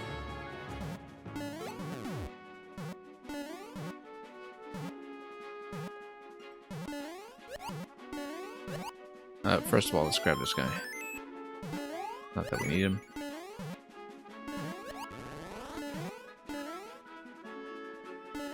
Nope.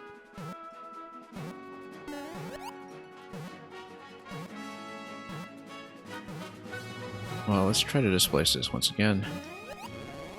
I haven't seen the midpoint really offer me much help so far. That's the thing. That it gives me access to the boot, but we haven't used a boot really for anything. And we'll need to use the boot probably for weighing down Seesaws eventually, but until we get to that point, its purpose is a little inscrutable to me. Okay, let's try this again.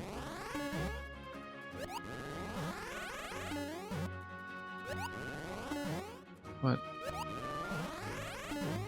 Ride some momentum. We need to raise this first.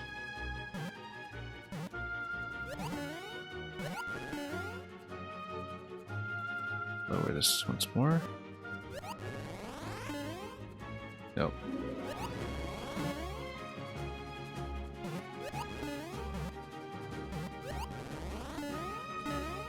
Nope. Yeah, I can't really get a consistent input for what we've been doing to squeeze it out. Does look a little questionable, doesn't it? Nope, that just drops it. Needs to be displaced a little bit to the left too. He's running into problems with the blaster. Oops. Stabilize this for a moment. Nope.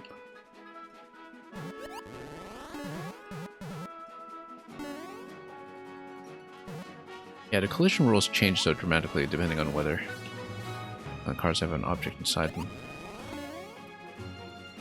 Yep, look at that. It drops right off the ceiling.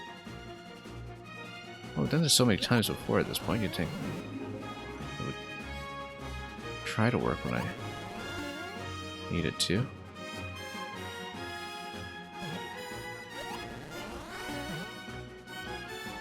Yeah, ultimately the idea will be to get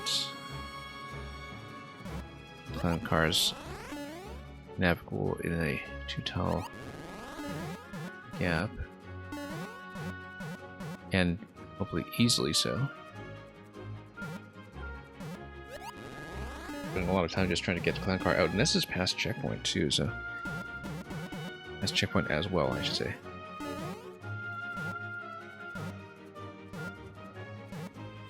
If I had to boot, is there a faster way to take this out? I don't know if there is.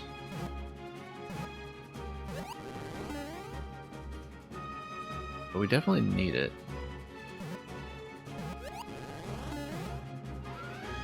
Well, let's see, maybe we don't.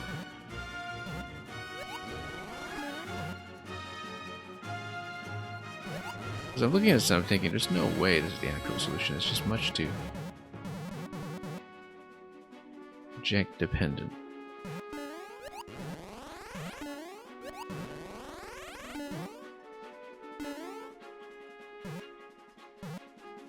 Yeah, because this was the only way that I saw to open up the mushroom as early as I did. There's clearly lots left in this puzzle flow that we just haven't seen. Nope. It really does not look intended. But I don't see the alternative. Everything is kind of contrived to really make that doable, but difficult to do.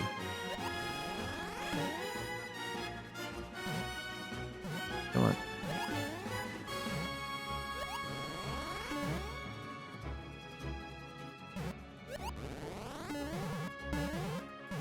Spent way too much time just playing with this to try to make it work.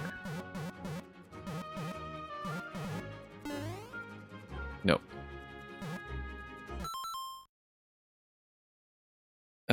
Let's not start over. We did get checkpoint, but a checkpoint hasn't helped me at all.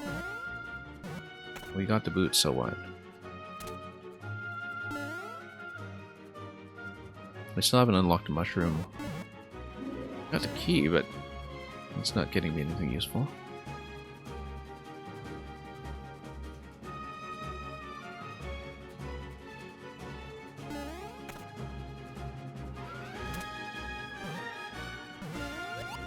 Yeah, the main thing is that this clown car coming through this gap is such a make it or break it interaction. That's either it's unintended and we just shortcut something quite significantly, or we haven't seen the solution at all.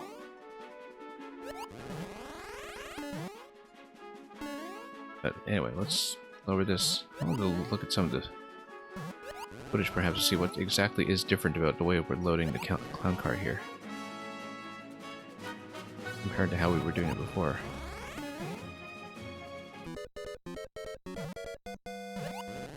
Yeah, let's settle the seesaw first.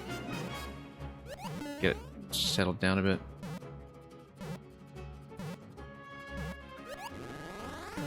No. We've done it so many times.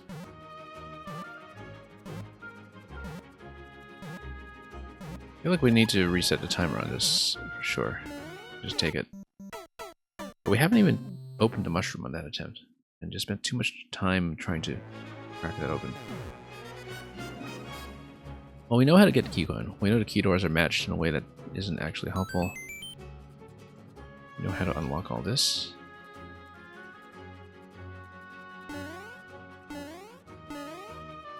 And we know that taking all of this out gives me fast access to the boot. But the problem is that that access goes away as soon as you reload into this room because of the way all the snake blocks reappear. I think that's one of the issues here, is that the checkpoint doesn't actually save progress very well, because it saves progress for one attempt at this room. And then if you reset into the room afterwards, then everything is just back to what it was pre-checkpoint, right? With the snake blocks where they are, and I don't really have enough going on as the boot at this point to let it carry all the uniqueness by itself. We do have the trampoline that we barely use for anything. That might be useful. Because then at least you could bounce the clown car to various places.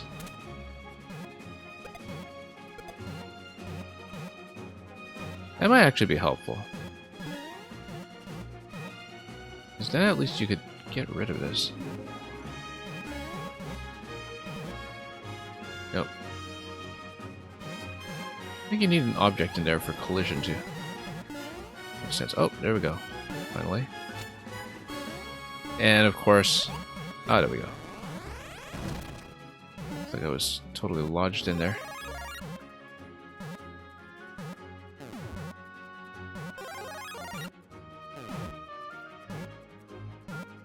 Well, at this point, we might be able to... Oh, okay. We can bounce up.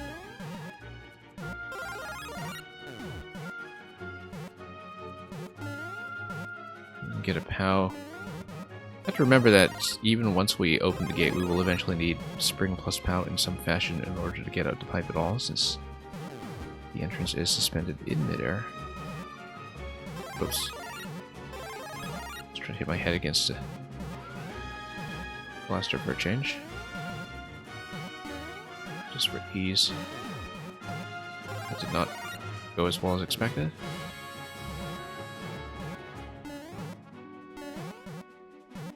Nope. Just want to place an object inside this thing. Not possibly be this difficult.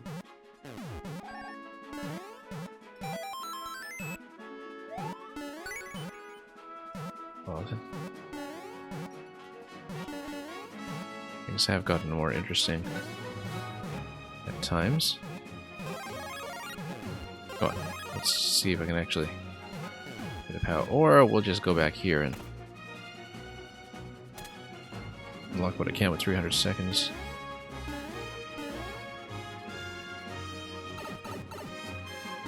Yeah, let's just bust this open. Oh, except we took the wrong platform to do it, okay. Never mind.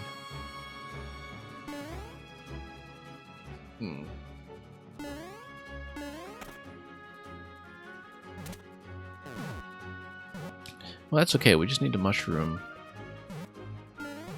and 1 POW to do this.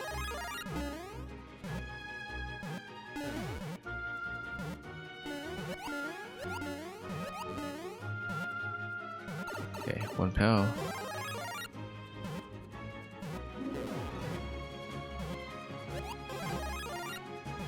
Now we can drop this. Let it bump its way up. Nope.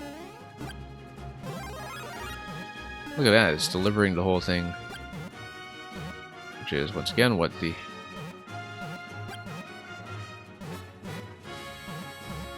panel is for in terms of blocking.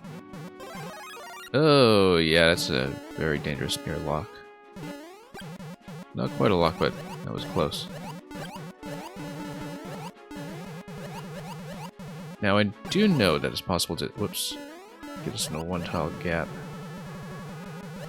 If I can get it to follow me through. Notice that with the one-way panel block that we actually have some issues with the blaster firing mushrooms at me at this point.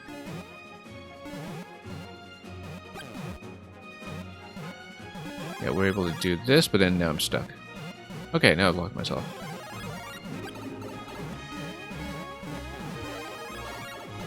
I had to come very close to actually sending the card through earlier. I think it is going to be a boot stomp. It looks very much like a boot stomp, but a lot of things that don't quite line up here.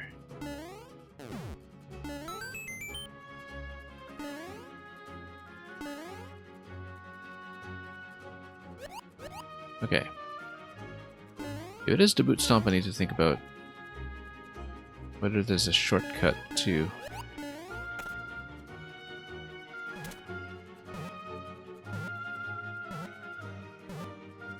getting. What was I even talking about? Yeah, what is it? Whether there's a shortcut to getting the mushroom opened up. Whoops, let's not lose the boot. Yeah, the problem is I'm quite likely to lose the boot at this point simply because any of the interactions here take quite a while to actually set up.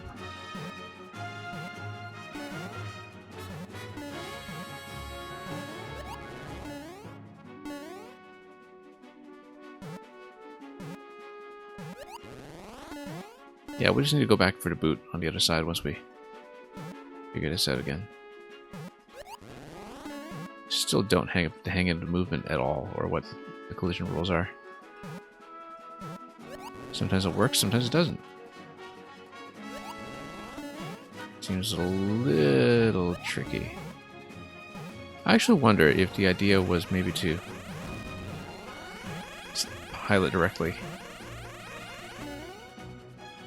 up the bottom side, as many problems that it has. Oops.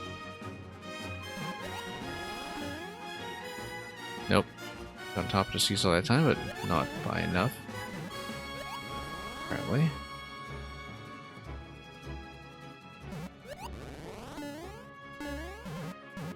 Okay, is this gonna pop? No. Especially not if I step on the other side. Contrary to much seesaw logic.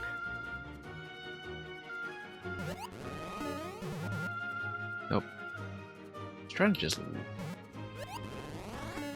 let it go in a way that would make it available to me, but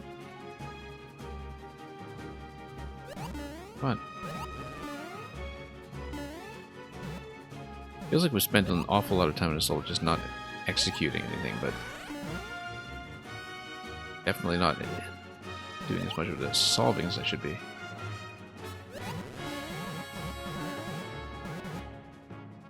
Nope. It's my chance. Everything seems so time sensitive, it's just not quite what we're going for here. And yeah, Breadseed Poppy, I very nearly misread that. But yes, we love puzzles. We saw quite a few today already. We saw some pretty good ones, in fact. This one seems to have... I seem to be missing either a really important logical interaction, or maybe it is actually just clown car jankin. Thing I've been doing so far, which is to get the clown car upstairs to open up a mushroom. May or may not be correct. But either way, the issue that we're running into here is that checkpoint didn't actually give me progress. Gave me a boot. That's it. And the boot didn't last. I've been trying to move this clown car up ever since so we can grab this mushroom open, but it might not be an intended solution to begin with, so... Not that we're too picky about what is or isn't intended, it's just that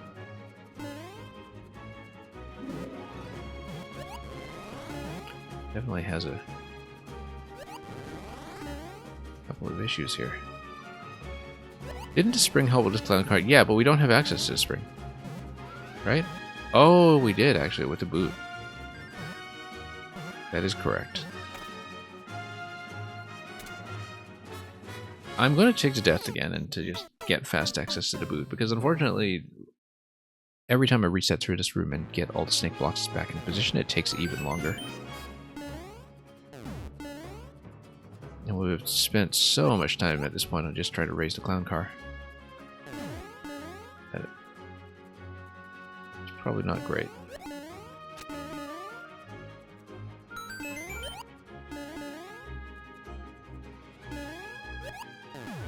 Oh, whoops. Oh, no. No, I locked myself in again.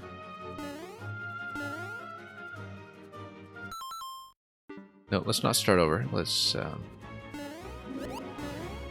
if we can keep checkpoint.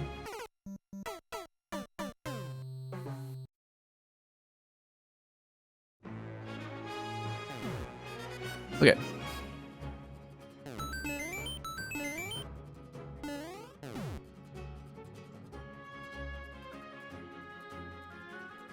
Now, if we take the boots, Cannibal Turtle, welcome.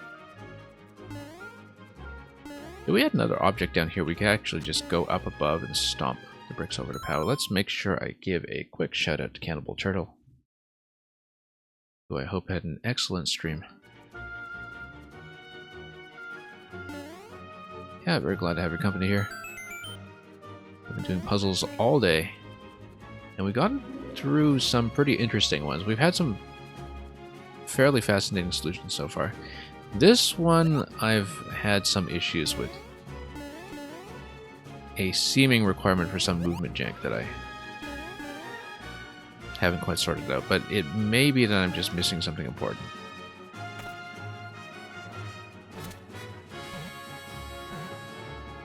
In fact, I'm pretty seriously considering that I am missing something here.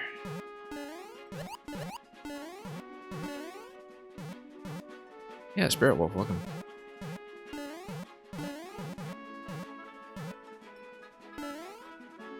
Oh, let's see if we can get across. Okay, that works. Yeah, that interaction is just much too strange and unreliable in some ways, but the spring does help, and I wonder if maybe that's what we should use from now on.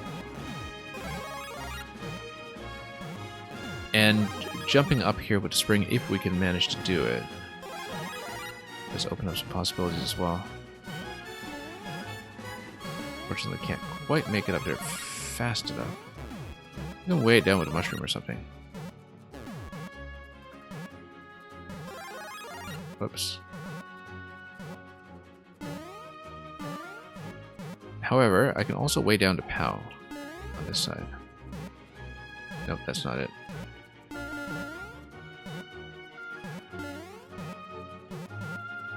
Nope. That's not it either. I have to weigh down the whole seesaw first. Nope. Again.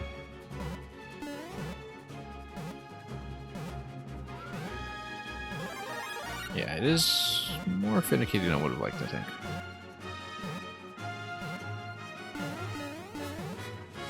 I'm just trying to weigh down the seesaw.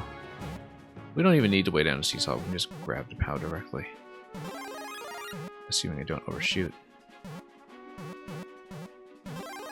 We actually should use the blaster to my advantage as a ceiling. No, maybe not. I feel like I've had that idea already, and that it didn't work last time either.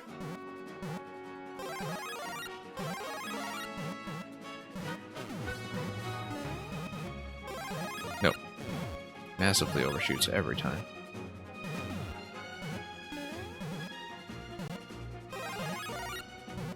Yeah, I just want to get access to the POW, but oh, now I'm stuck until I go back around. Maybe if I just toss this, that might be a problem because I might not be able to get it back. Hang on. You'd think that with a little bit more distance, could get this working. Let's duck. Nope. Always just sends me to the wrong spot. Well, we did open up the mushroom at least, which might give me some progress.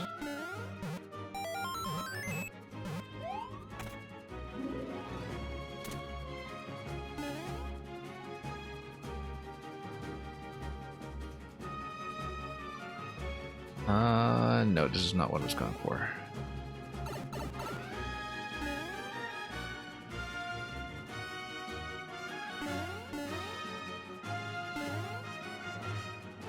Alright, let's see here. We had a checkpoint. We're able to, in fact, just come up this way.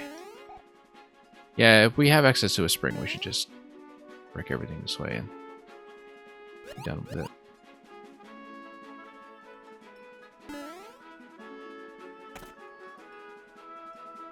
Let's see if we go boot here. then I'm able to get a mushroom right away at least. But then we'd need to cover the boot quickly.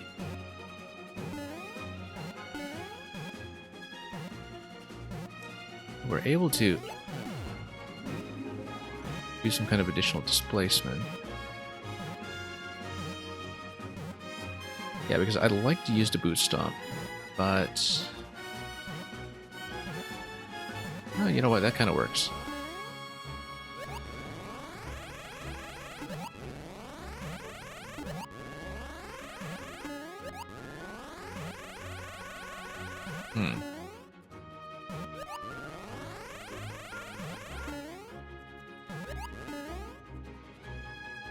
Yeah, I do want to drop something in it. I don't think it should be the boot necessarily because I want the boot to remain alive. We do have access to the POW if necessary.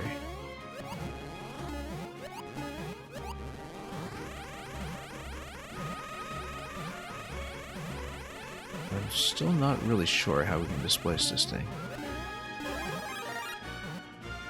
The most important idea so far has been a spring, probably.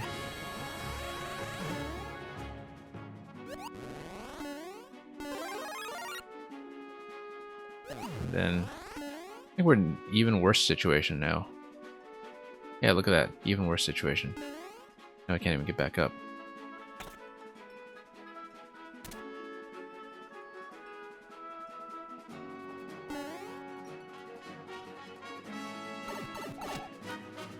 Okay, let's grab this again.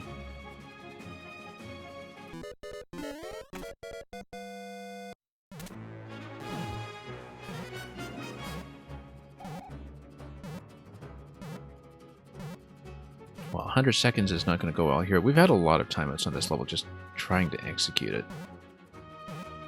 We're still missing something that's going to get Glencar across, and I was sure it was going to be the boot, but we just haven't been able to set it up.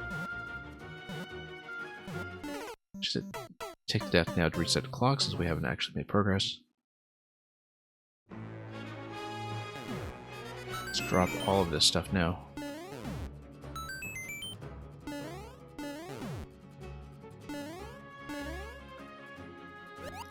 Grab the boots.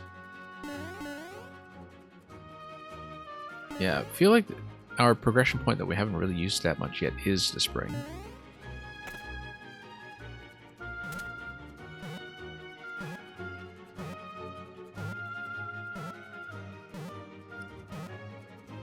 And then if you lead the spring up, then maybe it could displace the blaster. Oh, you know what? Here's an idea. We leave the brick in place. We displace the blaster.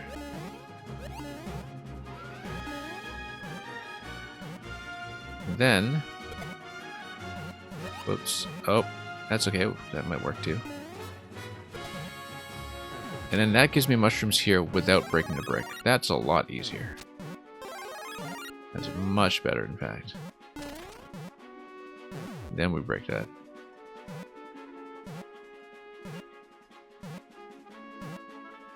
And here we just... let me wrap around with this guy, actually, because... if I can, I'd like to grab the coin first, although it's not particularly... material is a solution, as far as I can tell. Whoa. Hang on. Okay, yeah, and this opens up the seesaw quite nicely, too, in fact.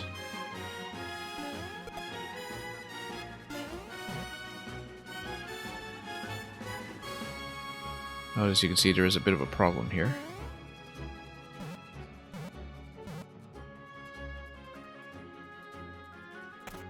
But, whoops, no, didn't mean to reset. It was a mistake.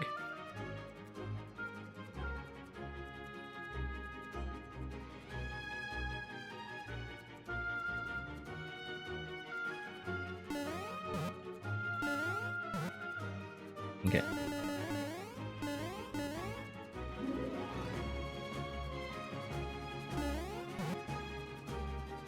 I don't know.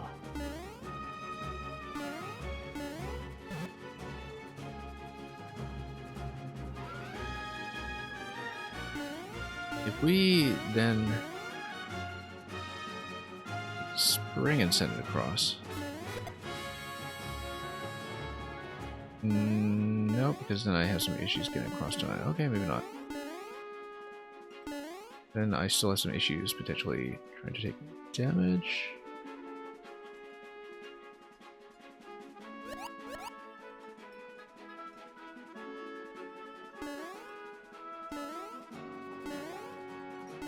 I was hoping to drop the spring down below this guy, but send a boot out, but we can get the boot anyway.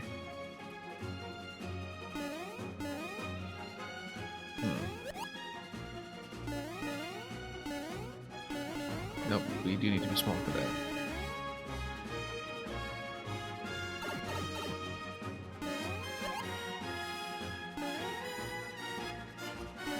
So did we want boot or spring? We have to decide. Unfortunately, not a great way to scout unless I do this power interaction another time. Car seems to be one of the better solutions for getting things out of there.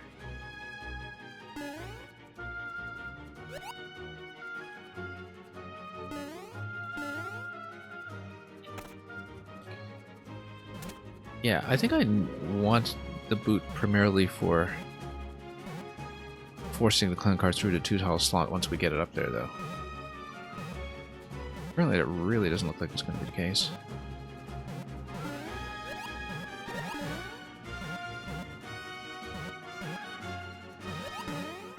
No.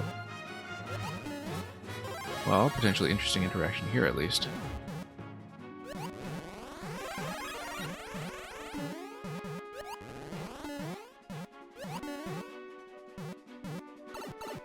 Okay.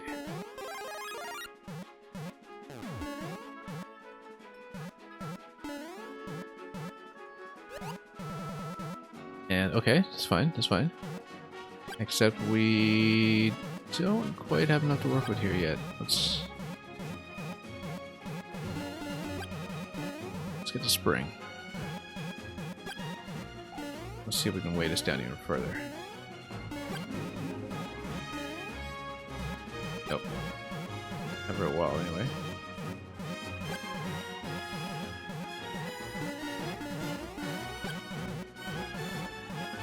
Okay. We'll do some weird placement.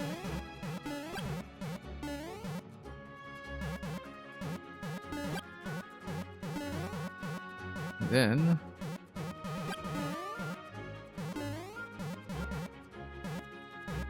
yeah, I guess we can jump up from below. I wonder if we can take the spring from below. Maybe that's the way to do it.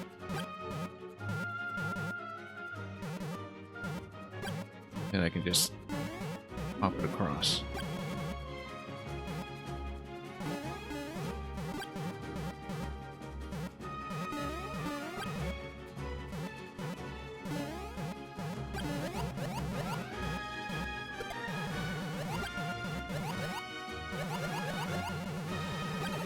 Well, we're in a bad situation now. Now I'm completely locked.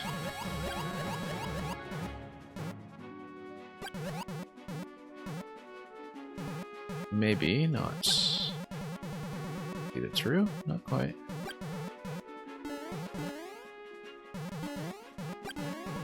There are 14 seconds here.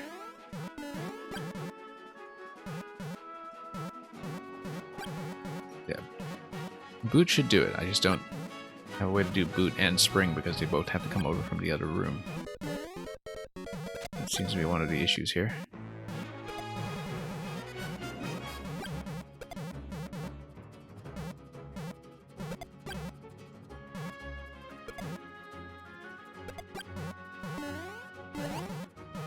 Hoping to go for that mushroom, but this makes it a little tricky in a number of ways. Send it through.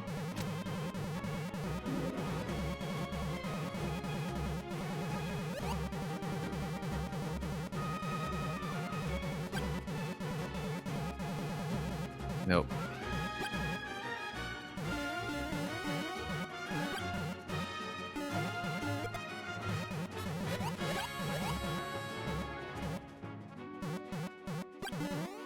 Well, now we're also in some trouble. I did grab that mushroom after all. In 30 seconds? Yeah, no, the problem's that I got nothing to work with here. Because the blaster's always going to pin that down. And that guy is not going to be led through very easily. I wonder if I can just create some additional flooring here with something like the POW underneath.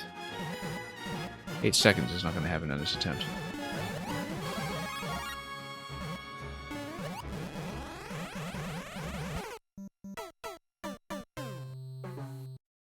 I don't know if we're taking the right approach at all. I haven't been considering alternatives for how we melt the fire, because it seemed like the only way to melt the fire. Not melt the fire, no, melt the ice. Melt the ice. Let's speak properly here. Seems like the only way to melt the ice is Ankar, and maybe that's not a safe assumption. Maybe we need to rethink that. Even though I've seen no evidence otherwise.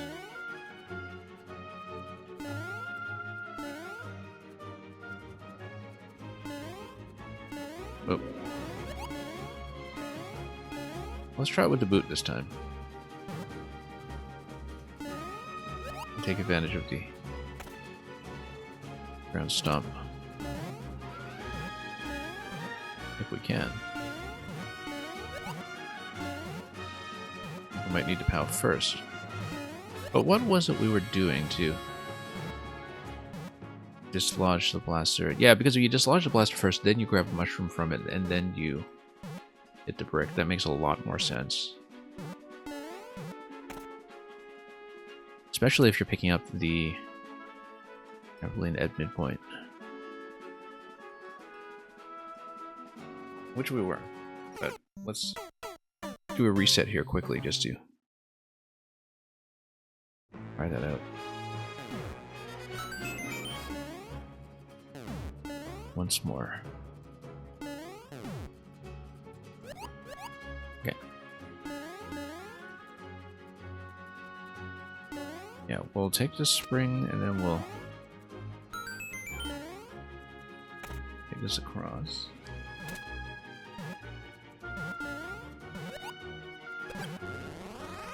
Yeah, we can displace that. That feels easy. So let's not worry about bringing the clown car over. If anything, we should bring the clown car from the bottom. But we should open this up.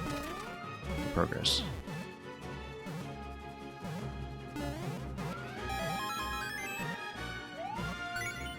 But yeah, I don't see anything else that's going to hit this. Maybe that's the blind spot.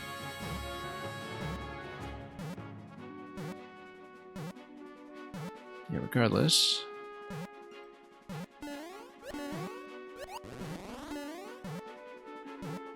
We take this out.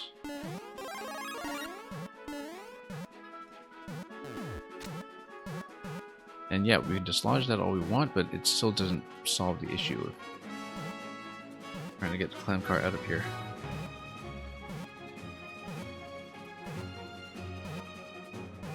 Something does need to be dropped into it. And, oh, that's bad. That's really bad.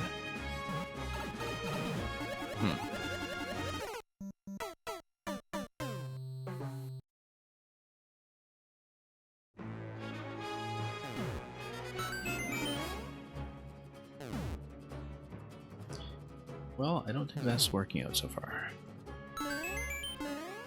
We have access to the boot. No, we always have this choice, boot or spring, through the door.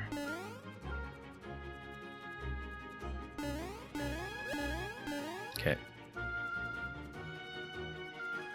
Wonder what happens if we just go back to the entrance. It's just the Luigi room. It doesn't show me anything. It's just the main red and green entrance screen. We do need a mushroom on this side to break the bricks. I think maybe that's why I was dropping the boot, so we can go for the mushroom immediately. Over here instead.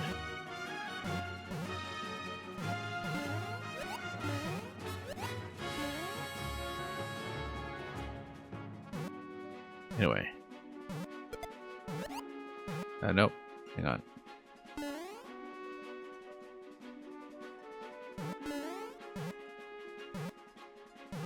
Okay, let's do this. Displace. Hit. And then we can evacuate POW out of there.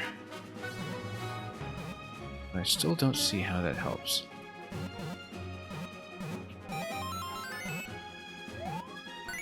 Some kind of very weird displacement that needs to go on. Anything to happen here.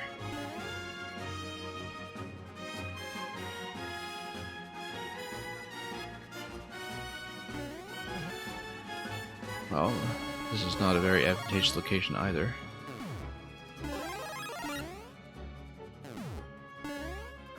And that's completely pinned down.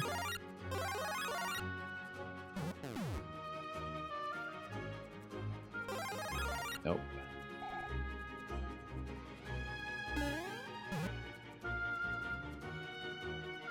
Well, we can raise this. That's fine, that makes things a little easier.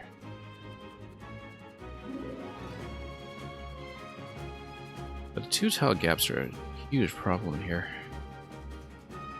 And unless we figure out how to get Clown Car transported, we are going to be stuck for some time.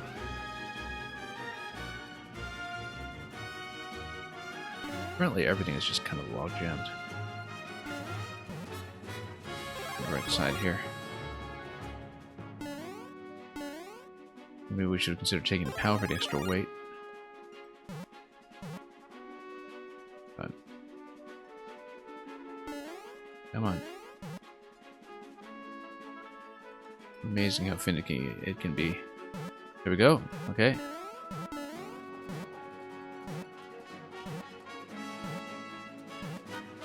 One-way panel on the other side is not auspicious. Nor is the fact that I'm trapping myself here.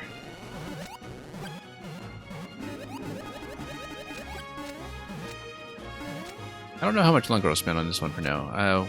Obviously we will finish it at some point for judging purposes, but we've just been stuck on execution stuff for so long that I have to wonder if there's something we're missing here.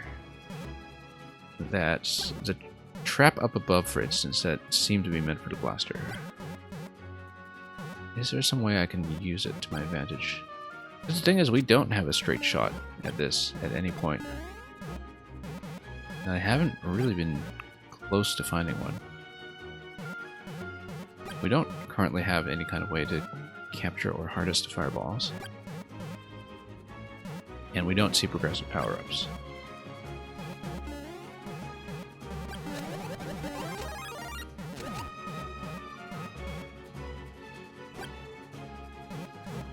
I wonder if there's a way I can bounce it out of there. Oh, hang on.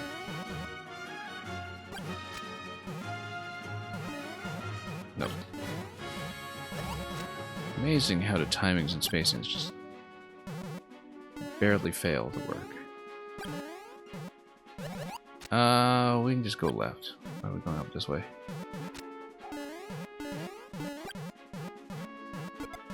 Oh, and it's just gonna die. Well, and oh, well, now the whole Clown Car was just crushed.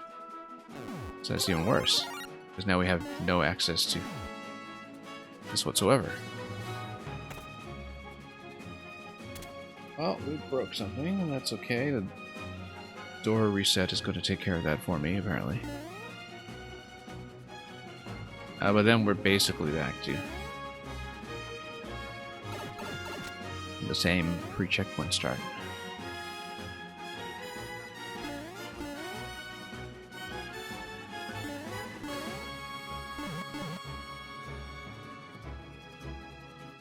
Well, I've got the feeling that it just can't be something that fussy, alright? 2-minute 48 record.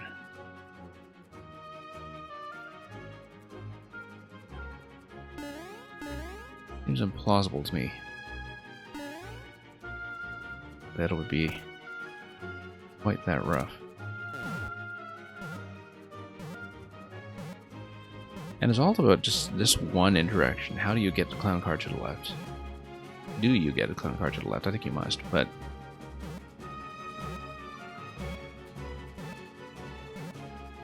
what can we do to make it fire properly?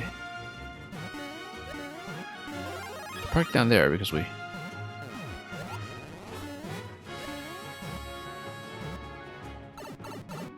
have this other ship to deal with there. So we tried Mushroom in there, we tried POW in there. Maybe we should go back to Mushroom. I don't remember if the movement rules any different, but...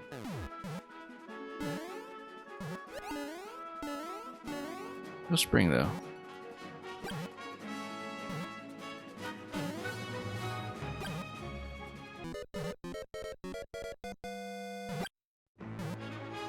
Well, is it going to fly over or not? Let's raise this.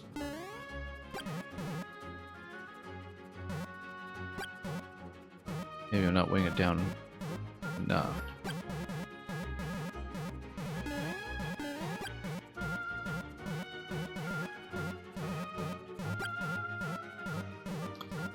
We can jump up on the middle platform, we can jump back up to the POW. The thing we can't do is bump anything with me, but maybe we got a little something. No. We need to go upstairs somehow. And now, of course, it's stuck on a one-way panel because we wandered too far to the right. Yeah, you see, if you stuff it like this, I think it should be possible to get it to float across. It's just not in its current position. 30 seconds. I mean, it definitely looks possible. Just brace it by a brick, right? And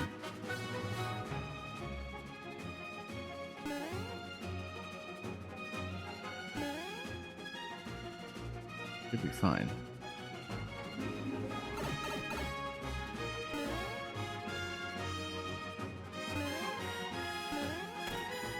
$11 seconds isn't much to work with here.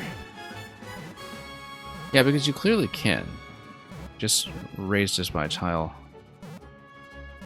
with the ceiling up top. But the question is, can I lead it out at that point? We should try maybe one more attempt on this just to see. Because I do have an interaction in mind.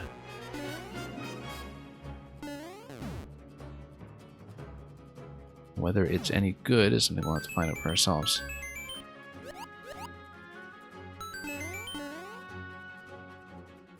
Okay.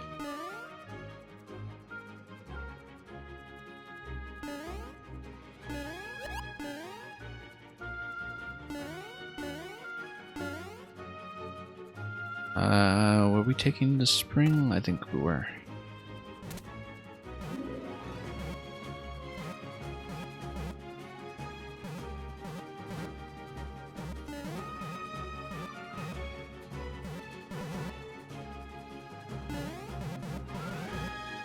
Nope, that's not going to work.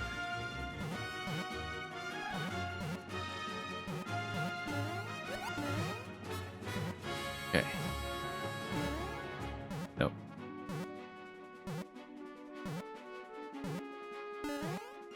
Hang on.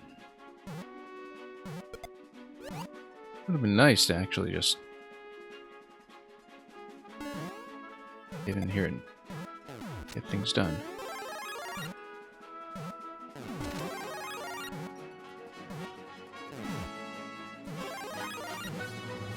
Okay, now let's bounce the thing up if we can, and maybe also grab the POWs if we can.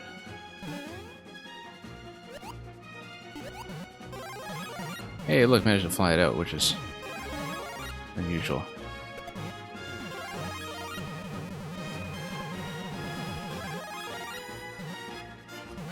We do need to drop something in it. The question is what? I think I do need my spring in order to walk anywhere.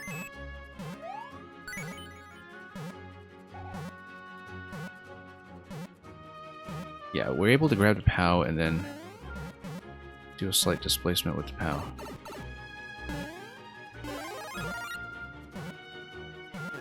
We do not want this to follow me over.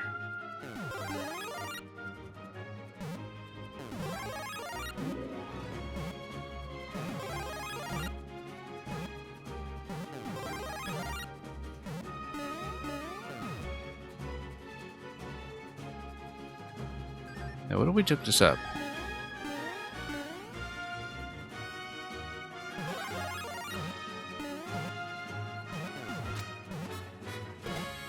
Nope.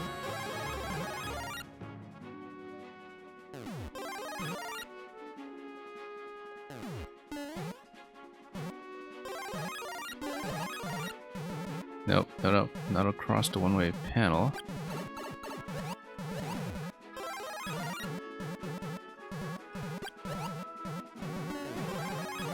I was hoping to grab the POW so we can brace it by one block. And then, nope, once again we have one-way panel issues.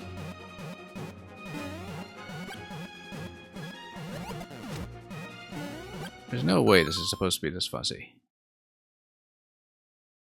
We're missing something in the solution, I think, because some of the movements that we've been trying are so specific, and the fact that the clown card just repeatedly gets trapped really makes me wonder. It's possible to reset all these interactions. Maybe even bounce this. Except now it's really not on the right tile for that. And we just kill it anyway, okay. Fine.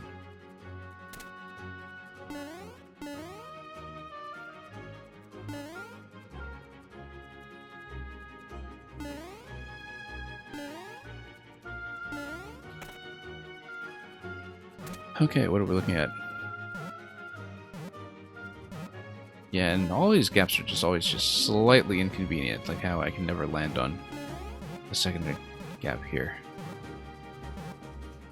Yeah, everything is just slightly inconvenient.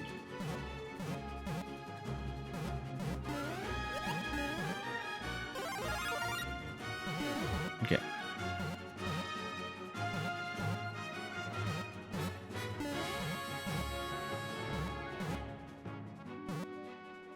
Well, nope.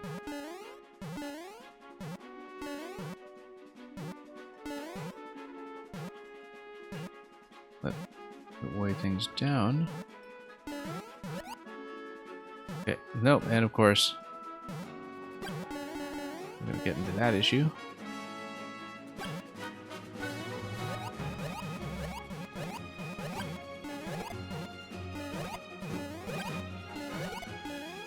Oh, we should use the seesaw. We've been on this one way too long. It hasn't really felt like I've been solving puzzle, like most have been solving execution. Come on.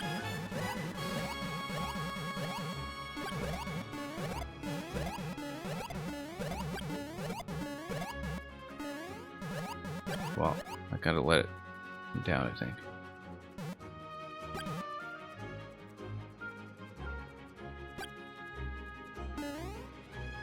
Nope. This gate, we come up. We might be able to grab this block as the talisman of sorts. Let's up here.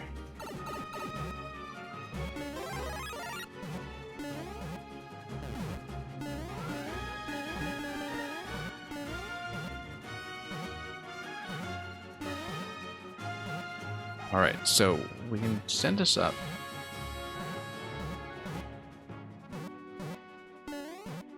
And we'll see how that looks.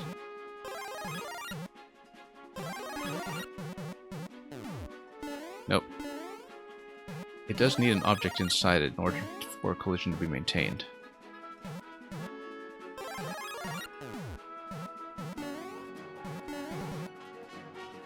And of course it's going to completely miss, which... yeah.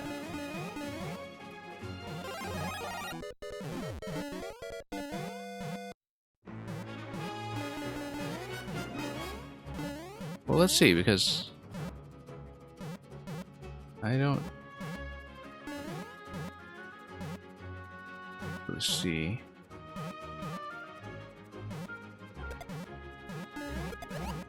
Nope.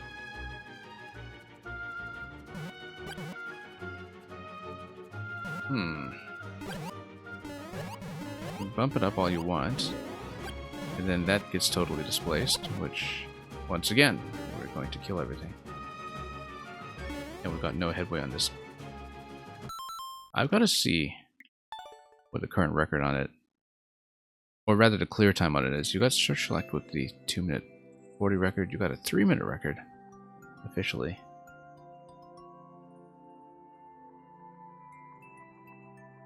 And that's, so the other judges have cleared it so far. We may need to postpone this one because we've been on an execution problem with it for some time, and looks like we're not just about to do it anytime soon, and there may be something with the movement that we just need to rethink. I will have to solve it at some point, because we are solving everything, but it might be one that I need to reconsider. And we've been running quite long today. We did get a couple of clears before this one, though, including some fairly long levels. So I'm pretty happy with what we've managed to do at the moment. And I think maybe this is a good time to call the stream. I'm kind of evaluating whether it's practical to do some more, but I think we'll probably be taking at least 2 or 3 more sessions to get through the rest. We've got 4 solutions today, plus this level, which we didn't really manage to execute in the end. Yeah, it is entirely possible that I was just missing some kind of critical movement, and maybe we're not thinking about it in a puzzle way that we should be. But we'll have to save it for another time because we've been running super long today.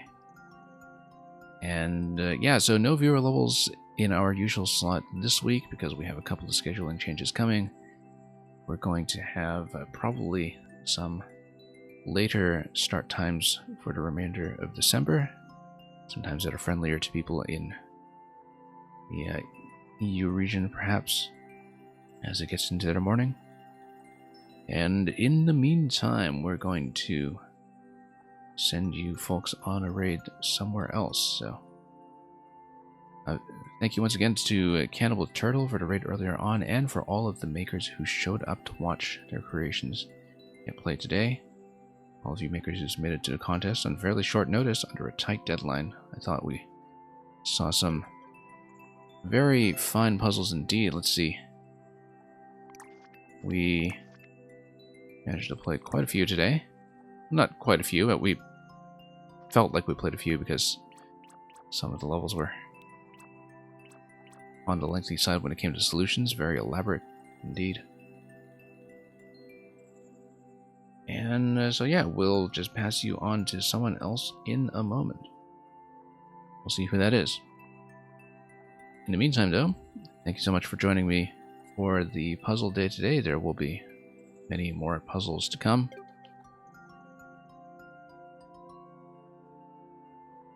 And whoops, wrong screen here.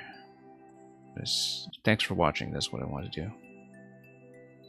And it's have to the correct one here. Once again, have a great week ahead of you. We'll see you in a couple days' time with more puzzles and more levels besides. And until we meet again at our next destination, have a wonderful week ahead of you. And as always, fare thee well.